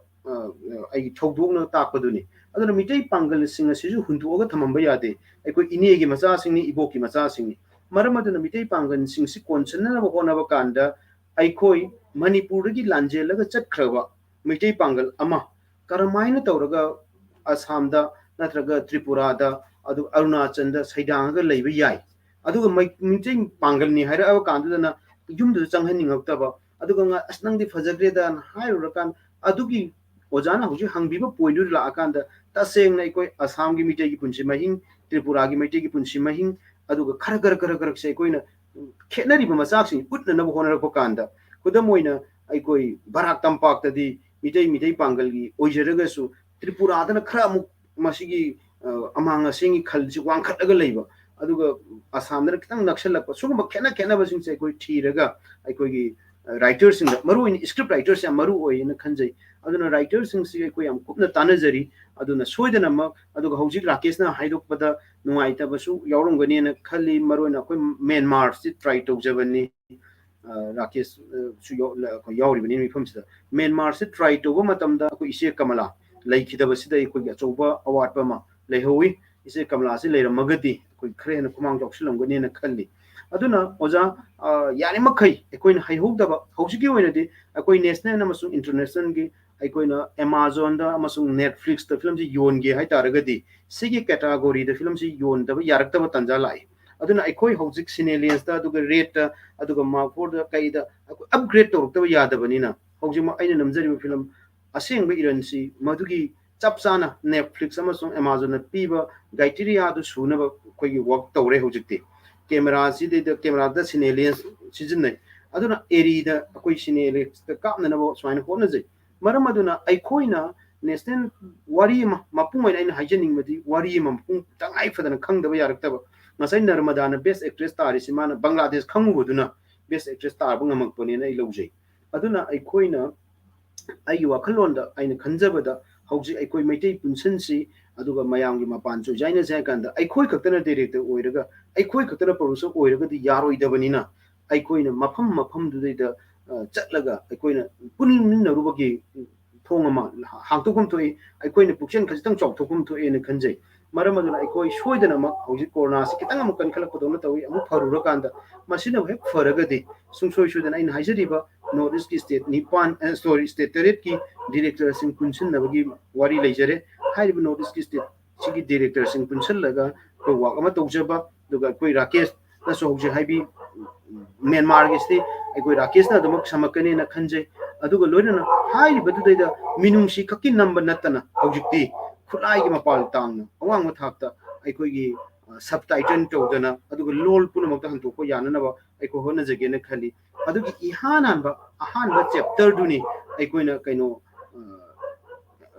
na koigi aseng bi ran try to jari basi aseng bi iran sidai da koigi live am ka yengjana ba kanno hona jari sinalians ki kaisin adugi Mirabai ozana sai thambiba Mirabai shi oirakna bohona ba da mana Manipur gi manungi mana pi ngai chawro ko di number yamna lai mapani mi samna ro matamda America da lebe mai je yaw da yar oi ko mana America da cross to ko ni adai America gi mission khomsi America da lebe mai je yaw hunsi hai bagi aikoi gi ayu wa khalon ai as a director moina madugi pandam su thamjai aduga loina na hojik sei aina thamjaning bada ai gi film team da hojik se anugo wari ma ga koina semjari ba anugo wari si su soidana ma aikoi biopic ta infam oigani biopic ta infam oiraga di national amsu international arena da changchen ma khar lairak pa hojik se khudam oina 1917 aikoi historical play film oibani na madai da koina historical background laitraga di aikoi international arena da changchen ba ta awa ba ma laire hojiti भावना सागत मंगलान की film नाक्तनसु यारक्तब अदुना अखोइदी युमफम असेंब reality अइन साइजब the film अस्ति मिनंबा यादबनिना आगे reality अमा थीना बहोनर कांदा अखोइना biopic से हुजि national अमसु international की level the biopic की वारी याम कन थीनरए अदुगा लोइना अतेनबा वारी मियाम द मालेम पुनमनु यानगदब वारी नुंगसीबा हाइबसे लव हाइबसे पृथ्वी पुनमकिनि नुंगसीबा यावदब माले मिओइबा मत लेइते अदुना मरम ओरकांदा हौजे अखोइना वारी अमसु ngasimak aina film gi timama sa chai na ainga sa haijabado kogi loktak ki kogi singthi hariba mafam du da ai survey am ko chachebane mada singthi da survey chachebagi maru maram di ai koi loktak festival pangthoi adu ai koi ki thang kara kaibulam jaw national park si ai koi asom da moirang rom site ju kaibulam jaw national park thai adu songi ai koi gi komla khongum da leiriba mafam jida di mahuksan isem semgat pidaba अखोई ममांग खजंग चमकल mummy तारसु मदुदे अखोइना Krang से Asom दगी the उब थांग Krang नतब opposite side की करांग से कमाइना उरिगे जी Young बस चबने अदुना अखोई ओजा promote साइ थंबीबा याम reality कइनो फंगननबा होनबा कांदा अखोइना मफम दु तान जंक्शनबा मथौ ताइ अदुना आई पॉइंट लाक्सगे हौजिकसु अखोई बायोपिक फिल्म अमा सुनीता की कोई ममिता उबगी पांगल लेतबा इसी एसिना मचा अनि सेमकपा adadagi magi mapuroi ba kaina ki bagi matang sida aikoi isiga mai punsi wari si yumpham oinaraga aikoi film gi team sina kaido wa yage gaina khana ba bog dai koi leije hairi ba singa sina oiragadi maana chatluba lam sing sida koi ngasai ai point da muslak sage mirabai na chattaba india gi mafam leite mirabai na cha ayamba prithvi gi mafam khara chalabani adu themu ba mafam singa se masi konsin bangam gane na khali adu ngasai gi notice ki state निपान से आई producer अनि यावरिंग the थमजा होबगी वानी notice के state सिंगसिदे the Koyna notice के state तरे सिगी आई कोगी sister state सिंग से मसिदे की director सिंग से पुनसन मिनब तारगदी आई director ओइजरी बा आई मणिपुर की आईना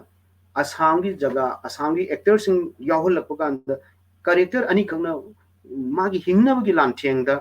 नोटिस द लेरि स्टेट सिंग फावर ग चटप जर्नी हम की वारी हम सागत चबनी मदुना असम द लेरि मतम द असम की डायरेक्टर को वर्क तौमिनबा असम की एक्टर सिंग वर्क तौमिनबा अदुगी बॉर्डर लांथोकरकान त्रिपुरा योरकान त्रिपुरा की एक्टर सिंग त्रिपुरा की कनो का वर्क तौमिनबने अदुना हौजिक से मीडिया की कोई कनो से हम पाम ददना आइसा हाइजबदने सिनेमैटिक इंटरनेशनल फिल्म फेस्टिवल लाई कोई प्लान तौई यावननबा तौदबु अखोइना मीडिया फोकस याम पिनिंग दबगी मरमदी हौजिकी मतमदा मीडिया फोकस जी याम चनरक्तबा अमसु ओइरकपनिना अखोइ थबक ओइना उनिंगदना मसिम अखोइना तौजदबनी ओजा अदुगा प्लान दी लेरी नै दुमान थमजै thank you oja akoi khajitang haitar yamna tien oraga su oja na marik chumna akoi international area amading koi mapan lam da su leiriba not only manipuri kind mapan state haitar india gi oraga se mapan state leiriba director singa amadi akoi actor singa yauna kusamna duna punna film putokani tab da koi su yamda harau jei tawtabu aina ngasai ju hajari duni hojik akoi manipuri film Manipuri cinema da thawa yauna changla pa chahi yam chei yankhai handak khani man chahi yankhai ki keno ju keno to he celebrate to bi khe adumna no gi to bangladesh te su akoi shodena director sing thulakani khalli engang naharon sing gi haitar naharon sing amani thulak pa yaure not keno oina documentary film number feature film yam chauna keno to number di yaudri documentary film number de short film number du gumba keno di amani sum yaure khara phajana film gi mathak da like la shoot tamna khara khangna number haitar adu gi keno su yaure even canada bhauda yamna nuai ba paw mana mayam akoi yamna ojana oja mairan hai da koi media da yam sandok ki koi canada bhauda bangladesh ki bangladesh amasuk manipur gi haitar lak nan lei ba family amagi naha mana mayam ju khangna gani mai wari se jum hai roi ke magi biopic oina macha ma koi siga namna ba canadian moi film canada gi koi gi art society haitar canadian moi canada gi puthok sendong pi ba haitar ma koi gi keno yauna aya ba yauna de ma koi gi scholarship ma koi pesa puthok ga number film ma chu puthok ba gi short film ni but still from the manipuri background gi number du gi keno aduna ngasi manipuri film hairaga manipur khakta natabida manipur mapan da su masigi keno si nomo gi sum kanghalakani ha bi thajai aduna wala mangwiri ba mangdo ngasi bangladesh india gi manungoi pa state khaktang tang oina hawgalaga su tungdadi mathang koi international area da su wala ke sa sai pan bi khe ꯑꯩꯈꯣꯏ ꯀꯩꯅꯣꯁꯤ ꯁꯅꯥꯇꯝꯄꯥꯁꯤ ꯁꯦꯀꯦꯟ episode ꯄꯨꯊꯣꯛꯄ ꯑꯗꯨꯒ ꯂꯣꯏꯅ ꯑꯇꯩ ꯑꯇꯩ feature film ꯄꯨꯊꯣꯔꯛꯄꯒꯤ ꯀꯩꯅꯣꯁꯨ ꯑꯣꯖꯥ ꯏꯕꯨꯡꯒꯁꯨ ꯑꯩꯈꯣꯏ ꯑꯣꯟꯂꯥꯏꯟꯒꯤ ꯈꯨꯠꯊꯥꯡꯗ ꯄꯥꯎ ꯐꯥꯎꯅꯩ ꯍꯥꯏꯕꯒꯤ ꯀꯩꯅꯣꯁꯨ ꯇꯥꯏ ꯑꯗꯣ ꯅꯣꯡꯃꯒꯤ ꯁꯤ ꯈꯨꯃꯥꯡ ꯆꯥꯎꯁꯜꯂꯛꯀꯅꯤ ꯈꯜꯂꯤ ꯑꯗꯨꯒ ꯂꯣꯏꯅꯅ ꯑꯣꯖꯥ ꯃꯌꯥꯝꯅ ꯄꯟꯈꯤꯕ OTT ꯍꯥꯏꯅ ꯑꯩꯈꯣꯏ ꯉꯁꯥꯏꯒꯤ ꯅꯦꯠꯐ꯭ꯂꯤꯛꯁ ꯑꯗꯩꯗꯤ ꯑꯇꯣꯞꯄ ꯑꯦꯞ ꯑꯩꯈꯣꯏ ꯀꯩꯅꯣꯁꯤꯡꯗ ꯑꯩꯈꯣꯏ ꯑꯣꯟꯂꯥꯏꯟꯗ ꯍꯥꯏꯇꯥꯔꯦ ꯇꯁꯦꯡꯅ ꯍꯥꯟꯅꯗꯧꯅ ꯏꯁꯥ ꯆꯠꯅ ꯐꯤल्म ꯀꯥꯞꯇ꯭ꯔꯒꯁꯨ ꯊ꯭ꯔꯨꯗ ꯀꯩ ꯍꯥꯏꯇꯥꯔꯦ ꯃꯤꯗꯤꯌꯥꯒꯤ ꯃꯥꯏꯀꯩꯗꯒꯤ ꯄꯨꯊꯣꯛꯄ ꯉꯝꯃꯦ ꯉꯁꯤ ꯉꯔꯥꯡꯇꯪ ꯄꯨꯊꯣꯛꯄ ꯃꯅꯤꯄꯨꯔꯒꯤ ꯐꯤल्मꯁꯤꯡ ꯑꯩꯈꯣꯏꯅ ꯌꯦꯡꯅꯤꯡꯉꯒꯗꯤ ꯑꯁꯨꯝ ꯑꯩꯈꯣꯏ ꯀꯩꯅꯣꯗ ꯆꯪꯉꯒ ꯌꯨꯇ꯭ꯌꯨꯕꯇ ꯆꯪꯉꯒ ꯅꯠꯇ꯭ꯔꯒꯅ ꯄ꯭ꯔꯥꯏꯚꯦꯠ ꯑꯩꯈꯣꯏ ꯑꯦꯞꯁꯤꯡꯗꯨ ꯂꯧꯊꯔꯒ ꯁꯨꯝ ꯌꯦꯡꯕ ꯌꯥꯎꯏ ꯃꯔꯛ ꯃꯔꯛꯇ ꯀꯩꯅꯣꯗ ꯑꯣꯏꯅ ꯀꯩ ꯍꯥꯏꯇꯥꯔꯦ ꯌꯥꯝꯅ ꯍꯧꯖꯤꯛꯀꯤ ꯆꯠꯅꯕꯤ ꯑꯩꯈꯣꯏ ꯕꯪꯒ꯭ꯂꯥꯗꯦꯁꯀꯤꯁꯨ ꯌꯥꯎꯔꯦ ꯑꯩꯈꯣꯏ ꯅꯦꯠꯐ꯭ꯂꯤꯛꯁꯇ ꯑꯗꯨꯒ ꯏꯟꯗꯤꯌꯥꯒꯤ ꯕꯪꯒ꯭ꯂꯥꯗꯦꯁꯀꯤ ꯀꯩꯅꯣ ꯈꯔ ꯄ꯭ꯂꯥꯠꯐꯣꯝ ꯈꯔꯗꯁꯨ ꯁꯟꯗꯣꯛꯄ ꯌꯥꯎꯔꯤ ꯑꯗꯨꯅ ꯕꯖꯦꯠ ꯍꯣꯏ ꯄꯩꯁꯥ ꯂꯩꯀꯣꯟ ꯈꯔ ꯍꯦꯟꯅ ꯆꯪꯕ ꯌꯥꯏ ꯅꯠꯇ꯭ꯔꯒꯅ ꯉꯁꯥꯏꯒꯤ ꯍꯥꯏꯔꯤꯕ ꯇꯨꯜꯁ ꯑꯗꯨꯗꯒꯤꯗꯤ ꯀꯩꯅꯣꯁꯤꯡ ꯇꯦꯛꯅꯤꯀꯦꯜ ꯀꯩꯅꯣ ꯈꯔ ꯂꯩꯔꯒꯁꯨ ꯑꯁꯤꯒꯤ ꯄꯟꯊꯨꯡꯐꯝꯗꯤ ꯌꯧꯕ ꯌꯥꯔꯤ ꯑꯁꯤꯒꯤ ꯀꯩꯅꯣ ꯁꯣꯏꯗꯅ ꯂꯥꯛꯀꯅꯤ ꯈꯜꯂꯤ ꯑꯗꯣ ꯍꯧꯖꯤꯛ ꯃꯊꯪꯗ ꯑꯩꯈꯣꯏ ꯑꯣꯖꯥ ꯏꯕꯨꯡꯍꯟ ꯉꯁꯥꯏꯒꯤ ꯀꯩꯅꯣꯗ ꯑꯃꯨꯛꯇꯪ ꯂꯥꯛꯆꯒꯦ ꯑꯩꯈꯣꯏ ꯕꯪꯒ꯭ꯂꯥꯗꯦꯁꯀꯤ ꯑꯦꯛꯁꯄꯤꯔꯤꯌꯦꯟꯁꯁꯦ ꯑꯦꯛꯁꯄꯤꯔꯤꯌꯦꯟꯁꯇꯤ ꯃꯌꯥꯝ ꯍꯥꯏꯕꯤꯔꯦ ꯑꯗꯨꯒ ꯇꯨꯡꯗ ꯐꯤल्म ꯑꯁꯤ ꯄꯨꯊꯣꯛꯄ ꯑꯁꯤꯅ ꯈꯖꯤꯛꯇꯪ ꯑꯣꯏꯔꯁꯨ ꯏꯅꯣꯠ ꯄꯤꯔꯝꯒꯗ꯭ꯔꯥ ꯍꯥꯏꯅ ꯈꯜꯂꯤ ꯃꯊꯪꯗ ꯕꯪꯒ꯭ꯂꯥꯗꯦꯁꯀꯤ ꯅꯍꯥꯔꯣꯟꯁꯤꯡ ꯑꯃꯗꯤ ꯑꯍꯜ ꯂꯃꯟꯁꯤꯡ ꯌꯥꯎꯅ ꯁꯔꯨꯛ ꯌꯥꯗꯨꯅ ꯄꯨꯊꯣꯛꯈꯤꯕ ꯐꯤल्मꯅꯤꯅ ꯑꯁꯤꯒꯤ ꯃꯇꯨꯡ ꯇꯥꯅ ꯑꯣꯖꯥ ꯔꯥꯀꯦꯁꯅꯁꯨ ꯍꯥꯏꯕꯤꯔꯦ ꯇꯨꯡ ꯇꯥꯅ ꯇꯨꯡꯗꯁꯨ ꯆꯠꯊꯅꯤꯡꯕ ꯅꯠꯇ꯭ꯔꯒ ꯑꯁꯤꯒꯤ ꯃꯊꯪ ꯁꯦꯀꯦꯟ ꯑꯦꯄꯤꯁꯣꯗꯄꯨ ꯑꯣꯏꯔꯁꯨ ꯅꯠꯇ꯭ꯔꯒ ꯑꯇꯣꯞꯄ ꯐꯤल्मꯕꯨ ꯑꯣꯏꯔꯒꯁꯨ ꯇꯧꯅꯤꯡꯕꯒꯤ ꯋꯥꯈꯜꯂꯣꯟꯗꯤ ꯊꯝꯃꯤ ꯑꯗꯣ ꯑꯣꯖꯥ ꯍꯣꯏꯅ ꯀꯔꯤ ꯈꯜꯂꯤ ꯕꯪꯒ꯭ꯂꯥꯗꯦꯁꯀꯤ ꯃꯥꯏꯀꯩꯗꯒꯤ ꯑꯩꯈꯣꯏꯁꯨ ꯑꯁꯤ ꯇꯧꯍꯧ ꯌꯥꯔꯤ ꯅꯠꯇ꯭ꯔꯒ ꯑꯁꯤ ꯇꯧꯅꯤꯡꯉꯤ ꯍꯥꯏꯕꯒꯤ ꯑꯣꯖꯥ ꯏꯕꯨꯡꯍꯜꯒꯤ ꯄꯥꯎꯗꯝ ꯈꯖꯤꯛꯇꯪ ꯇꯥꯅꯤꯡꯉꯤ unmute ꯍꯣꯏ ꯕꯪꯒ꯭ꯂꯥꯗꯦꯁꯀꯤ ꯁꯅꯥꯇꯝꯄꯥ ꯃꯁꯤ ꯇꯧꯕꯒꯤ ꯃꯈꯥꯗ ꯕꯪꯒ꯭ꯂꯥꯗꯦꯁꯇ ꯑꯁꯤ ꯑꯩꯈꯣꯏ ꯑꯍꯥꯟꯕ ꯑꯣꯏꯕꯅꯤꯅ ꯃꯁꯤ ꯑꯩꯈꯣꯏꯗ ꯃꯪꯗꯧꯅ ꯇꯧꯈꯤ ꯃꯁꯤꯒꯤ ꯀꯩꯅꯣꯁꯦ ꯑꯩꯈꯣꯏ ꯁꯨꯇꯤꯡ ꯇꯧꯕꯗꯒꯤ ꯑꯣꯏꯅ ꯑꯁꯤ ꯐꯤल्मꯁꯤ ꯃꯪ ꯐꯥꯎꯒꯗ꯭ꯔꯥ ꯍꯥꯏꯕꯗꯣ ꯑꯗꯨꯒꯨꯝꯕ ꯋꯥꯈꯜ ꯐꯥꯎ ꯂꯩꯔꯝꯃꯤ ꯑꯗꯨꯕꯨ ꯐꯤल्मꯗꯤ ꯑꯩꯈꯣꯏꯒꯤ ꯕꯅꯋꯥꯁꯇ ꯑꯍꯥꯟꯕ ꯑꯩꯈꯣꯏꯒꯤ ꯀꯔꯤ ꯍꯥꯏꯇꯥꯔꯦ ꯐꯦꯗꯔꯦꯁꯟꯒꯤ ꯑꯣꯐꯤꯁ ꯀꯥꯡ ꯐꯦꯗꯔꯦꯁꯟꯒꯤ ꯑꯣꯐꯤꯁꯇ ꯑꯍꯥꯟꯕ ꯃꯈꯨꯝ ꯍꯥꯡꯗꯣꯛꯄꯁꯤꯒꯤ ꯑꯁꯤꯒꯤ ꯄ꯭ꯔꯣꯒ꯭ꯔꯥꯝꯒꯤ ꯃꯈꯥꯗ ꯑꯁꯤ ꯌꯦꯡꯕꯒꯤ ꯃꯈꯥꯗ ꯕꯪꯒ꯭ꯂꯥꯗꯦꯁꯀꯤ ꯑꯍꯜ ꯂꯃꯟꯗꯒꯤꯅꯣ ꯏꯃꯥ ꯏꯟꯗꯣꯟꯗꯒꯤ ꯑꯉꯥꯡꯁꯤꯡꯗꯒꯤ ꯍꯧꯅ ꯃꯈꯣꯏꯗ ꯑꯉꯛꯄ ꯑꯃ ꯐꯥꯎꯔꯦ ꯑꯗꯨ ꯐꯥꯎꯔꯅ ꯃꯊꯪꯁꯨ ꯑꯁꯤꯒꯨꯝꯕꯁꯦ ꯑꯗꯨꯒꯩ ꯄ꯭ꯔꯤꯃꯤꯌꯔ ꯁꯣ ꯑꯃꯒ ꯙꯥꯀꯥꯗ ꯇꯧꯔꯦ ꯁꯤꯂꯦꯠꯇ ꯇꯧꯒꯅꯤ ꯍꯥꯏꯅ ꯑꯩꯈꯣꯏ ꯈꯜꯂꯝꯕꯅꯤ ꯑꯗꯨꯕꯨ ꯉꯝꯈꯤꯗꯦ ꯑꯦꯅꯤ ꯑꯗꯨꯒꯤ ꯃꯇꯝꯗꯨ ꯑꯩꯈꯣꯏ ꯄ꯭ꯔꯥꯏꯝ ꯃꯤꯅꯤꯁꯇꯔ ꯁꯤꯂꯦꯠꯇ ꯂꯥꯛꯄꯒꯤ ꯃꯇꯝ ꯑꯃ ꯑꯣꯏꯈꯤꯕꯅ ꯑꯗꯨꯒꯤ ꯀꯩꯅꯣꯗꯣ ꯑꯩꯈꯣꯏ ꯇꯧꯕ ꯉꯝꯈꯤꯗꯦ ꯑꯗꯨꯕꯨ ꯙꯥꯀꯥꯗ ꯑꯩꯈꯣꯏ ꯄ꯭ꯔꯤꯃꯤꯌꯔ ꯁꯣ ꯑꯃ ꯇꯧꯕ ꯑꯗꯨꯒ ꯑꯩꯈꯣꯏꯒꯤ ꯑꯦꯗꯤꯁꯅꯦꯜ ꯁꯦꯀ꯭ꯔꯦꯇꯔꯤ ꯑꯩꯈꯣꯏꯒꯤ ꯇꯥꯗ ꯁꯣꯖꯤ ꯀꯨꯃꯥꯔ ꯁꯤꯡꯍꯣꯁꯦ ꯃꯥꯅ ꯑꯗꯨꯒꯒꯤꯗꯤ ꯑꯩꯈꯣꯏ ꯑꯦꯁꯤꯁꯤꯅ ꯑꯣꯖꯥ ꯑꯦꯁꯤꯁꯤꯅ ꯑꯣꯖꯥ ꯑꯅꯤꯁꯤꯅ ꯌꯥꯝꯅ ꯐꯖꯅ ꯑꯩꯈꯣꯏꯒꯤ ꯑꯗꯨꯒꯤ ꯄ꯭ꯔꯤꯃꯤꯌꯔ ꯁꯣꯁꯤ ꯇꯧꯕ ꯃꯗꯨꯗꯒꯤ ꯑꯩꯈꯣꯏ ꯃꯅꯤꯄꯨꯔꯗꯒꯤ ꯑꯣꯖꯥ ꯔꯥꯀꯦꯁ ꯑꯣꯖꯥ ꯑꯣꯁꯤꯃꯩꯔꯥ ꯇꯤꯝ ꯂꯥꯛꯏꯕ ꯄꯨꯝꯅꯃꯛꯄꯨ ꯑꯗꯨꯒ ꯂꯩꯐꯝ ꯆꯥꯐꯝ ꯇꯧꯔꯅ ꯃꯗꯨꯒꯨꯝꯕ ꯌꯥꯝꯅ ꯍꯦꯜꯞ ꯑꯃ ꯑꯩꯈꯣꯏꯒꯤ ꯐꯤꯜꯝꯁꯤꯃ ꯇꯧꯔꯝꯗꯕ ꯇꯥꯔꯕꯗꯤ ꯃꯁꯤ ꯑꯁꯤꯒꯤ ꯇꯤꯝꯁꯤꯕꯨ ꯑꯣꯖꯥ ꯔꯥꯀꯦꯁꯄꯨ ꯑꯣꯖꯥ ꯑꯣꯁꯤ ꯃꯩꯔꯥꯕꯨ ꯑꯩꯈꯣꯏ ꯕꯪꯒ꯭ꯂꯥꯗꯦꯁꯀꯤ ꯃꯌꯥꯝꯁꯤꯅ ꯑꯁꯨꯛ ꯌꯥꯝꯅ ꯅꯨꯡꯁꯤꯅꯕꯒꯤ ꯀꯩꯅꯣ ꯃꯔꯤ ꯑꯃ ꯌꯥꯝꯅ ꯑꯀꯟꯕꯁꯦ ꯑꯗꯨꯐꯥꯎꯅ ꯑꯣꯏꯔꯝꯃꯣꯏꯗ꯭ꯔꯥ ꯍꯥꯏꯅ ꯈꯜꯂꯤ ꯃꯊꯪꯁꯤꯒꯁꯨ ꯑꯩꯈꯣꯏꯒꯤ ꯑꯣꯖꯥ ꯔꯥꯀꯦꯁꯅ ꯍꯥꯏꯕꯤꯔꯤꯗꯨꯅꯤ ꯕꯪꯒ꯭ꯂꯥꯗꯦꯁ ꯃꯅꯤꯄꯨꯔ ꯀꯩꯅꯣ ꯁꯅꯥ ꯇꯝꯄꯥꯛꯀꯤ ꯄꯥꯔꯠ 2 ꯑꯃ ꯇꯧꯕꯒꯤ ꯋꯥꯈꯜꯂꯣꯟ ꯑꯃ ꯃꯗꯨ ꯑꯗꯨꯝ ꯋꯥꯔꯤ ꯁꯥꯟꯅꯖꯩ ꯑꯣꯖꯥ ꯔꯥꯀꯦꯁꯀꯁꯨ ꯃꯁꯤ ꯇꯧꯕ ꯇꯥꯕꯗ ꯑꯩꯈꯣꯏ ꯕꯪꯒ꯭ꯂꯥꯗꯦꯁꯇꯒꯤ ꯑꯩꯇ ꯅꯠꯇꯅꯁꯨ ꯕꯪꯒ꯭ꯂꯥꯗꯦꯁꯇꯒꯤ ꯑꯇꯩ ꯑꯇꯩꯁꯨ ꯃꯁꯤꯒꯤ ꯇꯧꯅꯤꯡꯕꯒꯤ ꯋꯥꯈꯜꯂꯣꯟꯁꯦ ꯃꯌꯥꯝ ꯑꯃ ꯊꯣꯛꯑꯦ ꯍꯥꯏꯅ ꯑꯩ ꯃꯁꯤ ꯎꯖꯩ ꯃꯗꯨꯅ ꯑꯩꯈꯣꯏꯒꯤ ꯃꯁꯤꯒꯨꯝꯕ ꯇꯧꯕ ꯇꯥꯕꯗ ꯑꯩꯈꯣꯏ ꯈꯤꯇꯪ ꯍꯥꯏꯈꯤꯕ ꯉꯁꯥꯏꯒꯤ ꯑꯩꯈꯣꯏ ꯕꯪꯒ꯭ꯂꯥꯗꯦꯁ ꯐꯤꯜꯝ ꯐꯦꯗꯔꯦꯁꯟ ꯂꯩꯔꯤ ꯕꯪꯒ꯭ꯂꯥꯗꯦꯁ ꯁꯔꯀꯥꯔꯒꯤ ꯑꯗꯨꯒꯨꯝꯕ ꯑꯌꯥꯕ ꯑꯃ ꯂꯧꯔꯒ ꯐꯖꯅ ꯇꯧꯕꯒꯤ ꯋꯥꯈꯜꯂꯣꯟ ꯑꯃꯗꯤ ꯑꯗꯨꯝ ꯂꯩꯖꯕ ꯑꯁꯤ ꯂꯩꯖꯔꯁꯨ ꯑꯩꯈꯣꯏꯅꯗꯤ ꯑꯍꯥꯟꯕꯅꯤꯗꯣ ꯑꯁꯤꯒꯨꯝꯕ ꯐꯤल्म ꯑꯃ ꯄꯨꯊꯣꯛꯄ ꯒꯥꯔꯤꯁꯤ ꯕꯪꯒ꯭ꯂꯥꯗꯦꯁꯀꯤ ꯃꯤꯇꯩꯅ ꯃꯗꯨꯒꯤ ꯃꯪꯗꯨ ꯃꯪꯕ ꯉꯝꯗꯕ ꯃꯪꯅꯤ ꯑꯗꯨꯕꯨ ꯑꯣꯖꯥ ꯔꯥꯀꯦꯁ ꯅꯥꯎꯔꯦꯝ ꯍꯣꯏꯅ ꯑꯣꯖꯥ ꯑꯣꯁꯤ ꯃꯩꯔꯥ ꯍꯣꯏꯅ ꯃꯁꯤ ꯃꯅꯤꯄꯨꯔꯗꯒꯤ ꯂꯥꯛꯄꯤꯕꯒꯤ ꯑꯁꯤꯒꯨꯝꯕ ꯄꯣꯠꯊꯣꯛ ꯑꯃ ꯊꯣꯛꯏꯕꯅꯤ ꯃꯊꯪꯗꯁꯨ ꯑꯁꯤ ꯃꯅꯤꯄꯨꯔꯗꯒꯤꯔꯣꯝꯗꯒꯤ ꯑꯁꯤ ꯄ꯭ꯔꯣꯄꯣꯖꯦꯜꯁꯦ ꯂꯥꯛꯑꯕꯗꯤ ꯕꯪꯒ꯭ꯂꯥꯗꯦꯁꯇꯒꯤ ꯑꯩꯇ ꯅꯠꯇꯦ ꯑꯩꯒꯨꯝꯕ ꯃꯌꯥꯝ ꯑꯃꯁꯨ ꯊꯣꯛꯂꯛꯅ ꯃꯁꯤꯒꯤ ꯀꯔꯤ ꯇꯧꯕ ꯌꯥꯏ ꯍꯥꯏꯕꯗꯣ ꯃꯗꯨ ꯁꯣꯏꯗꯅ ꯑꯩꯈꯣꯏ ꯄꯨꯛꯅꯤꯡ ꯆꯥꯎꯅ ꯃꯗꯨꯗꯒꯤꯗꯤ ꯑꯩꯈꯣꯏꯅ ꯑꯦꯅꯤ ꯃꯗꯨꯒ ꯁꯔꯀꯥꯔꯒꯤ ꯑꯌꯥꯕ ꯄꯨꯔꯛꯄ ꯕꯪꯒ꯭ꯂꯥꯗꯦꯁ ꯐꯤꯜꯝ ꯐꯦꯗꯔꯦꯁꯟꯒꯤ ꯑꯌꯥꯕ ꯄꯨꯔꯛꯄ ꯑꯃ ꯃꯌꯥꯝ ꯑꯃ ꯂꯩꯔꯤ ꯂꯩꯐꯝ ꯆꯥꯐꯝ ꯁꯨꯇꯤꯡ ꯇꯧꯕ ꯑꯃ ꯇꯧꯕ ꯃꯁꯤ ꯕꯪꯒ꯭ꯂꯥꯗꯦꯁꯀꯤ ꯃꯇꯥꯡꯗ ꯂꯣꯏꯅꯃꯛ ꯇꯧꯖꯅꯤꯡꯉꯤ ꯃꯁꯤꯃ ꯑꯩ ꯑꯣꯖꯥ ꯔꯥꯀꯦꯁ ꯑꯃꯁꯨꯡ ꯑꯣꯖꯥ ꯑꯣꯁꯤ ꯃꯩꯔꯥꯗ ꯃꯁꯤ ꯑꯩ ꯊꯝꯖꯔꯤ ꯑꯣꯀꯦ ꯌꯥꯝ ꯅꯨꯡꯉꯥꯏꯔꯦ ꯃꯊꯪꯗꯁꯨ ꯑꯩꯈꯣꯏ ꯁꯣꯏꯗꯅ ꯁꯤꯒꯤ ꯕꯪꯒ꯭ꯂꯥꯗꯦꯁꯀꯤ ꯃꯥꯏꯀꯩꯗꯒꯤ ꯁꯄꯣꯔꯠ ꯄꯤꯕꯤꯅꯤ ꯍꯥꯏꯅ ꯑꯩꯈꯣꯏꯒꯤ ꯄꯨꯛꯆꯦꯜ ꯆꯥꯎꯅ ꯀꯩ ꯍꯥꯏꯇꯥꯔꯦ ꯍꯥꯏꯕꯤꯔꯛꯄꯁꯤ ꯑꯗꯨ ꯑꯣꯖꯥ ꯔꯥꯀꯦꯁꯇ ꯂꯥꯛꯅꯤꯡꯉꯤꯁꯤꯅ ꯑꯁꯤꯒꯤ ꯐꯤल्मꯁꯤꯗ ꯌꯥꯎꯔꯤꯕ ꯕꯥꯂꯥ ꯑꯃꯗꯤ ꯑꯩꯈꯣꯏ ꯑꯦꯛꯇꯔ ꯑꯦꯛꯇ꯭ꯔꯦꯁꯁꯤꯡꯁꯦ ꯃꯈꯣꯏꯒꯤ ꯑꯋꯥ ꯅꯨꯡꯉꯥꯏ ꯀꯌꯥ ꯄꯦꯟꯗꯕ ꯀꯌꯥꯁꯨ ꯂꯩꯔꯝꯒꯅꯤ ꯑꯗꯨꯒꯤ ꯃꯇꯥꯡꯁꯨ ꯈꯔꯕꯨꯗꯤ ꯄꯟꯕꯤꯔꯦ ꯑꯗꯨꯒ ꯂꯣꯏꯅꯅ ꯕꯪꯒ꯭ꯂꯥꯗꯦꯁꯀꯤ ꯁꯅꯥ ꯇꯝꯐꯥꯗꯗꯤ ꯌꯥꯎꯔꯒꯁꯨ ꯕꯪꯒ꯭ꯂꯥꯗꯦꯁꯇ ꯌꯧꯔꯛꯄ ꯉꯝꯈꯤꯗꯕ ꯑꯩꯈꯣꯏꯒꯤ ꯑꯣꯖꯥ ꯕꯣꯅꯤ ꯅꯠꯇ꯭ꯔꯒꯅ ꯑꯩꯈꯣꯏ ꯀꯩꯅꯣ ꯀꯩ ꯍꯥꯏꯇꯥꯔꯦ ꯑꯕꯤꯅꯥ ꯈꯣꯏ ꯃꯈꯣꯏꯁꯨ ꯕꯪꯒ꯭ꯂꯥꯗꯦꯁꯇ ꯃꯦ ꯕꯤ ꯗꯦ ꯀꯦꯝ ꯑꯩ ꯈꯪꯗꯦ ꯑꯁꯤꯒ ꯃꯔꯤ ꯂꯩꯅꯕ ꯂꯩꯅꯗ꯭ꯔꯥ ꯕꯣꯅꯤꯗꯤ ꯑꯃꯨꯛ ꯂꯥꯛꯑꯝꯃꯕ ꯀꯩꯅꯣꯝ ꯇꯧꯔꯦ ꯑꯥꯏ ꯐꯤꯜ ꯑꯗꯨꯅ ꯑꯁꯤꯒꯤ ꯃꯈꯣꯏꯒꯤ ꯑꯦꯛꯁꯄꯤꯔꯤꯌꯦꯟꯁꯁꯤꯡꯁꯤꯁꯨ ꯈꯔ ꯁꯨꯝ ꯇꯝꯕꯤꯌꯨ ꯑꯩꯈꯣꯏ ꯑꯦꯛꯇꯔ ꯑꯦꯛꯇ꯭ꯔꯦꯁꯁꯤꯡꯅ ꯀꯔꯤ ꯈꯟꯕ ꯃꯈꯣꯏꯁꯨ ꯇꯨꯡꯗ ꯑꯩꯈꯣꯏꯅ ꯑꯣꯖꯥ ꯍꯣꯏꯅ ꯀꯔꯤꯒꯨꯝꯕ ꯅꯠꯇ꯭ꯔꯒ ꯕꯪꯒ꯭ꯂꯥꯗꯦꯁꯇꯒꯤ ꯍꯥꯏꯔꯒꯁꯨ ꯀꯩꯅꯣ ꯇꯧꯔꯒꯁꯨ ꯑꯩꯈꯣꯏꯒꯤ ꯐꯤल्मꯒꯤ ꯃꯔꯤꯁꯦ ꯅꯣꯠ ꯑꯦज ꯑꯦ ꯑꯣꯟꯂꯤ ꯑꯩꯈꯣꯏꯒꯤ ꯀꯩꯅꯣ ꯄꯔꯗꯥ ꯍꯥꯏꯗꯤ ꯏꯁꯀ꯭ꯔꯤꯟ ꯈꯛꯇꯗ ꯎꯕ ꯅꯠꯇꯕ ꯑꯩꯈꯣꯏ ꯉꯁꯥꯏꯒꯤ ꯑꯣꯖꯥ ꯏꯕꯨꯡꯅꯁꯨ ꯍꯥꯏꯕꯤꯔꯛ ꯊꯃꯣꯏꯒ ꯃꯔꯤꯁꯤ ꯆꯠꯅ ꯈꯣꯠꯅꯔꯒ ꯁꯤꯒꯨꯝꯕ ꯊꯕꯛꯁꯤꯃ ꯑꯣꯏꯔꯛꯄꯗꯒꯤꯗꯤ ꯍꯦꯟꯖꯤꯟꯅꯔꯦ ꯊꯃꯣꯏꯒꯤ ꯃꯔꯤ ꯍꯥꯏꯒꯗ꯭ꯔꯥ ꯀꯩꯅꯣꯒꯤ ꯃꯔꯤꯁꯦ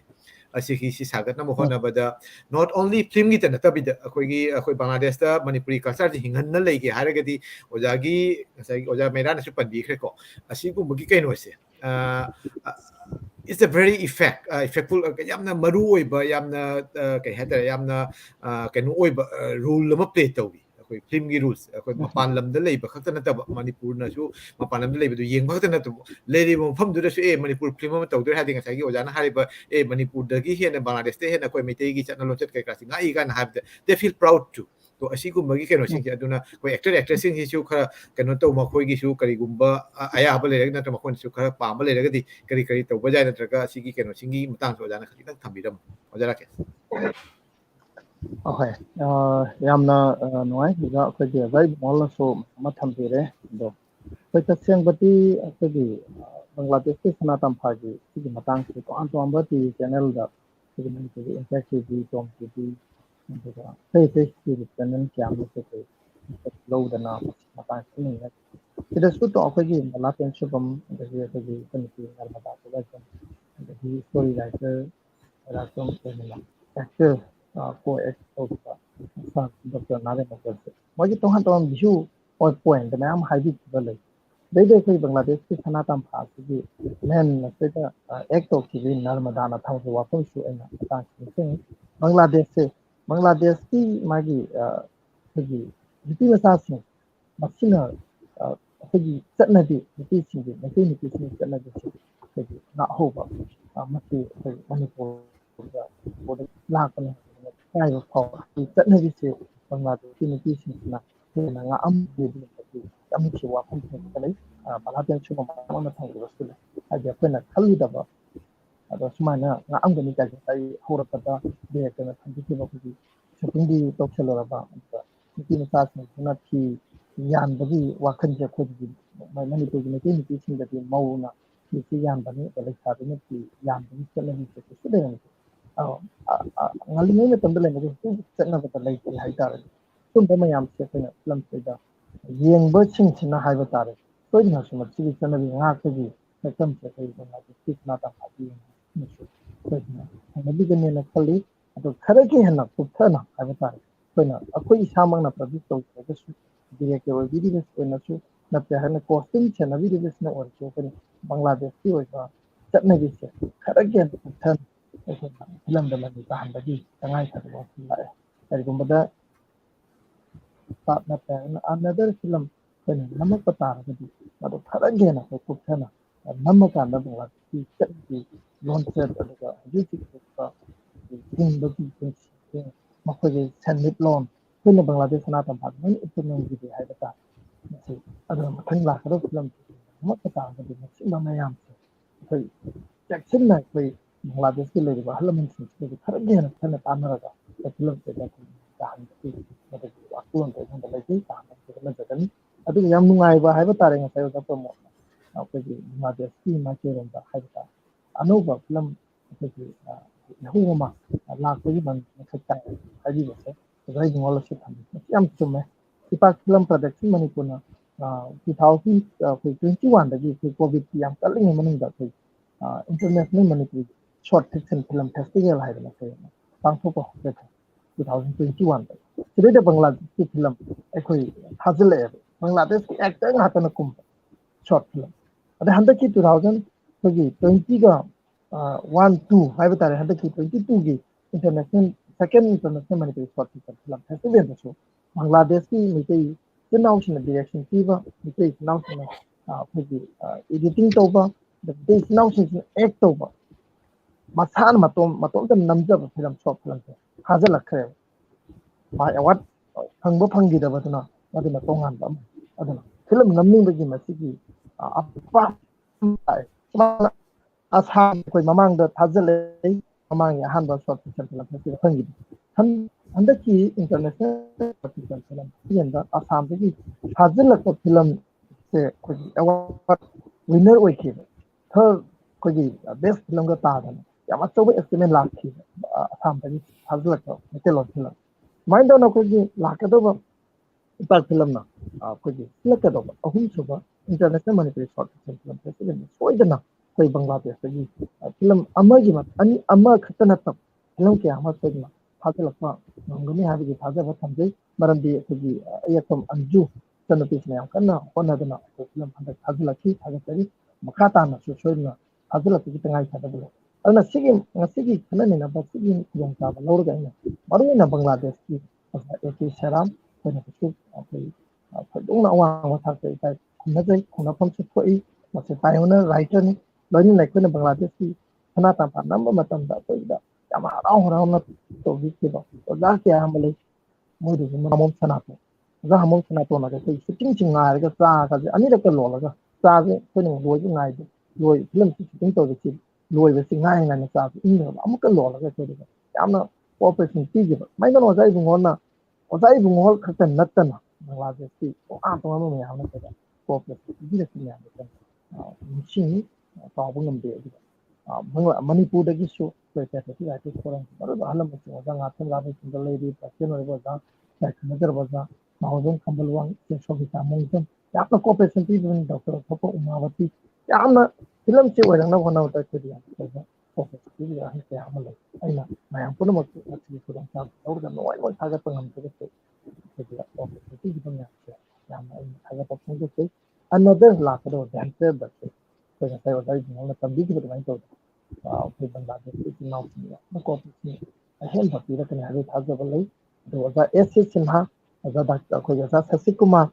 ꯃꯥꯒꯤ ꯂꯣꯏꯅꯕꯤ ꯃꯦꯗꯥꯝ ꯑꯣꯂꯤ ꯃꯣꯏ ꯃꯌꯥꯝꯅꯁꯨ ꯑꯩꯈꯣꯏꯗ ꯍꯥꯏꯔꯛꯈꯤꯕ ꯂꯩ ꯑꯣꯖꯥ ꯏꯕꯨꯡꯉꯣ ꯃꯁꯥꯃꯛꯁꯨ ꯍꯥꯏꯈꯤꯕ ꯂꯩ ꯅꯣꯏ ꯑꯅꯗꯔ ꯑꯗꯩ ꯑꯣꯖꯥ ꯀꯣꯡꯈꯥꯝ ꯅꯤꯂꯃꯅꯤ ꯑꯩꯈꯣꯏꯒꯤ ꯑꯩꯅ ꯅꯤꯡꯁꯤꯡꯕꯗ ꯑꯍꯟꯁꯤꯡꯁꯤꯅ ꯍꯥꯏꯈꯤꯕ ꯅꯣꯏ ꯑꯃꯨꯛꯇꯪ ꯑꯅꯗꯔ ꯚꯦꯟꯆꯔ ꯑꯃꯈꯛ ꯂꯥꯛꯈꯣ ꯃꯈꯥ ꯇꯥꯕ ꯐꯤꯂꯝ ꯑꯩꯈꯣꯏ ꯁꯣꯏꯗꯅ ꯕꯪꯒ꯭ꯂꯥꯗꯦꯁꯇ ꯅꯝꯕ ꯂꯥꯛꯈꯣ ꯀꯣꯑꯣꯄꯔꯦꯁꯟ ꯄꯤꯒꯅꯤꯅ ꯍꯥꯏꯕꯁꯦ ꯑꯩꯈꯣꯏꯗ ꯌꯥꯝ ꯍꯥꯏꯕꯤꯔꯛꯈꯤꯕ ꯑꯩꯈꯣꯏꯗ ꯌꯥꯝ ꯏꯟꯀꯔꯦꯖ ꯇꯧꯖꯕ ꯄꯨꯛꯅꯤꯡ ꯑꯍꯜ ꯂꯃꯟꯁꯤꯡꯒꯤ ꯋꯥꯈꯜꯂꯣꯟꯗꯣ ꯑꯩꯈꯣꯏ ꯉꯁꯤ ꯑꯩꯈꯣꯏꯒꯤ ꯗꯤꯔꯦꯛꯇꯔꯁꯤꯡꯅ ꯌꯦꯡꯁꯤꯟꯕꯤꯔꯦ ꯀꯔꯤꯒꯨꯝꯕ ꯈꯨꯗꯣꯡꯆꯥꯕ ꯐꯪꯉꯕꯗꯤ ꯑꯩꯈꯣꯏ ꯑꯩꯈꯣꯏ ꯕꯪꯒ꯭ꯂꯥꯗꯦꯁꯇ ꯁꯣꯏꯗꯅ ꯂꯥꯛꯑꯒ ꯑꯅꯗꯔ ꯁꯦꯀꯦꯟ ꯅꯝꯕꯒꯤ ꯈꯨꯗꯣꯡꯆꯥꯕꯗꯣ ꯐꯪꯉꯕꯗꯤ ꯌꯥꯝ ꯅꯨꯡꯉꯥꯏꯖꯔꯦ ꯑꯣꯖꯥ ꯑꯩꯈꯣꯏꯒꯤ ꯀꯩ ꯍꯥꯏꯇꯥꯔꯦ ꯉꯁꯥꯏꯒꯤ ꯄꯦꯜꯍꯧꯗꯕ ꯅꯠꯇ꯭ꯔꯒꯅ ꯀꯩꯅꯣ ꯇꯧꯕ ꯈꯔ ꯑꯋꯥꯠ ꯑꯁꯣꯏꯕ ꯂꯩꯔꯒꯁꯨ ꯑꯍꯥꯝꯕ ꯐꯤꯂꯝꯅꯤꯅ ꯑꯍꯥꯝꯕ ꯄꯨꯊꯣꯛꯄ ꯍꯥꯏꯇꯥꯔꯦ ꯕꯪꯒ꯭ꯂꯥꯗꯦꯁ ꯑꯃꯁꯨꯡ ꯏꯟꯗꯣ ꯕꯪꯒ꯭ꯂꯥ ꯀꯩꯅꯣꯒꯤ ꯑꯦꯖ ꯑꯦ ꯑꯦꯛꯁꯄꯤꯔꯤꯌꯦꯟꯁ ꯑꯣꯏꯅ ꯄꯨꯊꯣꯛꯄꯅꯤꯅ ꯑꯦꯛꯁꯄꯦꯔꯤꯃꯦꯟ ꯑꯣꯏꯅ ꯌꯥꯝꯅ ꯑꯦꯛꯁꯄꯤꯔꯤꯌꯦꯟꯁ ꯂꯩꯇ꯭ꯔꯒꯁꯨ ꯑꯗꯨꯒ ꯈ꯭ꯋꯥꯏꯗꯒꯤ ꯈꯖꯤꯛꯇꯪ ꯑꯁꯣꯏꯕꯗ ꯈꯖꯤꯛꯇꯪ ꯀ꯭ꯔꯤꯇꯤꯀꯦꯜ ꯄꯣꯏꯟ ꯑꯣꯐ ꯚ꯭ꯌꯨꯗꯒꯤꯗꯤ ꯃꯌꯥꯝ ꯑꯃ ꯑꯗꯨꯒꯤ ꯅꯩꯅꯕ ꯌꯥꯏ ꯑꯗꯨꯒꯤꯁꯨ ꯅꯣꯡꯃ ꯑꯩꯈꯣꯏ ꯀꯩꯅꯣꯃ ꯌꯦꯡꯁꯤ ꯑꯗꯨꯒꯤ ꯃꯇꯥꯡꯗ ꯑꯩꯈꯣꯏ ꯏꯊꯣꯛ ꯏꯁꯤꯟ ꯈꯔꯁꯨ ꯇꯧꯕ ꯆꯪꯉꯤ ꯇꯁꯦꯡꯅ ꯍꯥꯏꯔꯒꯗꯤ ꯈꯔ ꯍꯟꯖꯤꯟꯅ ꯑꯁꯤꯗ ꯁꯣꯏꯍꯧꯕ ꯑꯁꯤꯗ ꯀꯩꯅꯣ kena tau adu ki kena soida ne ba ma changi taseng na hairagadi chumi ngasai mafam mamagi hai tare Bangladesh ki bo oiro Myanmar ki bo oiro natraga na koi Canada ki bo mafam sigi ek film ama natra kena wala mairana habito iragadi wakana sagalaga natra kena tawala ibaja but when mana koi film producer ko chap chabi magi leiriba mo ade kena du puthurok pa tabrina the same as koi character koi lead character oriba natraga season kena toriba koi actor actress singi makoi gi wangang dasu kena dasu adu gi chap chabi mami du tahan ba ma changi adu gumba kena khara koi gi asoi ba natraga na award pakra di leiram bajai leiram soi na leiram kena di wajana su haigina hamba kena ni na adu ga koina yengba Bangladesh amasung India ga punna tawba tasengna Bangladesh ta leibne sum haja ga su akoi South Asian film marmarta Sri Lanka gi ade Indian film ade di Canada gi putrok ba jaw koi France ta gi putrok ba jaw France ta gi putrok pa te mapan lam da kena tawba produce tawba mapan lam da gi ewa kena pira ga koi gi kai hata sponsor tawraga film na India gi oiba Bangladesh ko adu gumba film ke asule adu na film gi kena da ano ba kena ke lakhi gani lamben ke atholakhi gani amasung asina kai hata yakai han ba haigadra akoi asi oiraga te su khumang chawsula ko oigani ha se thajai tabu akoi su mangli nonga tre nongadi akoi gi Manipuri film si su pamangai da phanghiba akoi award kaya international akoi national international award kaya soidana phangba ngangani amasung adugi chapchabi history haigadra wari dilai akoi baitai akoi Manipuri miti pangan bu oiragasu akoi fajar wari langai rakpagi ngasagi akoi Bangladesh ta Manipuri na khunda rakpagi wari kari gumba akoi na historical background lai gi haragasu akoi namba yawe matam magi akoi matam dugi keno du pukhatlaga as a keno na puari oina aduna tabi ino no ba hoji ki latheng nari ba lanjen nari ba keno si ngasi su Manipuri macha sing lanjen na ba tok ti Bangladesh ta gi Manipuri su honga ko tok ti Manipuri si Bangladesh ta honga tok ti diaspora mapan lam da su lai so there is a lot of history natraga na keno gi plot ki keno gi award pa lai ti tawu tabu akoi gi ngasagi oja mairan haib da akoi gi keno si khara kumang chawsum da wat pa natraga na koi keno si khara logistic support natraga na koi skill natraga na koi gi technical keno si wat pa na koi oi bajai adu tung de soden ma si gi ho ma la ka dai na khali adu pung su sum pung ani yok sala to ra koi gi keno si losen na ba tawrasi adu aroi boina oja maira as a director amo oina amasung akoi Bangladesh ki chatluba haidi as a directorial debut su oibire adedi film ni su tobi khre Bangladesh su lakna asi mayam sida saru ya biriba abiramba amadi Manipur da leiraga su koi Bangladesh ki matang da khangningba kayam na su ojagi film asina makoi pukning da khalitang rasu inot amadi piram gadra khalli asi gi kenu matang sia su khalitang kenu toraga arui bo oin conclusion remark oin ojana kari thamningba mosu Bangladesh lei be chinau sing da su mapan lam da lei be chinau sing Assam Tripura de su sing diri makoi su kari hainingba adugi matang da ojagi closing remark otang thammaga matang koi su losin ma tawrani ojana kesta su lakse ko jai bung da su lakse gani kenu oja mera ta ki wow khalitang Kalau cari mayam puno po kurumjari koi gi jojaina kraba chine na sing yengbi ba ki lama ton chinjai na kai khunu chari Bangladesh ta chatpa phangjaba gi nuai ba Bangladesh ta lehuri ba chine na sing na Manipur bu sana leipak oina ubi ba duga aina miyam da thamjaning badi ai khoina khangdringai da aina wakhal tadringai da aina khanjaram basi Manipur da leibai khoina Manipuri haigadabani Assam da leiba maitaina Assam is Manipuri haigadabani Assam maitai haigadabani gaina adai Bangladesh da leiba maitai singsi Bangladeshi aduga maitai di oiba haigadabani gaina aina khanjaram bado pungla lalami maramdi Bangladesh ki sininaw singna ai khoi Bangladesh da pokcharasu sana leipak Manipur se ai khoi kawbungamde ai khoi ya sengba pongna phamni na hogi soi khoi ningjari ai khoi imani suri na hairak pase aina Bangladesh ki daimai da chachara kana khangak padagi di ai khoi na lan khalu base lalame masu chumi ai khoi Manipur da leiba ai khoi dagi di mapan da leikraba thapto gana ai khoi bu nusi base helamani haibasima aina Bangladesh ki sana tampa namjaba daga Bangladesh ta chachaba Tripura ta chachaba da khungjai aduga mayam duna pibirak paminungsi gi lamal aduga mayam duna ai khoi da thajaba thambi basidi ai khoi na kaidong da singba ngamoy khoi tana lan bani ai khoi tana punchen ba hitabani ai koi dana tawhiman khangdabani chatlu oduraga ai koina mingchet oina phangnaga lakoni aduna maramaduna ai hojiti mayamda surrender tawjari maramde ai koina mayamdagi laman singba natraga minungsi dudi kaidong dai koina miraibam thokte aduna Bangladesh ki maitai sing Tripura ki maitai sing Myanmar ki maitai sing leiram dragadi Manipur hingba oithoi Manipur ki maitai sing hingba oithoi habese ai masima experience ai thamoi da forpa miyang gi nusibe experience to ai hanasima thamjage aduga loinana ai koina hagut charamba khongul gi mami ma ka koina thamjabani janena daira botna thambiramba liklam du dai koina chachabani ne khanjai maramaduna irabo na Bangladesh ta leiram gi leimai da makong khongda pham oiram dragadi ai koina kaidong khongda pham leiroi maramaduna hojiti matam su leitre no jana thambibani na ai koi khanjari ningjari honajage na khanjari aduna yamna ai koi gi masen gi marakta achauram tanabagi ningchet tanabagi thabak tok thok minaraga hojiti ai koi pumna makki apunba ningje lamaga loinana hona minasi ai koi ngamjabada honajage haiba miyamgi wakhlon je thamjage duga corona virus covid 19 si pumut loi khiduna ai koi amuktang punsin minaragadi ai koi nga sai digi sagat la minariba anauba Bangladesh ki film ama anauba maitai lon gi malem gi film ama Canada da su maitai lon gi film puto ngam ko gi no pb ho isinu haidana kurum jabaga loinana mayam punamak na di yektana leiminasi haidana punamak no che Sarachari Oja, Yam Nungajare, Tashengani Hoi Bangladesh, Assam, Tripura, Amasuma Palam, Lady Manipuri Sing, Shu, Tawatabu, Masagi, Lady Pamdugi, Hing the Baya, the Brenham Pamdugi, Chanalon Chat Canada, Hingasu, quite Manipuri, no Magi, Tokti, Hybasoja, Sulaga, Ubi, the Bina Kangi, Gani, Aduna Bangladesh, Bangladeski, Tim Yengburger, Bangladeski, drama, Bangladeski, serial, Yengburger, Bangladeski, Pautaba, Lunena, Haktang or so, Manipurgi, Akasbani, Impalgi, Pautaba, or so, Natragana, Hojiki TV, Ledamina, Channel, Makan Matiangi, Channel, TV News, Amadi, YouTube, Yengba, and Asum, Amantraman, so the Yang, or Manipur, the shoe, Masi can see a social media, Tolopotagi, personal blogging, personal, Nasagi, Hari, Wajagi, media, Matamuna, Marisi. Koigi Naxanarapasi, Ateshu Hele, Hanakali, Aduna, Tunda, Masigi Kenosi, Kumakani,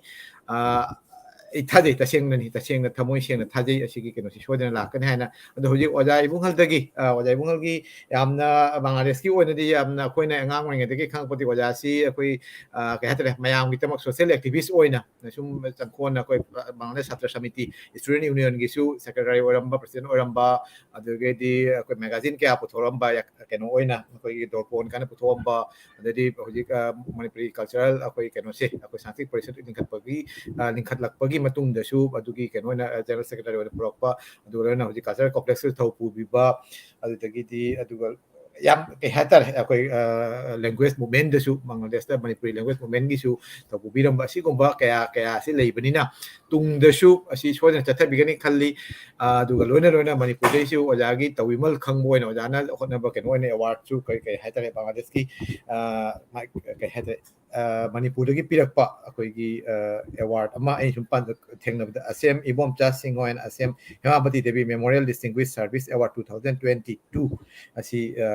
kena to rokogi awards phangi haibagi nungai badu phongdori ka thiengli thieng adugi congratulation pijari adan oja dena aroi boina as a conclusion remark oina Bangladesh ki makai dagi amadi Manipur da leibiri ba chinau sing amadi mapalam da leiba ko Bangladesh ki kena dasu koi Manipuri moina Bangladesh da leiba Manipuri moina koi Manipuri lon ngang na Manipuri culture singak na hingna ba amadi Manipuri film sisu chakot na bukot na ba asigi matang da ojagi just conclusion remark on kasi kan thambi na magang sigi pau si kano si bagi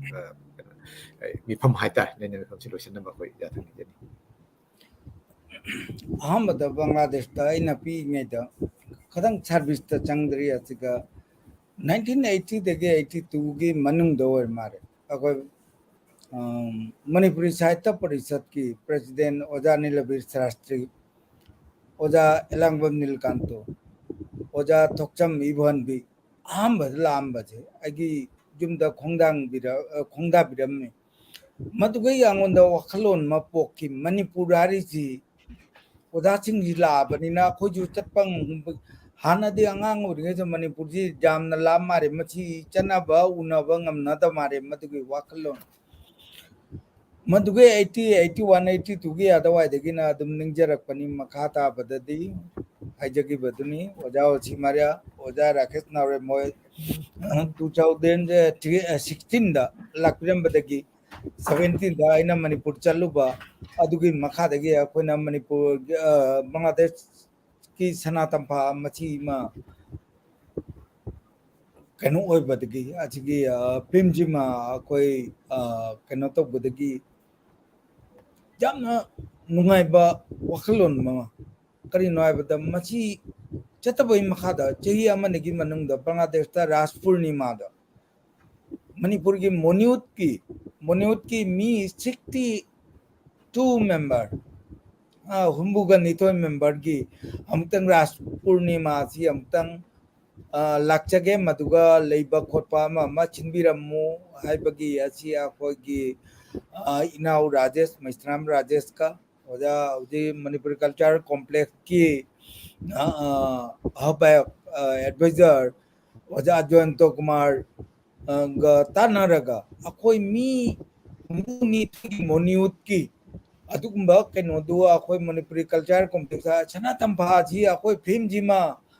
कइनो तो बई मखादनी मसे मोन्यूटना असि लाखपै कइनो तो ube मदुता अखोई रास पूर्णिमा दुगा लागा attend तो बुता नतना मदुगा अखोई कल्चरल शो मजु तो बिरमी मयामदा पांथोक बिरमी मदुगा गिदी हमको बांग्लादेश तकी फुटबॉल प्लेयर के टीम मा चंबिरमो मदुगा मणिपुर मोन्यूट की टीम गा फ्रेंडली मैच मजु तो जे न मदु अखोई के बनवास की पात्रोकोला फुटबॉल फील्ड मदु मजु पांथोकी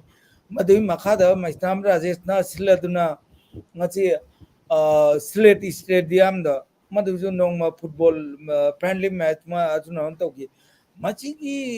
मखाजिगा खोना आइना अदुम खंजरिबा जे मणिपुरी अखोई सनातन भाषी तौबई मखाजिगा मणिपुर गा अखोई गते बांग्लादेश की मिते गते यामना नक्छन्नबा खतंग हेंजनबदौना नुक्सिनाबसे अमगा केनो तौबसे अजी मणिपुर सनातन भाषीना अजी थोंगमा ओइब्रा जे अनौबा थोंग अमा सगत पिरमब्रा हाइबजे मसी आई थाजी मदुना अखोई बांग्लादेशता लैजरिबा अखोई मिति मयामना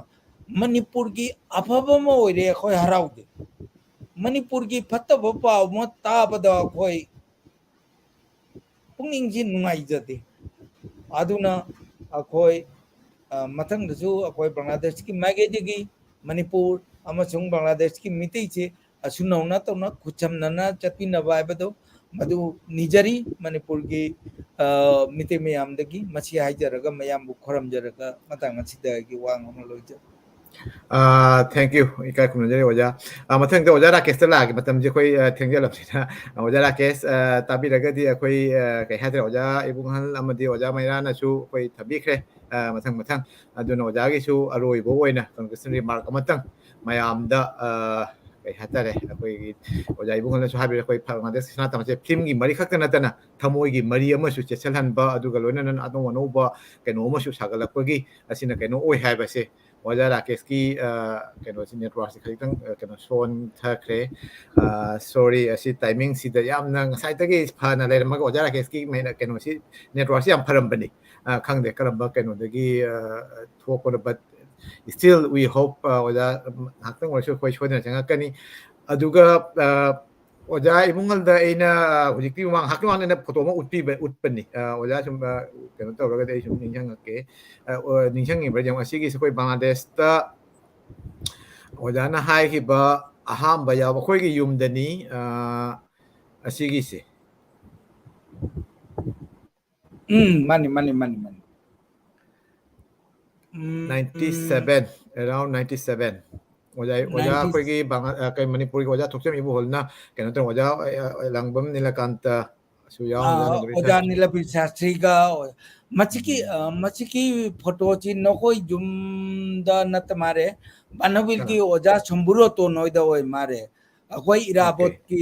इराबोत छाबगी अदुगा लेबाक मा बर्मादै दा कइनो पोरागा लाकपिरम मदुगी फोटो दो माली मसी Manavilgi Oja Shamburo Tonogi Jumali Mase. Aduga Okay. Namina Gira To Mali. asumana ngasagi ina sung say haja ko sumana ahalaman sing na hanadagi akoigi sahitya oiba culture gi oiba mari ama sagatpa matang adudagi di koi ngasagi ipak film gi changsalakpa akoigi patriotic writers forum asi su koi culture amadi literature na lamjing biraga khara khara tawna film gi kaino da su akoigi film gi malem da su manipuri reski manipuri singi khongdarak pa haitar manipuri film malem da si akoi hujiki kaino sina oire sana Bangladesh ki sana tampa sina oire so ojara ke se ngai jabani adu karigumba kaino tawdragadi akoi sum losanjarani mathangda karigum ojara ke sina kaino tawragadi mathangi show amada haitare asigi lihudra wari ka ojamera yam nungaire taseng haragadi ojagi directional kaino sing se akoi sum yengji mapan lamda leiragashu YouTube ta phangba natragana koi kaino da koi Manipur dagi koi thabirak pa jawi marak ta koi gi marup singna amadi gi oja singna inau singna thabirak pa jawi koi kai hatare personal koi Google Drive te taro tharak pa to adu gumba kai doma so koi sum mapan lam da le su sum naksan na number sum phone film gi kaino sidi yam nungai na koi entertainment khakta na tabida koi knowledge gathering amasung information amasung kaino gi su pandamama oibani we are very much kai hatare oja na tawbiramba kaino myam sing si matang ate su hena samsan birakadrai amasung asigi kaino si kumang japsan ba ojagi punsi amasung mayam family ojagi pabung so koi khangjai aduna koi Bangladesh kita nate te punamak na hatare malem gi mete punamak na Manipuri punamak na ojagi imung manunggi yaipa Mongol Nijeri adugulo na koi ngasai oja ibungal yam ngang ngeng ngati na hawl ngati kumang japsan na changakpa koi Bangladesh kita nate na hujiti malem gi mete singi japat khongthang da hojik su tangsan na lebiriba asi su koi na ikai khumna jai to aduna ang sige show si matang akoi asida sum lo sanjarage thank you all comment pibirik pa amadi mayam asida yang biri pa mayam so ena Manipuri mirror gi makai dagi kai khumna jari nolok jari khoram jari thank you all